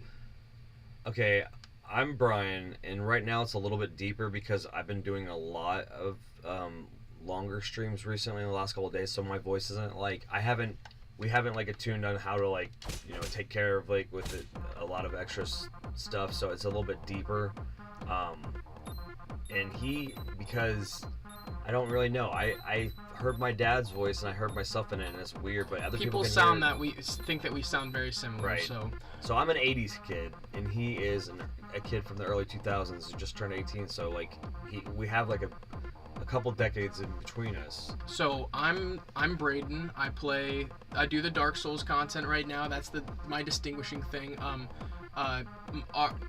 Ultimately, like, I kind of show Dad a lot of the games that I know people of my generation appreciate, and my friends and people, like the games that I know are very important that he hasn't played. Like, say for example, the fact that he hadn't played Black Ops Zombies at all. That there is a level of importance. I mean, to me, with Black Ops Zombies as what it did to for the community and stuff. So to have him go through Black Ops 2 and play Transit and play Buried and play all those classic Zombies maps, that's kind of like part of the foundation of our channel at this point. Like, there's a big chunk of content there where I was catching him up for years worth of content of Zombies, because I really wanted him to feel, that feeling and that genuine satisfaction that all of my friends felt going through some high rounds on Zombies, doing some Easter eggs. But like, ultimately, I love the channel because it just gives me and Dad an opportunity to expose each other to titles that we think are going to be, awesome and important, but also expose you guys to games that you've never heard of and never even thought that would be a game that you possibly wanted to play. And the unique perspective of it really is because I've always been a gamer. He was never denied. So like, there's people that would be like, they stop playing games because they think it's a bad stigma, their kids never get to do it. There's people that like, they're jealous that their kid's good, so they never push it. Not to compliment you guys too much as parents, you and Mom, but you guys really nurtured any interest that we had, whatever that was, even if it was just a hobby. You guys always full tilt wanted us to interact with the things that made us passionate, and you nurtured those important things. And there's a reason why I'm so passionate about, like, people, going about doing things that are important to them, because sometimes they don't have that encouragement from their parents. They don't. They get shot down by their parents and they get clouded by doubt. Oh, you're a dumbass. Yeah, that's stupid. I would never do that, and I would never been allowed to do that. Yeah, that's ridiculous. Like, why does that matter? Why does that matter? Generational curses are one of the worst things ever. Like, it is just like, so many families are torn apart by generational curses that they don't even understand their subconscious behaviors. There's the sock guys from the giant hand monster that is like right there now. Yeah, that is a little Easter egg in this. That's crazy. And this is the guy we killed at the piano. Yep. They're buds. And, yeah, they are buddies. This guy got real sad when we took his buddy out, and then we took him out and reunited him. So, seems like we're still the good guys. I think so. They also just, like, tried to murder us the whole time. I'm something of a scientist myself. Yeah. Shout out Willem Dafoe for being my favorite celebrity. He's so cool. Or Danny DeVito. Willem Dafoe and Danny DeVito sit at a resting spot of just, like, some of the most lovable people of all time. Trash bit. Go around the ring and eat garbage. Throw trash all over the place. I'm the trash man. And then he does, and he just throws up. It's so garbage. Gosh. Always Sunny is just hilarious. So funny. Alright, we're pretty close to the end of this this little deal here. Leveled up once again. Freaking 50 bucks level. Get Are we okay here? I mean, we're okay everywhere. No, I'm just thinking about, like, we'll be fine. Trust the process. Yes, of course, of course. We could go to the map. I think once we kill all these bosses, we can, like, go, like... Can I have some money now? Once the crystals have been broken, I don't think it matters, like, if we die or go to the map. Well, then let's just push through then. Yep. So here's the next crystal. This is just you've been enjoying the end of the second week of Game a Day May. Please feel free to check out the playlist for both seasons, and we're going to continue on because we're only at the halfway point of this month. With there being 31 days, there's a bit of an overflow. There's also a community poll out now that you're a subscriber. Please feel free to check that out and vote on the topics. And there's also a space for you to put in your own suggestions for the little free spots that we have opened up. for this project. Yeah, absolutely. If there's that game that really is super influential and has impacted the industry in indescribable ways, please let us know. And, you know, maybe we're just overlooking it and not even thinking about a game that we should be showing a bunch of love. Right, absolutely. And then we will, it'll be, especially if it's awesome and it turns out to be memorable, I'd be so happy to talk to you further about it and know that you're really the reason why it happened. Yeah. Ultimately, like, viewer suggestions are what helps drive the content sometimes, because, you know, it's very hard to always just come up with what to play, because maybe people are feeling a different flavor that day. It's not necessarily it's not necessarily content that's done by support from viewers like you. It's content that's made more meaningful because of viewers like you. Yeah. Yes, absolutely. It only has the meaning it does due to you guys. We're still going to support the content, guys. We are the Vid-Bits. Do you guys have a dog? Absolutely, yes. We have a dog. We have a beautiful Siberian Husky who is actually. We have the emotes for our membership are Husky Chief. Dad'll drop them in. He dropped them in the comments below. It's getting a little crazy. Yeah, but yeah, any level of membership from 1 to 3. It gives you access to those, as well as, like we mentioned, the Minecraft server. I don't have. We might have to come back to this because we don't have Sandos. Well, let's just give it a whirl. Let's give it the old whirl. The old Kevin McAllister whirl. I have my knife and fork for my mac and cheese with no meat in it. Yeah. My macaroni and cheese. Shout out to Macaulay Culkin. Culkin. I would love to collab with you sometime. I love your company, and I think that you do a lot of good for your charities, and I appreciate. I think he's just generally a good person. Absolutely. I'm glad that you survived everything that you did, and you're awesome for it. And I'm sorry your parents really did you dirty like that. But not to bring that up, but just more the fact that you are able to show what happens when you can overcome trauma, which is a great inspiration. And overcome complete adversity, because there were years where they're literally doing what they always do to people who are trying to escape the people who are doing bad to them, and they gaslight them and make them think that they're wrong. Or they're crazy. Or they're crazy. Like you would go through a crazy experimental time if everyone took advantage of you too. So stop judging. Like. Of course.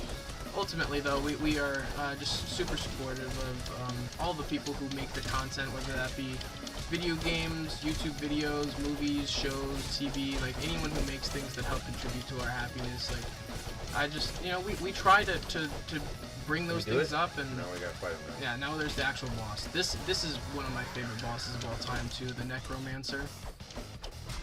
It's like you guys just watched us go through and basically create all this room of carnage. Yeah. This stream has been us filling this room. Filling this dang room, man. So he awesome. went up collecting them for his necromancy, and you know. He's a really cool character to unlock. I like his sword. Oh yeah, I agree. One of the most unique Castle Crashers characters by far. So do you see the pincer attack that we're deploying? That's pretty much like a staple to any beat 'em up, especially if you. Well, because he can't pay attention. You have. He doesn't. Can you just stop switching sides for a second? Yeah, I'll stay on the right side. We can juggle. He just rolled through it. So. Juggle. Oh.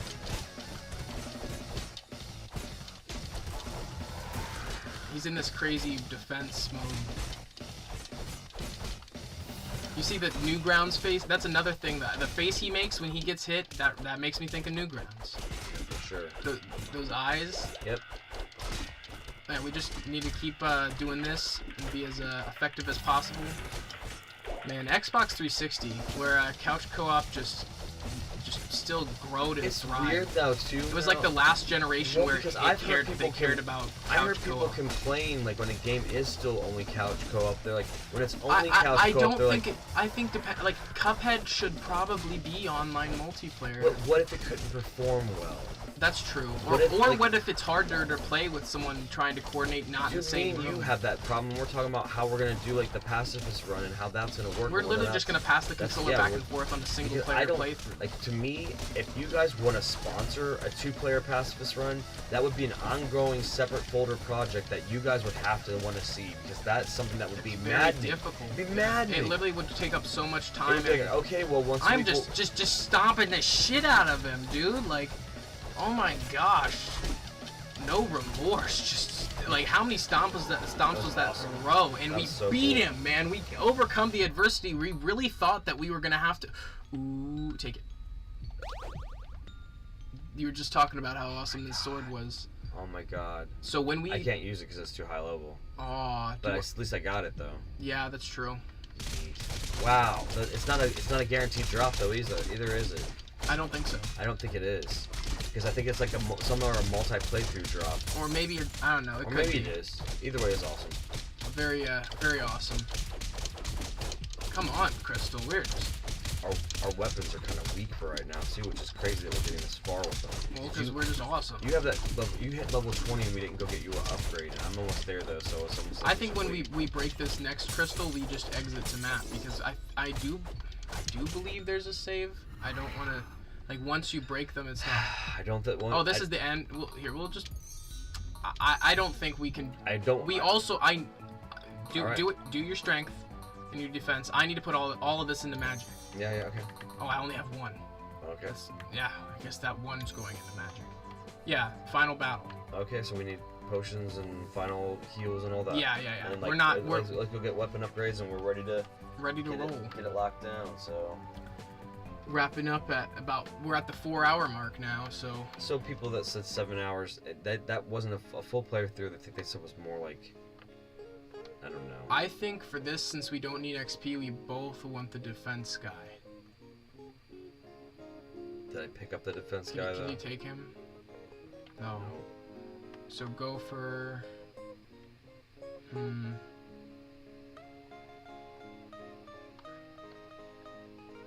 I don't know what the other ones do. Can you get him, the one I just had? This guy? Yeah, he was good. Random attack chance to just do a good bit of damage. Yeah, that's fine. Bipolar bear.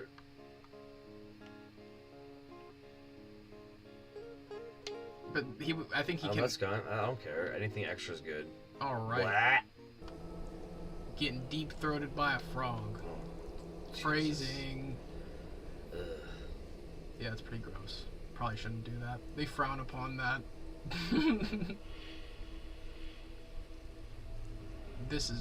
That one's really good. It's the Ice Barbarian weapon. Man, that's what, 28 or 20? That's 20. Plus 7 defense. That's awesome. I'm gonna use this. 30. Yeah, that stuff's really awesome too. Should I use this? We just unlocked 7 defense. Can't go wrong with that. Yeah, what should I do though? What was the one I was really liking? This one. The critical strike chance plus. That's great. You don't have it? I don't have it. Oh. I'm screwed. Can I drop? I can drop weapons though too. Okay, where's the quickest weapon we can think of? It'd be like in the first stage because there's like a pitchfork. Okay, yeah. So we'll go to the first stage. I'll swap this weapon with the pitchfork real quick. Evil sword has a 100% drop rate. Oh, okay. Okay, thank you for clarifying. I appreciate that. We totally want to. Yeah, know. I don't want to ever speculate that in the future. Then be like, yeah, I'm not sure. At least I know. Is there any other than bipolar bear? Is there anything that you could recommend Dad for a alternative weapon? Or not weapon, animal. It's in the battle, the first battle transition. It's here. Oh yeah, it is here. Okay, so take that. There we go. Because that is super badass. Alright, so let's go back. Doing it as quick as possible.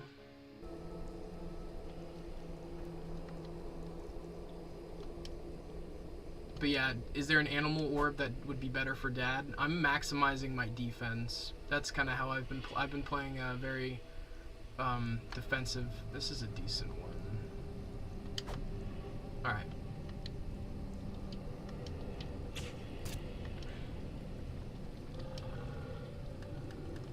But yeah. I need potions and beefies and all that. Oh yeah, we'll go do that. I can't wait to play Battle Block Theater with you, man. Yeah, that's gonna be awesome. That'll be highly anticipated, for sure. I think we should put that in a community poll for Game of Day May this year. And they'd have to vote on it. Right now, the other one's being led still, I think, by Red Dead Redemption. Yeah, so Red Dead Redemption is the triple. We wanted more mainstream games for that poll. You could go for this, or do you not have enough money? I don't. So let's get some beefy cakes.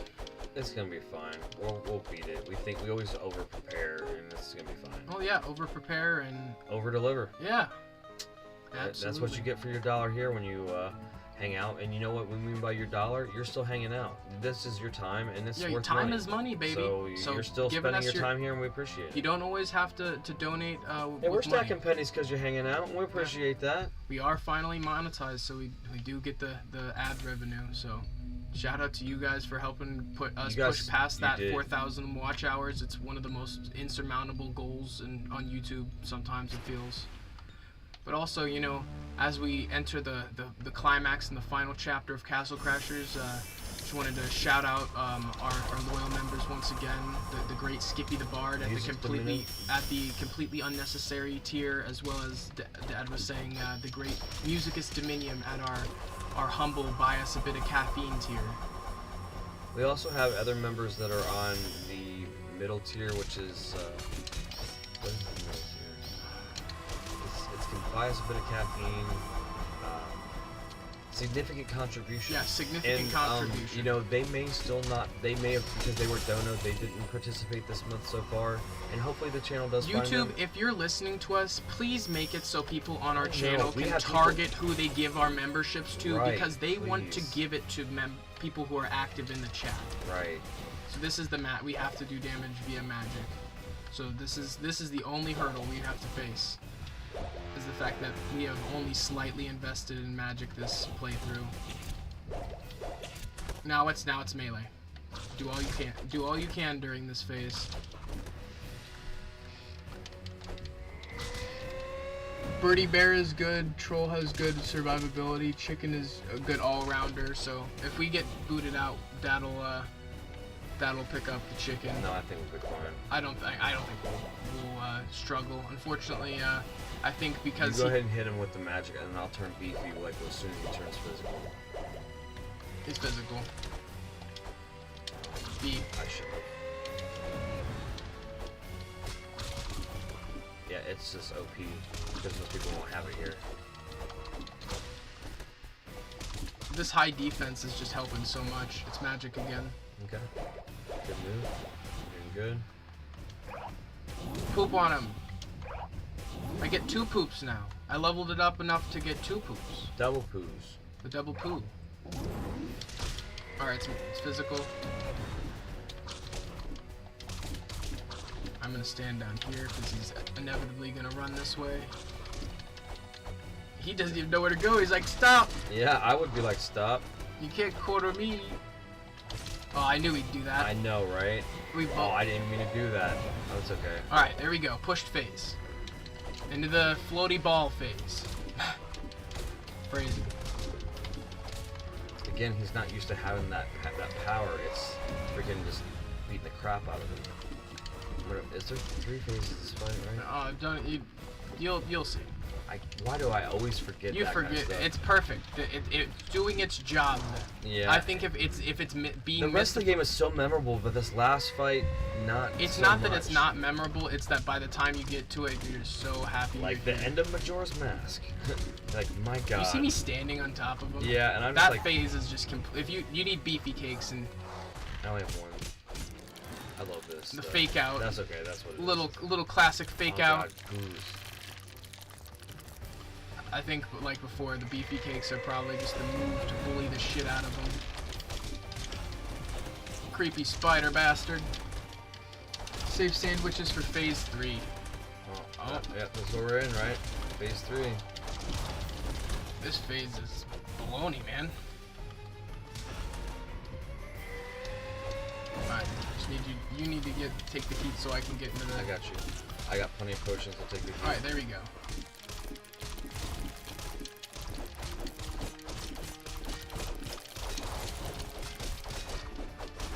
It's a team effort here.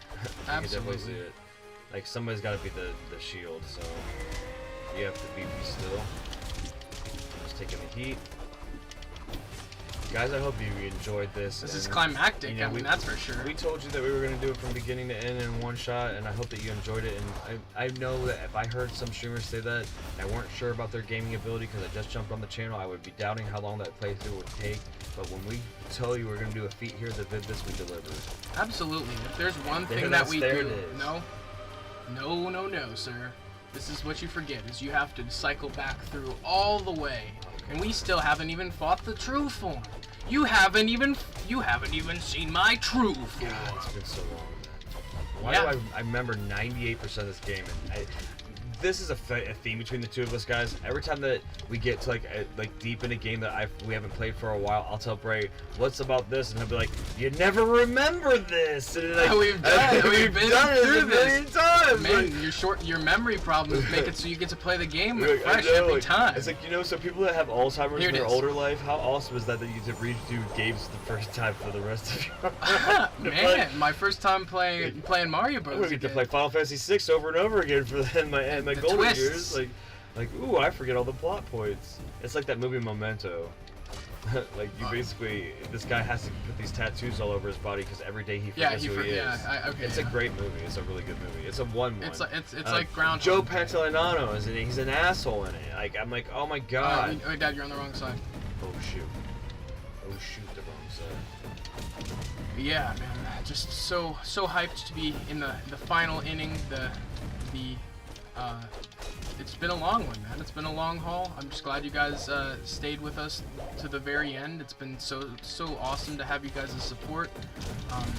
As always, we just appreciate everything you guys do, whether that just be a couple comments saying hi or Propping us up by staying the whole stream. yeah, that too. Like, it really, I mean, it takes a lot to be able to play a game start to finish. I mean, the developers don't really intend for you to do that. I No, mean, and parents don't intend you to do that because they're like, you already beat that damn game? Like, that's the worst thing. You think that it's a badge of honor to go tell your parents that you just beat the game's ass, and then you go in there and that's the worst thing you could do, and they're like, you're not getting enough. we need to block. Jeez. No, that blocking doesn't help. Like, we need to block it doesn't help. I mean, at least I realized it. It's just the slow roll. It's Fine. hard to. It's like a Wily fight. You know what I mean? You have to pick at it. And You also have to be careful. Watch him do his thing. It's fine. The dodge roll is really good because you can get 3 hits in a very short period of time. So if you build up a little bit of speed and get a good dodge roll, Good job. You got some good piecing up in there. good damage right there. Shout out to Matthew and Randomized Taco. Yeah, absolutely. I'm glad you enjoyed the stream. That's our intention. We really enjoyed it too, and it's not. It's been one of the more honestly, it's like, I'm sure you guys don't want to hear this because like we did play a whole stream, but this has been some of the most chill and relaxing streams because we've just been hanging out with the bros, playing some games, talking the talk, and we're just so glad to be on this journey and like having so much fun and walking the walk, baby. and being able to record all these memories, as Dad would say, in perpetuity, and being able to remember them for times to come. But man, right there, man, that was awesome. Sweet, man. All the different achievements that Dad was able to get on the Vid-Bits account, I mean, About to tie up with that KISS too, which is awesome for a one playthrough to get. because Dad's never actually. This is a never first got it. for Dad. He's never First been able kiss to do for this. me. He's never been able to acquire all the Thank kisses. you, Tom Fulp. Honestly, Also, thank you, Dan Paladin. You guys definitely You guys made an amazing game. you guys influenced my childhood in ways that you don't even know. I mean, you ultimately, they will never know. I hope that they feel the halo effect of all the joy that they I brought. think they do. I I would think like they to do. believe they do. These guys really, these guys and gals and everyone involved with Not this saying project. that we're the Babe Ruth of professional YouTube gaming, but we called our shot about 4 or so hours ago that we were going to let you see the credits call here. And if you joined in and you locked in and you dialed in for this entire stream, you got exactly what we offered. So I hope that you enjoyed the value that we provided for you, and it's just as much for you as it is for us. And we are, honestly, if we continue to intend on providing this level of content and this level of quality. It's only going to get better from here, guys. There's only up to go. I mean, look at our metrics. They're only going up because we're going to keep putting in the work. Yeah. I guess that's the last thing I can say. Put in the work. Put in the work. And if you want to be a content creator too, and you want to be on this journey with us, put in the work and be humble and prop up your community. Join the Discord. Showcase your peoples. That's what ultimately all these big YouTubers aren't doing. If you guys are working on projects when you're on the Discord, then we're all starting this community where we can keep each other in the loop and help each other motivate each other. Or if there's new games coming out that you want to see us play, if Aww. Aw. It makes you feel bad. They make you Right? feel bad. Right, That's they the do. only one that they really And make give you him a feel bunch bad. of fishes in tribute, and he's not even alive to enjoy them all. And that guy, you don't really feel bad because he was like definitely trying to maul us to death, like for sure. Yeah. I think there's a chance that maybe the cat was just mad at the king and we got in the middle of his affairs that we didn't even understand. We did. You come at the king, you best not miss. Yeah, man. I mean, you didn't miss, man. it's just so cinematic though to go through this and to see. It's to like see. it's great that they think they're families, because your family does sacrifice a lot for you to have your dreams sometimes. And you know, shout out to all of the sacrifice that our families make for us to do this stuff too. So. Yeah, I mean, but it's just so nice to have the credits show the work that they did too. Yeah. It shows all of the work they did, and it's literally the same environments rendered the same. It's not like this is a cinematic cutscene. They're literally showing the game off again, one last time. And we're going back through everything that Back we did, to the beginning. all the carnage that we produced. So. Or at least we're a part of. Yeah, and yeah, was it? There's those things. Those. Oh god, I can't even think of the references a bit late. But yeah, every time that somebody. Mega 64. That's crazy. And finally, thank you to the entire Newgrounds community and all the people who have played our previous games or have made a purchase at our online store. Your direct support continues to make our dreams a reality. Yeah. And that really, we've been echoing those kind of appreciative statements this whole time, at least on our end, as people who are starting our own brand. We really feel the same, and I'm just glad we're able to show all the love and support to a game that helped shape us as gamers. Yep, and we love this game so much that for some reason we wake up tomorrow and the music was something that was an issue and we get demonetized for this video. That's fine, because No, we're not about that. It's not about the money. Indie games and showing indie game love is about making sure that those people get the credit first and foremost. So if we can get a part of that, that's fine. If not, we're not going to edit this so that it's not watchable to take the music out or some aspect of it, for the sake of getting the money on the video, when it's all about them. It's about, we couldn't have played their game had they not made it. So. Right. Yeah. Shout out Newgrounds. Shout out Dan Paladin. Here. All right, you ready? Take the final blow. Sacrificing Hattie for the greater good. But I mean, in other words, I think that even though we were a little unsure, I know that I know that we said we didn't want to overexpose and show too many of the same people's games, but part of me is thinking that when we to end cap and maybe towards the end of May, maybe that's when we take on Battle Block Theater. I think it's one that these guys really have done so much that they do need showcased on both levels. But there is the 4.74%. There is the full circle moment. We got so many achievements. You can click the home button and check if you want. We got go to the controller icon. We've got 4 out of 12 achievements. They were heavy hitters, big ones. Though. 100-point achievements.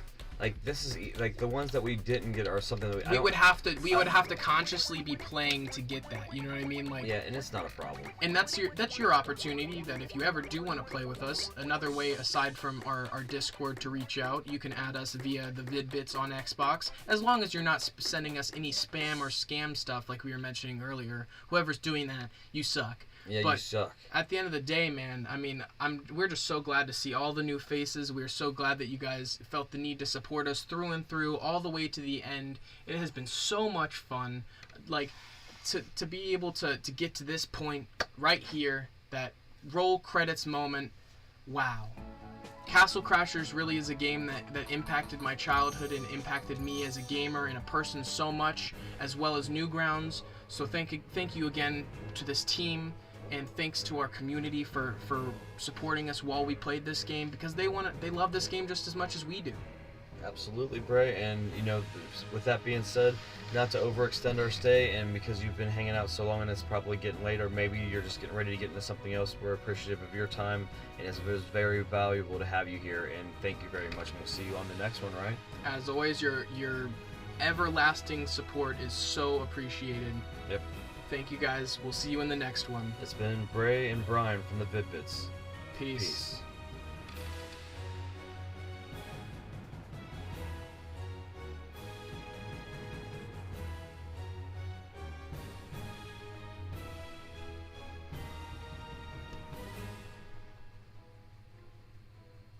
Dun, dun, dun, dun, dun. Secret stream credits have